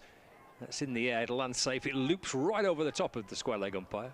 And Jones gets a single. And that is the end of the over. 12 gone. So it's 91 for 5. 12 overs gone. 8 left. Jones 17. Green on 2. So 90 to win. 48 deliveries to get them. Bring David Lloyd back into the commentary box. And he'll be joined by Callum Flynn. 5 down's a problem. They tend to think 10 and over is very gettable, but when you've lost 5, they need a substantial innings, or they needed a substantial innings from one of the top 5 or 6. They bat all the way down, they really do. Tom Hartley will be dangerous. Aspinwall, Blatherwick. There's 8 overs. They've got to hold the nerve, build a partnership, be busy at the crease and find the boundary. Like Scrimshaw, pace, good pace. Got a really well balanced attack with David Willey coming back in to the attack at the Brian Statham end. Finish his spell ball in his fourth, attacking the stump straight away into the pads of Michael Jones, who picks a leg by into the leg side. Yeah, you feel like there's something special has to come from these two, don't you? Although Lancashire do bat most of the way down, you feel like Chris Green, Michael Jones really has to deliver something special there to get Lancashire over the line. 89 to win, 47 deliveries remain.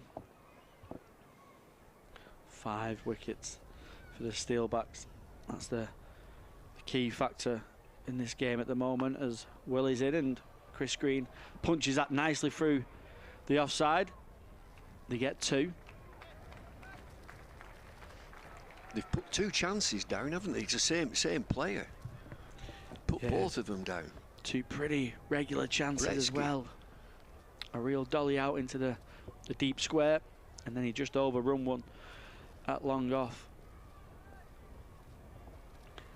The game might have been more or less wrapped up for the Steelbacks if they was taken, as Willie bowls.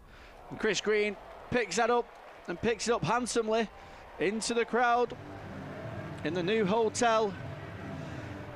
Nicely off his legs, just lets his hands go through the ball, and it takes Lancashire into the 3 figures. Beautiful shot from Chris Green. It's a pick up into that leg side, a full length ball. Just angled towards leg stump, and he picked it up. He misses all the grey seats and he hits the red seats way back.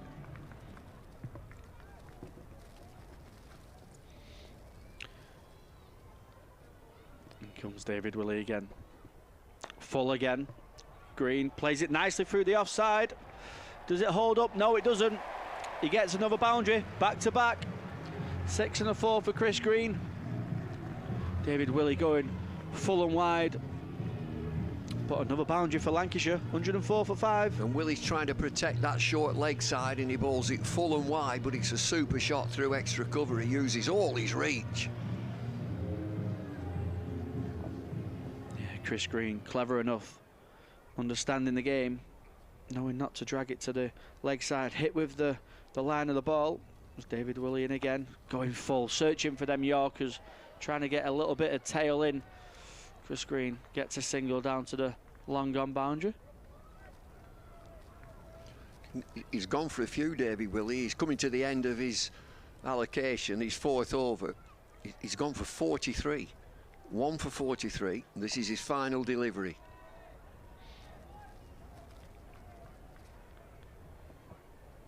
Yeah, he's been bowling towards the short boundary, shaping it into that boundary as well with the wind. Willey in full again. Jones just punched it back towards the bowler. Good nerve from David Willey, sticking with his length there, executing well at the end. 105 for 5 Lancashire. 13 gone, 76 needed. 42 balls remaining.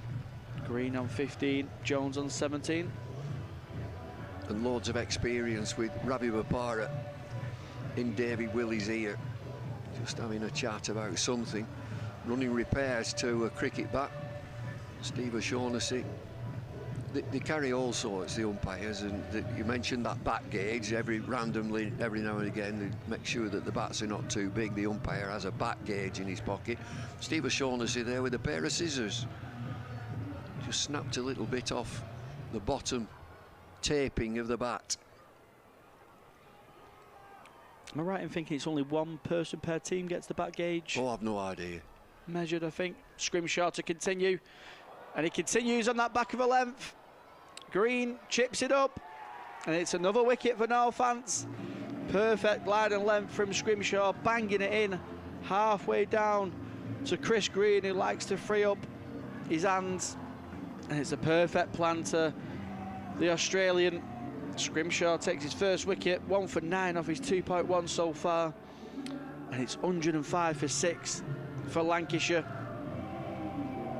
Good from Scrimshaw, bowling quickly and aggressively and hitting the pitch hard at good pace. really good pace. If you bend your back at Emirates Old Trafford, you'll get something out of it. The batters will keep coming, but they're 6 down now, 105. Scrimshaw back of a length. Chris Green hits it high. It's a steepler. David Willey comes in, makes no mistake with the catch. Who's now? Blatherwick. Jack Blatherwick in. Yeah, Jack Blatherwick to join Michael Jones. 17 off 19 for Jones. 76 needed still for the Lightning. 41 balls remaining. Scrimshaw's been excellent here for the Steelbacks, doing that seam bowler roll in the middle, hitting the deck hard, middle and mid-off up. Just a clear indication of the length he's going to bowl. Lancashire somehow need to try and get him off that length. Try and throw up a question for him. 5 in the ring now for the Steelbacks to the new batter. Then comes Scrimshaw. Not missing off that line and length. Hits the 5 guard of Blatherwick. A dot ball. Wicket and a dot so far for Scrimshaw in this over. And the captaincy, they've seen them have a slip in. That's a catcher, but now they've brought another fielder inside the circle. Come on. The challenge is to Michael Jones and Blatherwick. Hit it through or over. Yeah, really good from Northants, really aggressive. And Lancashire still have to take the risk. Scrimshaw in, fizzing it past Blatherwick.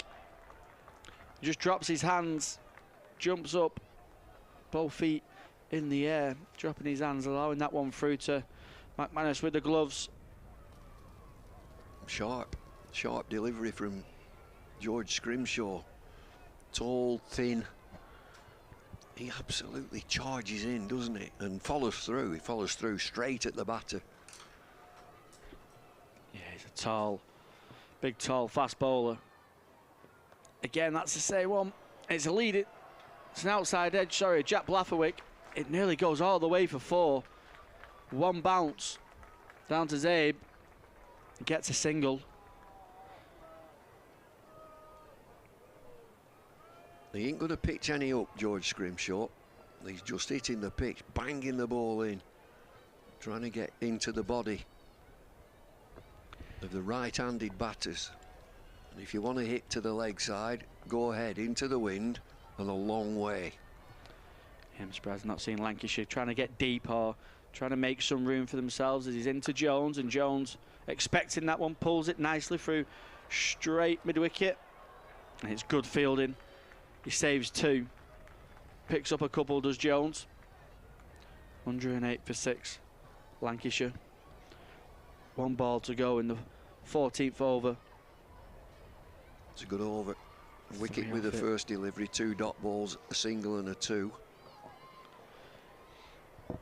You'll be praying not to concede a boundary now, Scrimshaw. A 4 still doesn't do any real harm to the scoreboard for the Steelbacks. So then he comes, back of a length. Jones tucks it into the leg side. They think about 2, but Jones happy to keep the strike.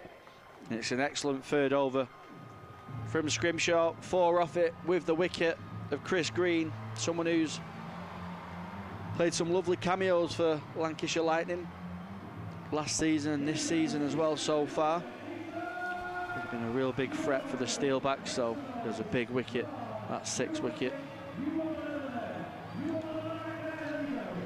He's got to change the bowling now. David Willey has finished his spell and there's a meeting going on who's going to bowl. I should think it'll be spin. Is this Lloyd Pope? Yeah, 2 for 18 so far. Yeah, I think he's going to bowl. Ravi Bopara will always be in the conversation. They're just debating who's going to bowl it. I think it's going to be Pope. Dark glasses on, beard, and they've changed their mind. They've gone the other way. They're going to bowl Sanderson. So, I mean, it was going to be Pope all the way, and Bopara came in and they've had a chat and decided Sanderson. So it's a change of ends for Ben Sanderson. 2 overs, 1 for 17, following up his extraordinary figures in that last game against Worcestershire. 4 overs, 6 for 8. Yeah, Steelbacks maybe trying to kill the game early here, trying to get a couple of tight overs with the main bowlers on early. 109 for 6 as Sanderson in. Slow ball, Jones tries to heave it into the leg side, inside edge, picks up a single. They might be worrying about that fifth ball as well. Who did he bowl? Did he go Proctor or did he go Zabe? And are they trying to get a few more overs ahead of the game before having to worry about who bowls that final allocation of the fifth? Well, it's more than 2 a ball now. 35 remaining, 71 to win. Sanderson, Brian Statham has played nicely through the offside from Blatherwick, but Bretsky at a wide long off. There's no signs of a 2. Gets a single. 70 needed off 34 deliveries. Boundaries. It really needs something special. Needs a flurry. Just need a couple of 15, 16 run overs for Lancashire. Yeah. Just to drag that rate back a little bit. Sanderson in. Slow ball again. Jones slapping that back down the ground. Picks up a single. They've got it worked out. And with Sanderson bowling this over, he's bowling it as wide as he possibly dare to keep it away from that short leg side. Bowling it full. So they've got to hit into the offside unless they want to take a risk. Yeah, so many runs needed. Lancashire batters will be looking to target that leg side. That might cost them a few runs though, a few scoring opportunities. They get a wide. Sanderson tries to follow the batter. Blatherwick steps outside the line of off stump, but Sanderson just having a conversation with O'Shaughnessy to see if he gets a little bit of leeway with Blatherwick moving across. Well, just have a look at the board. It's gone up. Ain't going to change. I'm going to change his mind. Oh, yeah, you're right. Yeah, you're right. Yeah. Then comes Sanderson. It's a brilliant Yorker. Blatherwick gets an inside edge, but McManus cuts it off. Good ball. No single. Really good delivery. He's chuntering away. Shaughnessy. It's all good natured, by the way. Both got a big smile on their face. It's a super ball. Right on the crease. Yorker.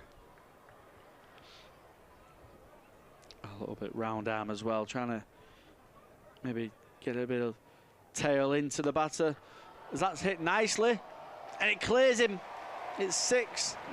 But Jack Blatherwick hit nicely over Bretsky's head at long off.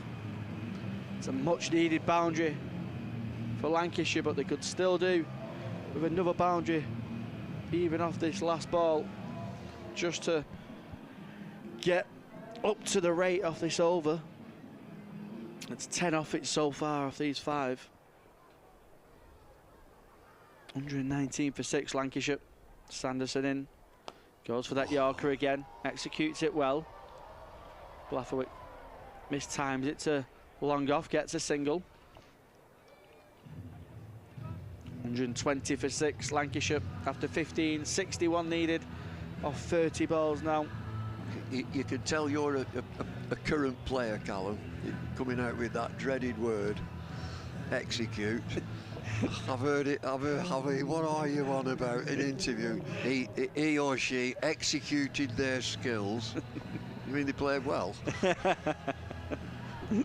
Or as Roy Keane had said, did the job. Did the job. Did the job. Now this is what maybe David Willey was thinking. Lloyd Pope at the other end, a bigger boundary to the leg side. 2 for 18 of his 3 so far. Blatherwick plays that nicely through the offside, only gets a single. Yeah, there's a fielder saving out there on that boundary. Vasconcelos. His leg spin, isn't he, Lloyd Pope? Ball's leg spin. Yeah, pulls it quite quickly, yeah. Not really seen any signs of any spin so far for Pope. He's into Jones. Jones Tries to go over extra cover. 6. But he drags it straight. Is it 6? It is.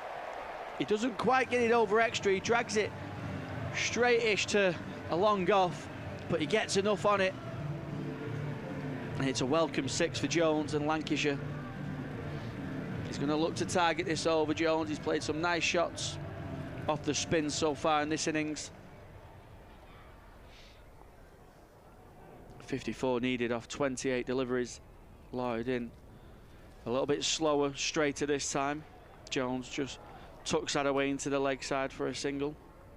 They've done so well at stopping that too. You know, the one that's just dinked into the leg side and you think, well, there's no fielder was scrambled, but the fielders are onto ball so quickly and turning it into a single. There's plenty of space as well into that leg side. The bigger of the two boundaries. Pope in, quicker, flatter to Blatherwick. He rides on the back foot, but can only play it back to the Australian. 53 needed of 26 for Lancashire. Pope in. Blatherwick gives himself room to the leg side, punches it through the offside, gets a single. Jones really needs a boundary after this last delivery now. How many for 6, 7, 8, 9 off this over? Need a biggie. 9s are good for Steelbacks. Pope in to end his spell. And it's a dot ball. It's another brilliant over from Lloyd Pope. 2 for 27 off his 4. Probably the pick of the Steelback bowlers alongside Scrimshaw. And he took the big wicket of Liam Livingstone as well. 129 for 6 Lancashire. 52 needed of 24 balls. That's a good stint from Lloyd Pope. Is that bowling leg spin, coming out with excellent figures. So Lightning, they've got it all to do, but they've got a partnership going here. Jones is 29 from 26. Blatherwick is 11 from 10. They need 52. They need one of these golden overs. If you consider that the Steelbacks in the last 5 overs got 55, was it? 51, I think. 51. They're absolutely neck and neck. Here's Luke Proctor in and balls. It's full to Blatherwick and driven down the ground. Bretsky comes up from long off to field. Blatherwick to 12, 130 for 6. At this stage, they're absolutely neck and neck on total. 6 wicket down is a problem. Tom Hartley's still to come. But they had a great finish, did the Steelbacks. And Lancashire need to match it. 52 to win, 23 balls left. Proctor balls again. Down the leg side, he's appearing for an LBW there. And the keeper then underarms towards the stumps. Proctor then quickly realises that the keeper had done that and had to make sure he was there to stop the ball. Dot ball, 130 for 6. It's a big appeal. It's sliding down the leg side. And that's why, and it's only just sliding. That's why it wasn't called as a leg side wide. Proctor sets off again. Jones waits, hits it out towards the onside. In the end, just kind of toe ends it out towards the leg side for a single. Are they short on time? Because they're all running around in the field. The ball is getting the ball and running back, Luke Proctor. The cut-off is 10 to 5, and it's currently 22.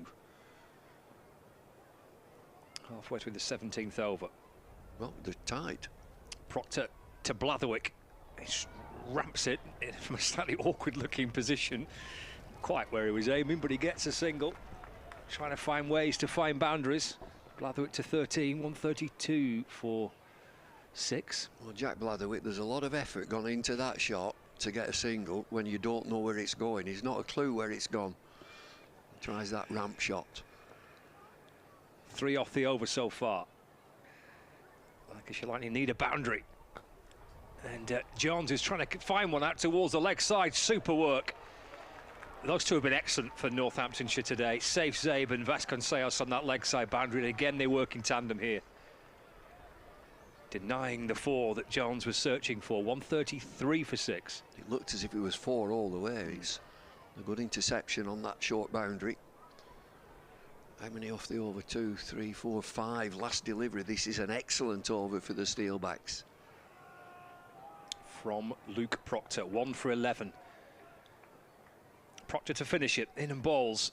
Swing and a miss from Jones and through to the keeper. It's a dot ball. They're all running around the Steelbacks here to try and get into possession with the clock on and time against them. 134 for 6, but that's superb stuff from Luke Proctor. Blatherwick has 13, Jones has 32. Just 18 balls left, 47 required. They need to find a really big over from somewhere here, Lancashire Lightning. What's the penalty if they're short of time? Is it 5 runs? I think it's fielders, isn't it? I think I'll bring another fielder in. You have to bring another fielder into the circle, yeah. Well, that's not much, is it? Runs are better, aren't they? Scrimshaw with his last. Into Blatherwick. Clubs it over mid-off, clearing Sanderson, bouncing out towards the rope. Sanderson's chasing after it. Will it reach the rope? It does. They need boundaries, Lancashire Lightning. They find one with the first ball of the 18th over. And that's the ball, the furthest pitched up ball from George Scrimshaw. Allows Blatherwick to get on the front foot and muscle it over mid-off. And it just about creeps over for 4. Good start. Need a golden over, Lightning. 17 to Blatherwick. Scrimshaw in. Balls again. Oh, that cuts him in half as he tries to whip it away to the leg side. Ball deflecting down towards safe Zabe on the 3rd boundary. Leg by, the signal from the umpire. So 139 for 6. I think they should be knowing what Scrimshaw's going to do. He's going to bang it in. Not halfway down, but short of a length into the body. You can move away leg side if you want to get it over the offside. Jones 32, waiting for Scrimshaw, in and balls, muscle high, leg side is in the air, and Bretsky, 3rd time lucky for him today, does take a catch, holds on to that one. Scrimshaw gets the wicket, Jones departs, and Lancashire Lightning lose their 7th, 139 for 7. It'd be such a huge hit to find that boundary over there. Bretsky makes no mistake this time. He's about 3 or 4 metres in off the boundary. Again, it's that predictable delivery that's banged in, roundabout body. It's just an alternative to get well away and get it going over the offside, which they've not really tried. Jones has gone for 32 from 31. It's 139 for 7, 42 required to win. It's nearly 3 a ball. Tom Hartley. He can hit a long ball, but is it too late? 139 for 7, 17.3 overs. It feels it, doesn't it? It feels like it's too late, but it's always a bit of a fool's game, isn't it, to try and second-guess these 20 fixtures, these 20 games. They can change so quickly, but so much to do here for Lancashire Lightning. Won the first 3. Now they're staring at a second reversal. Scrimshaw sets off from the Anderson end, balls to Hartley, balls down the leg side and wide. Signalled by the umpire. So he'll have to bowl that again. 140 for 7. George Scrimshaw's trotting back to his mark. He's got a long run. Almost comes in from the edge of the 30-yard circle, just a few metres inside that. Hartley waiting for Scrimshaw and sends it high into the air, leg side. Catch for Vasconcelos, oh no, for Proctor rather, on the deep backward square leg boundary this time. And gets congratulated by Vasconcelos, but Hartley hauls out, Scrimshaw gets another, and Lancashire are falling away. 8 down now, 140 for 8. Well, it's the right idea from Tom Hartley. He just doesn't get enough of it. He knows that Scrimshaw is going to bowl into the pitch, outside his off stump. He moves across to try and muscle it into the leg side and just finds deep backward square leg. Tom Aspinwall will be the new batter. They still need 41. Time's running out. Punch of the gloves from these two young uns, Blatherwick and Aspinwall. 41 required from 14 deliveries, 3 a ball. The Steelbacks eyeing up a 5th win on the bounce. Just moving away in the league, in the Northern Division. 140 for 8 then. So 2 wickets in the over for Scrimshaw. 3 for 18. Aspinwall then. Something really special is going to happen here. Leading edge loops in the air down towards third man. It bounces just away from safe Zabe. And Aspinwall gets through for a single. He's off the mark. He moves to 1. 8 down, 141 for 8. 1 delivery from Scrimshaw. He's been excellent. 3 for 19 with 1 delivery to go in his 4 overs. Sets off to complete his bowling for the day into Blatherwick.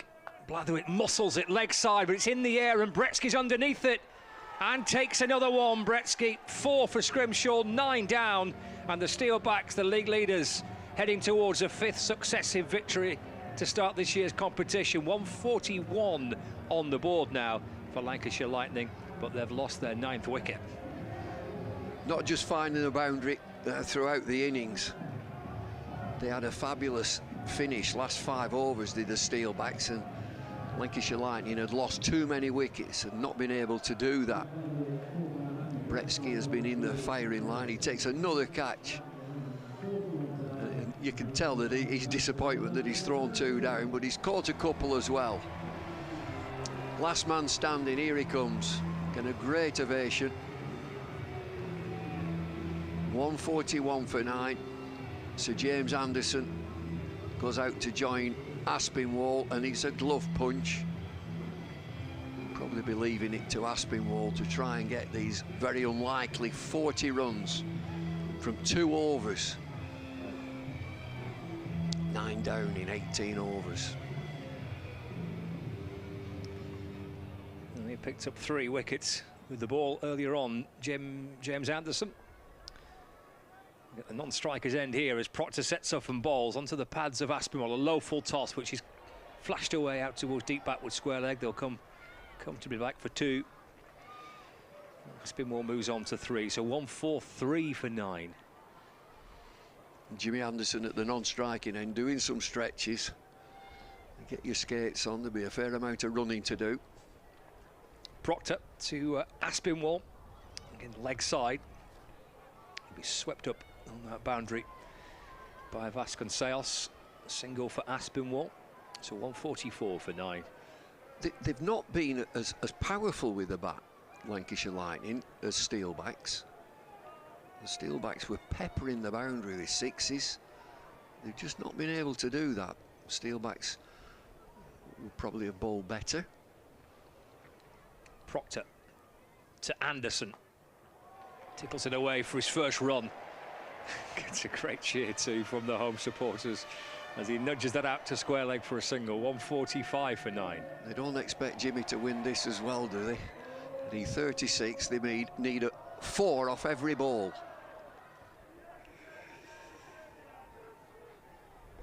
Proctor 1 for 15. Into Aspinwall, swings, misses, and through to McManus. They are sprinting back because I think they've missed the cut-off time. I think they've missed it anyway.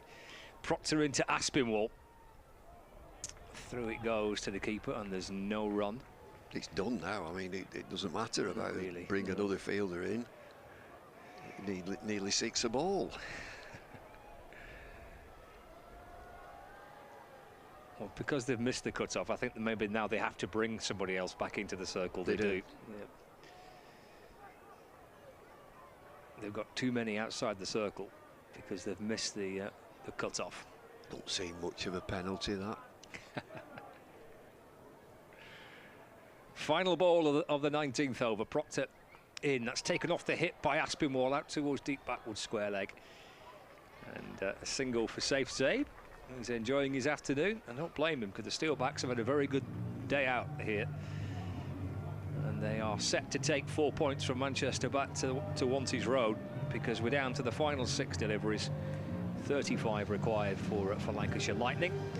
Steelbacks having won here last season for the first time ever in T20 cricket. They're going to make it back-to-back wins at Old Trafford as the DJ plays Mission Impossible theme tune out around the ground, which is probably appropriate. We just look at that 15 over when they were neck and neck, but they'd lost more wickets, Lightning. Steelbacks had a brilliant last 5 overs. 51 off their last 5.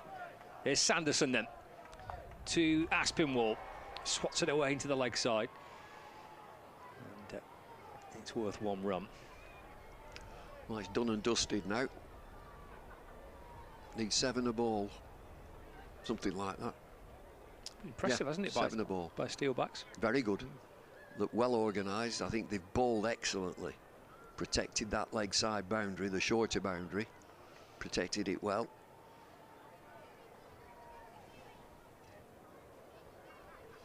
Unbeaten. Yeah. 5 wins from 5. Sanderson to Anderson. Full. Anderson brings the bat down. And it's pushed back along the ground to to Sanderson. And there's no run. He looks miserable, doesn't he, Jim?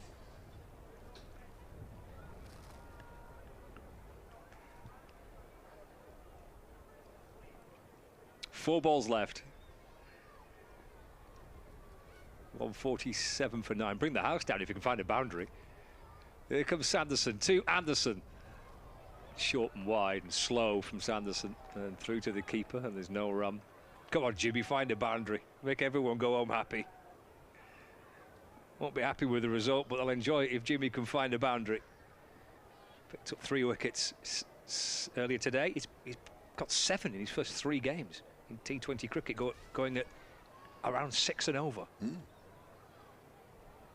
147 for 9. Balls to Anderson. He'll take a single. Works it to the leg side for 1. He's had enough of that. He has. He's had enough of batting. Over to you. Yeah. Tom Aspinwall, you deal with these final 2 deliveries. I'm all right where I am at my own end, thank you very much. But you're dead right. They've been impressive, the Steelbacks. Winning the toss, batting first, get up to 180. Decent enough. Sanderson to Aspinwall. He's gone for a big hit, and he's absolutely smoked it out towards the wide long on boundary. He has hit 6, Tom Aspinwall. Pushes Lancashire beyond the 150. It's a big blow for 6. There's just not been enough of them. I said that they've been more powerful than Lancashire Lightning in finding that big 6 boundaries. So here we go, final ball of the game. Steelbacks a moment away from 5 from 5. Aspinwall goes again, leg side. It's in the air, and Bretsky gets around and cuts it off. And they come back and add a couple to the total, but it doesn't deny the outcome, which has looked increasingly inevitable for the last probably 5 overs or so, hasn't it, really, in truth? And a good performance by the North Group leaders. They've beaten Lancashire Lightning here at Emirates Old Trafford, having won here for the first time ever in T20 cricket last year. They return and win again, the Steelbacks, to make it 5 wins from 5. Very impressive from the Steelbacks. Come up to Emirates Old Trafford, which is a place that Lancashire would say is a stronghold. Now they've had 2 defeats. They started off with 3 wins, the Lightning. Now they've had 2 defeats, so they've got to regroup, gather themselves and go again. Played 5, won 5, the Steelbacks. And really from start to finish, they've been very, very impressive. They look powerful with the bat, getting up to 180. Right, now we defend it with a lot of know-how, protecting that short boundary.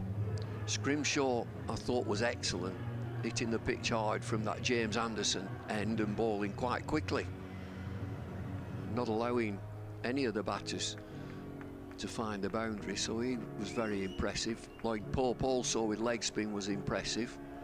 So all in all, a good day's work for the Steelbacks. Yeah, and I guess for Lancashire Lightning, David, they say it's 3 wins from 3 to start it, a couple of defeats, but you're going to get these ebbs and flows, 14 group matches. Yeah, you get back on the horse, get back into winning ways. You know, just analyse where we've gone wrong, and in this one I just think that they've played much better, Steelbacks.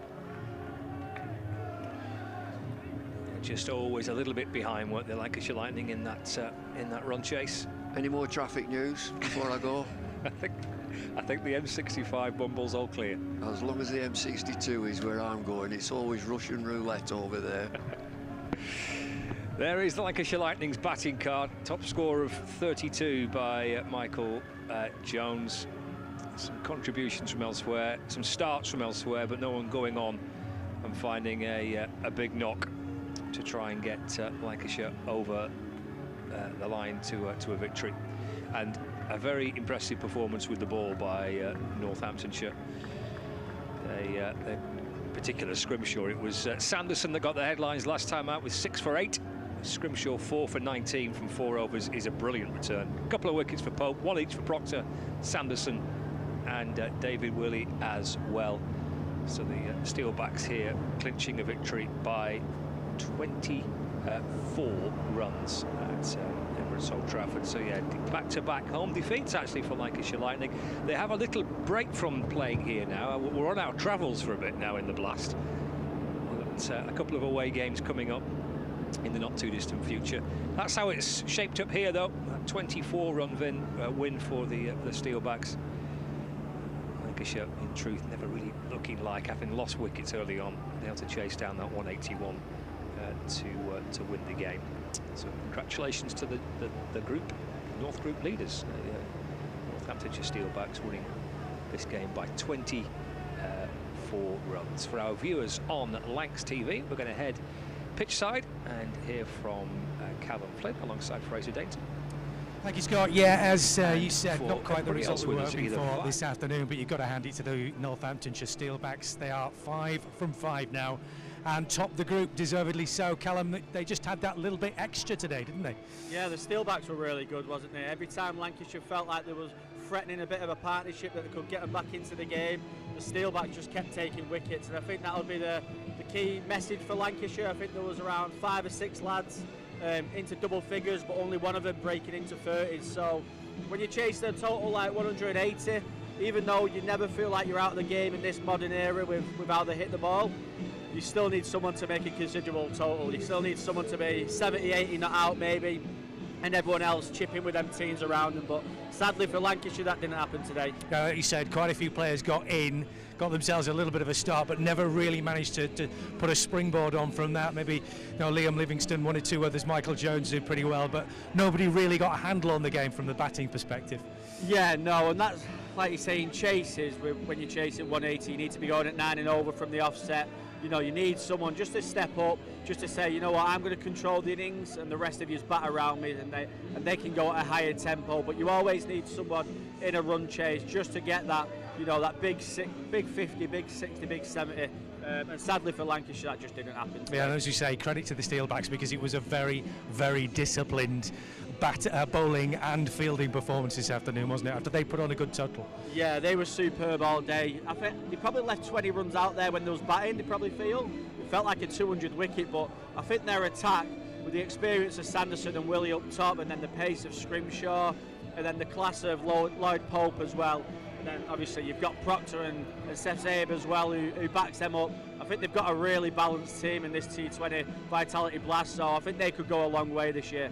3 wins and 2 defeats now for Lancashire Lightning. They've got players to come back as well, though, obviously from IPL and from various England duties and what have you. What do you make of how they've started now after 5 games and the potential they've got now for going on? Because the cut-off we're talking about is maybe, 7 wins perhaps, which might just be good enough for Lancashire to go through? Yeah, it's funny how quick momentum can change in this T20 game. 3 wins from 3, I think it was, and 2 in 2 defeats. So that'll be a talking point for Lancashire, but I don't think they'll worry. They've been in situations like this before. Once you get a couple of wins in this Vitality Blast and the momentum stays with you, like the Steelbacks have 5 from 5, once you get that momentum back as well, you can just get a few wins in a row, games come thick and fast. And I think, like you say, players coming back into this Lancashire side, I think the balance today was really good, but then you had a Phil Salt into there, you had a Luke Wood, maybe even a Josh Butler if they'll see him hopefully later on in the summer.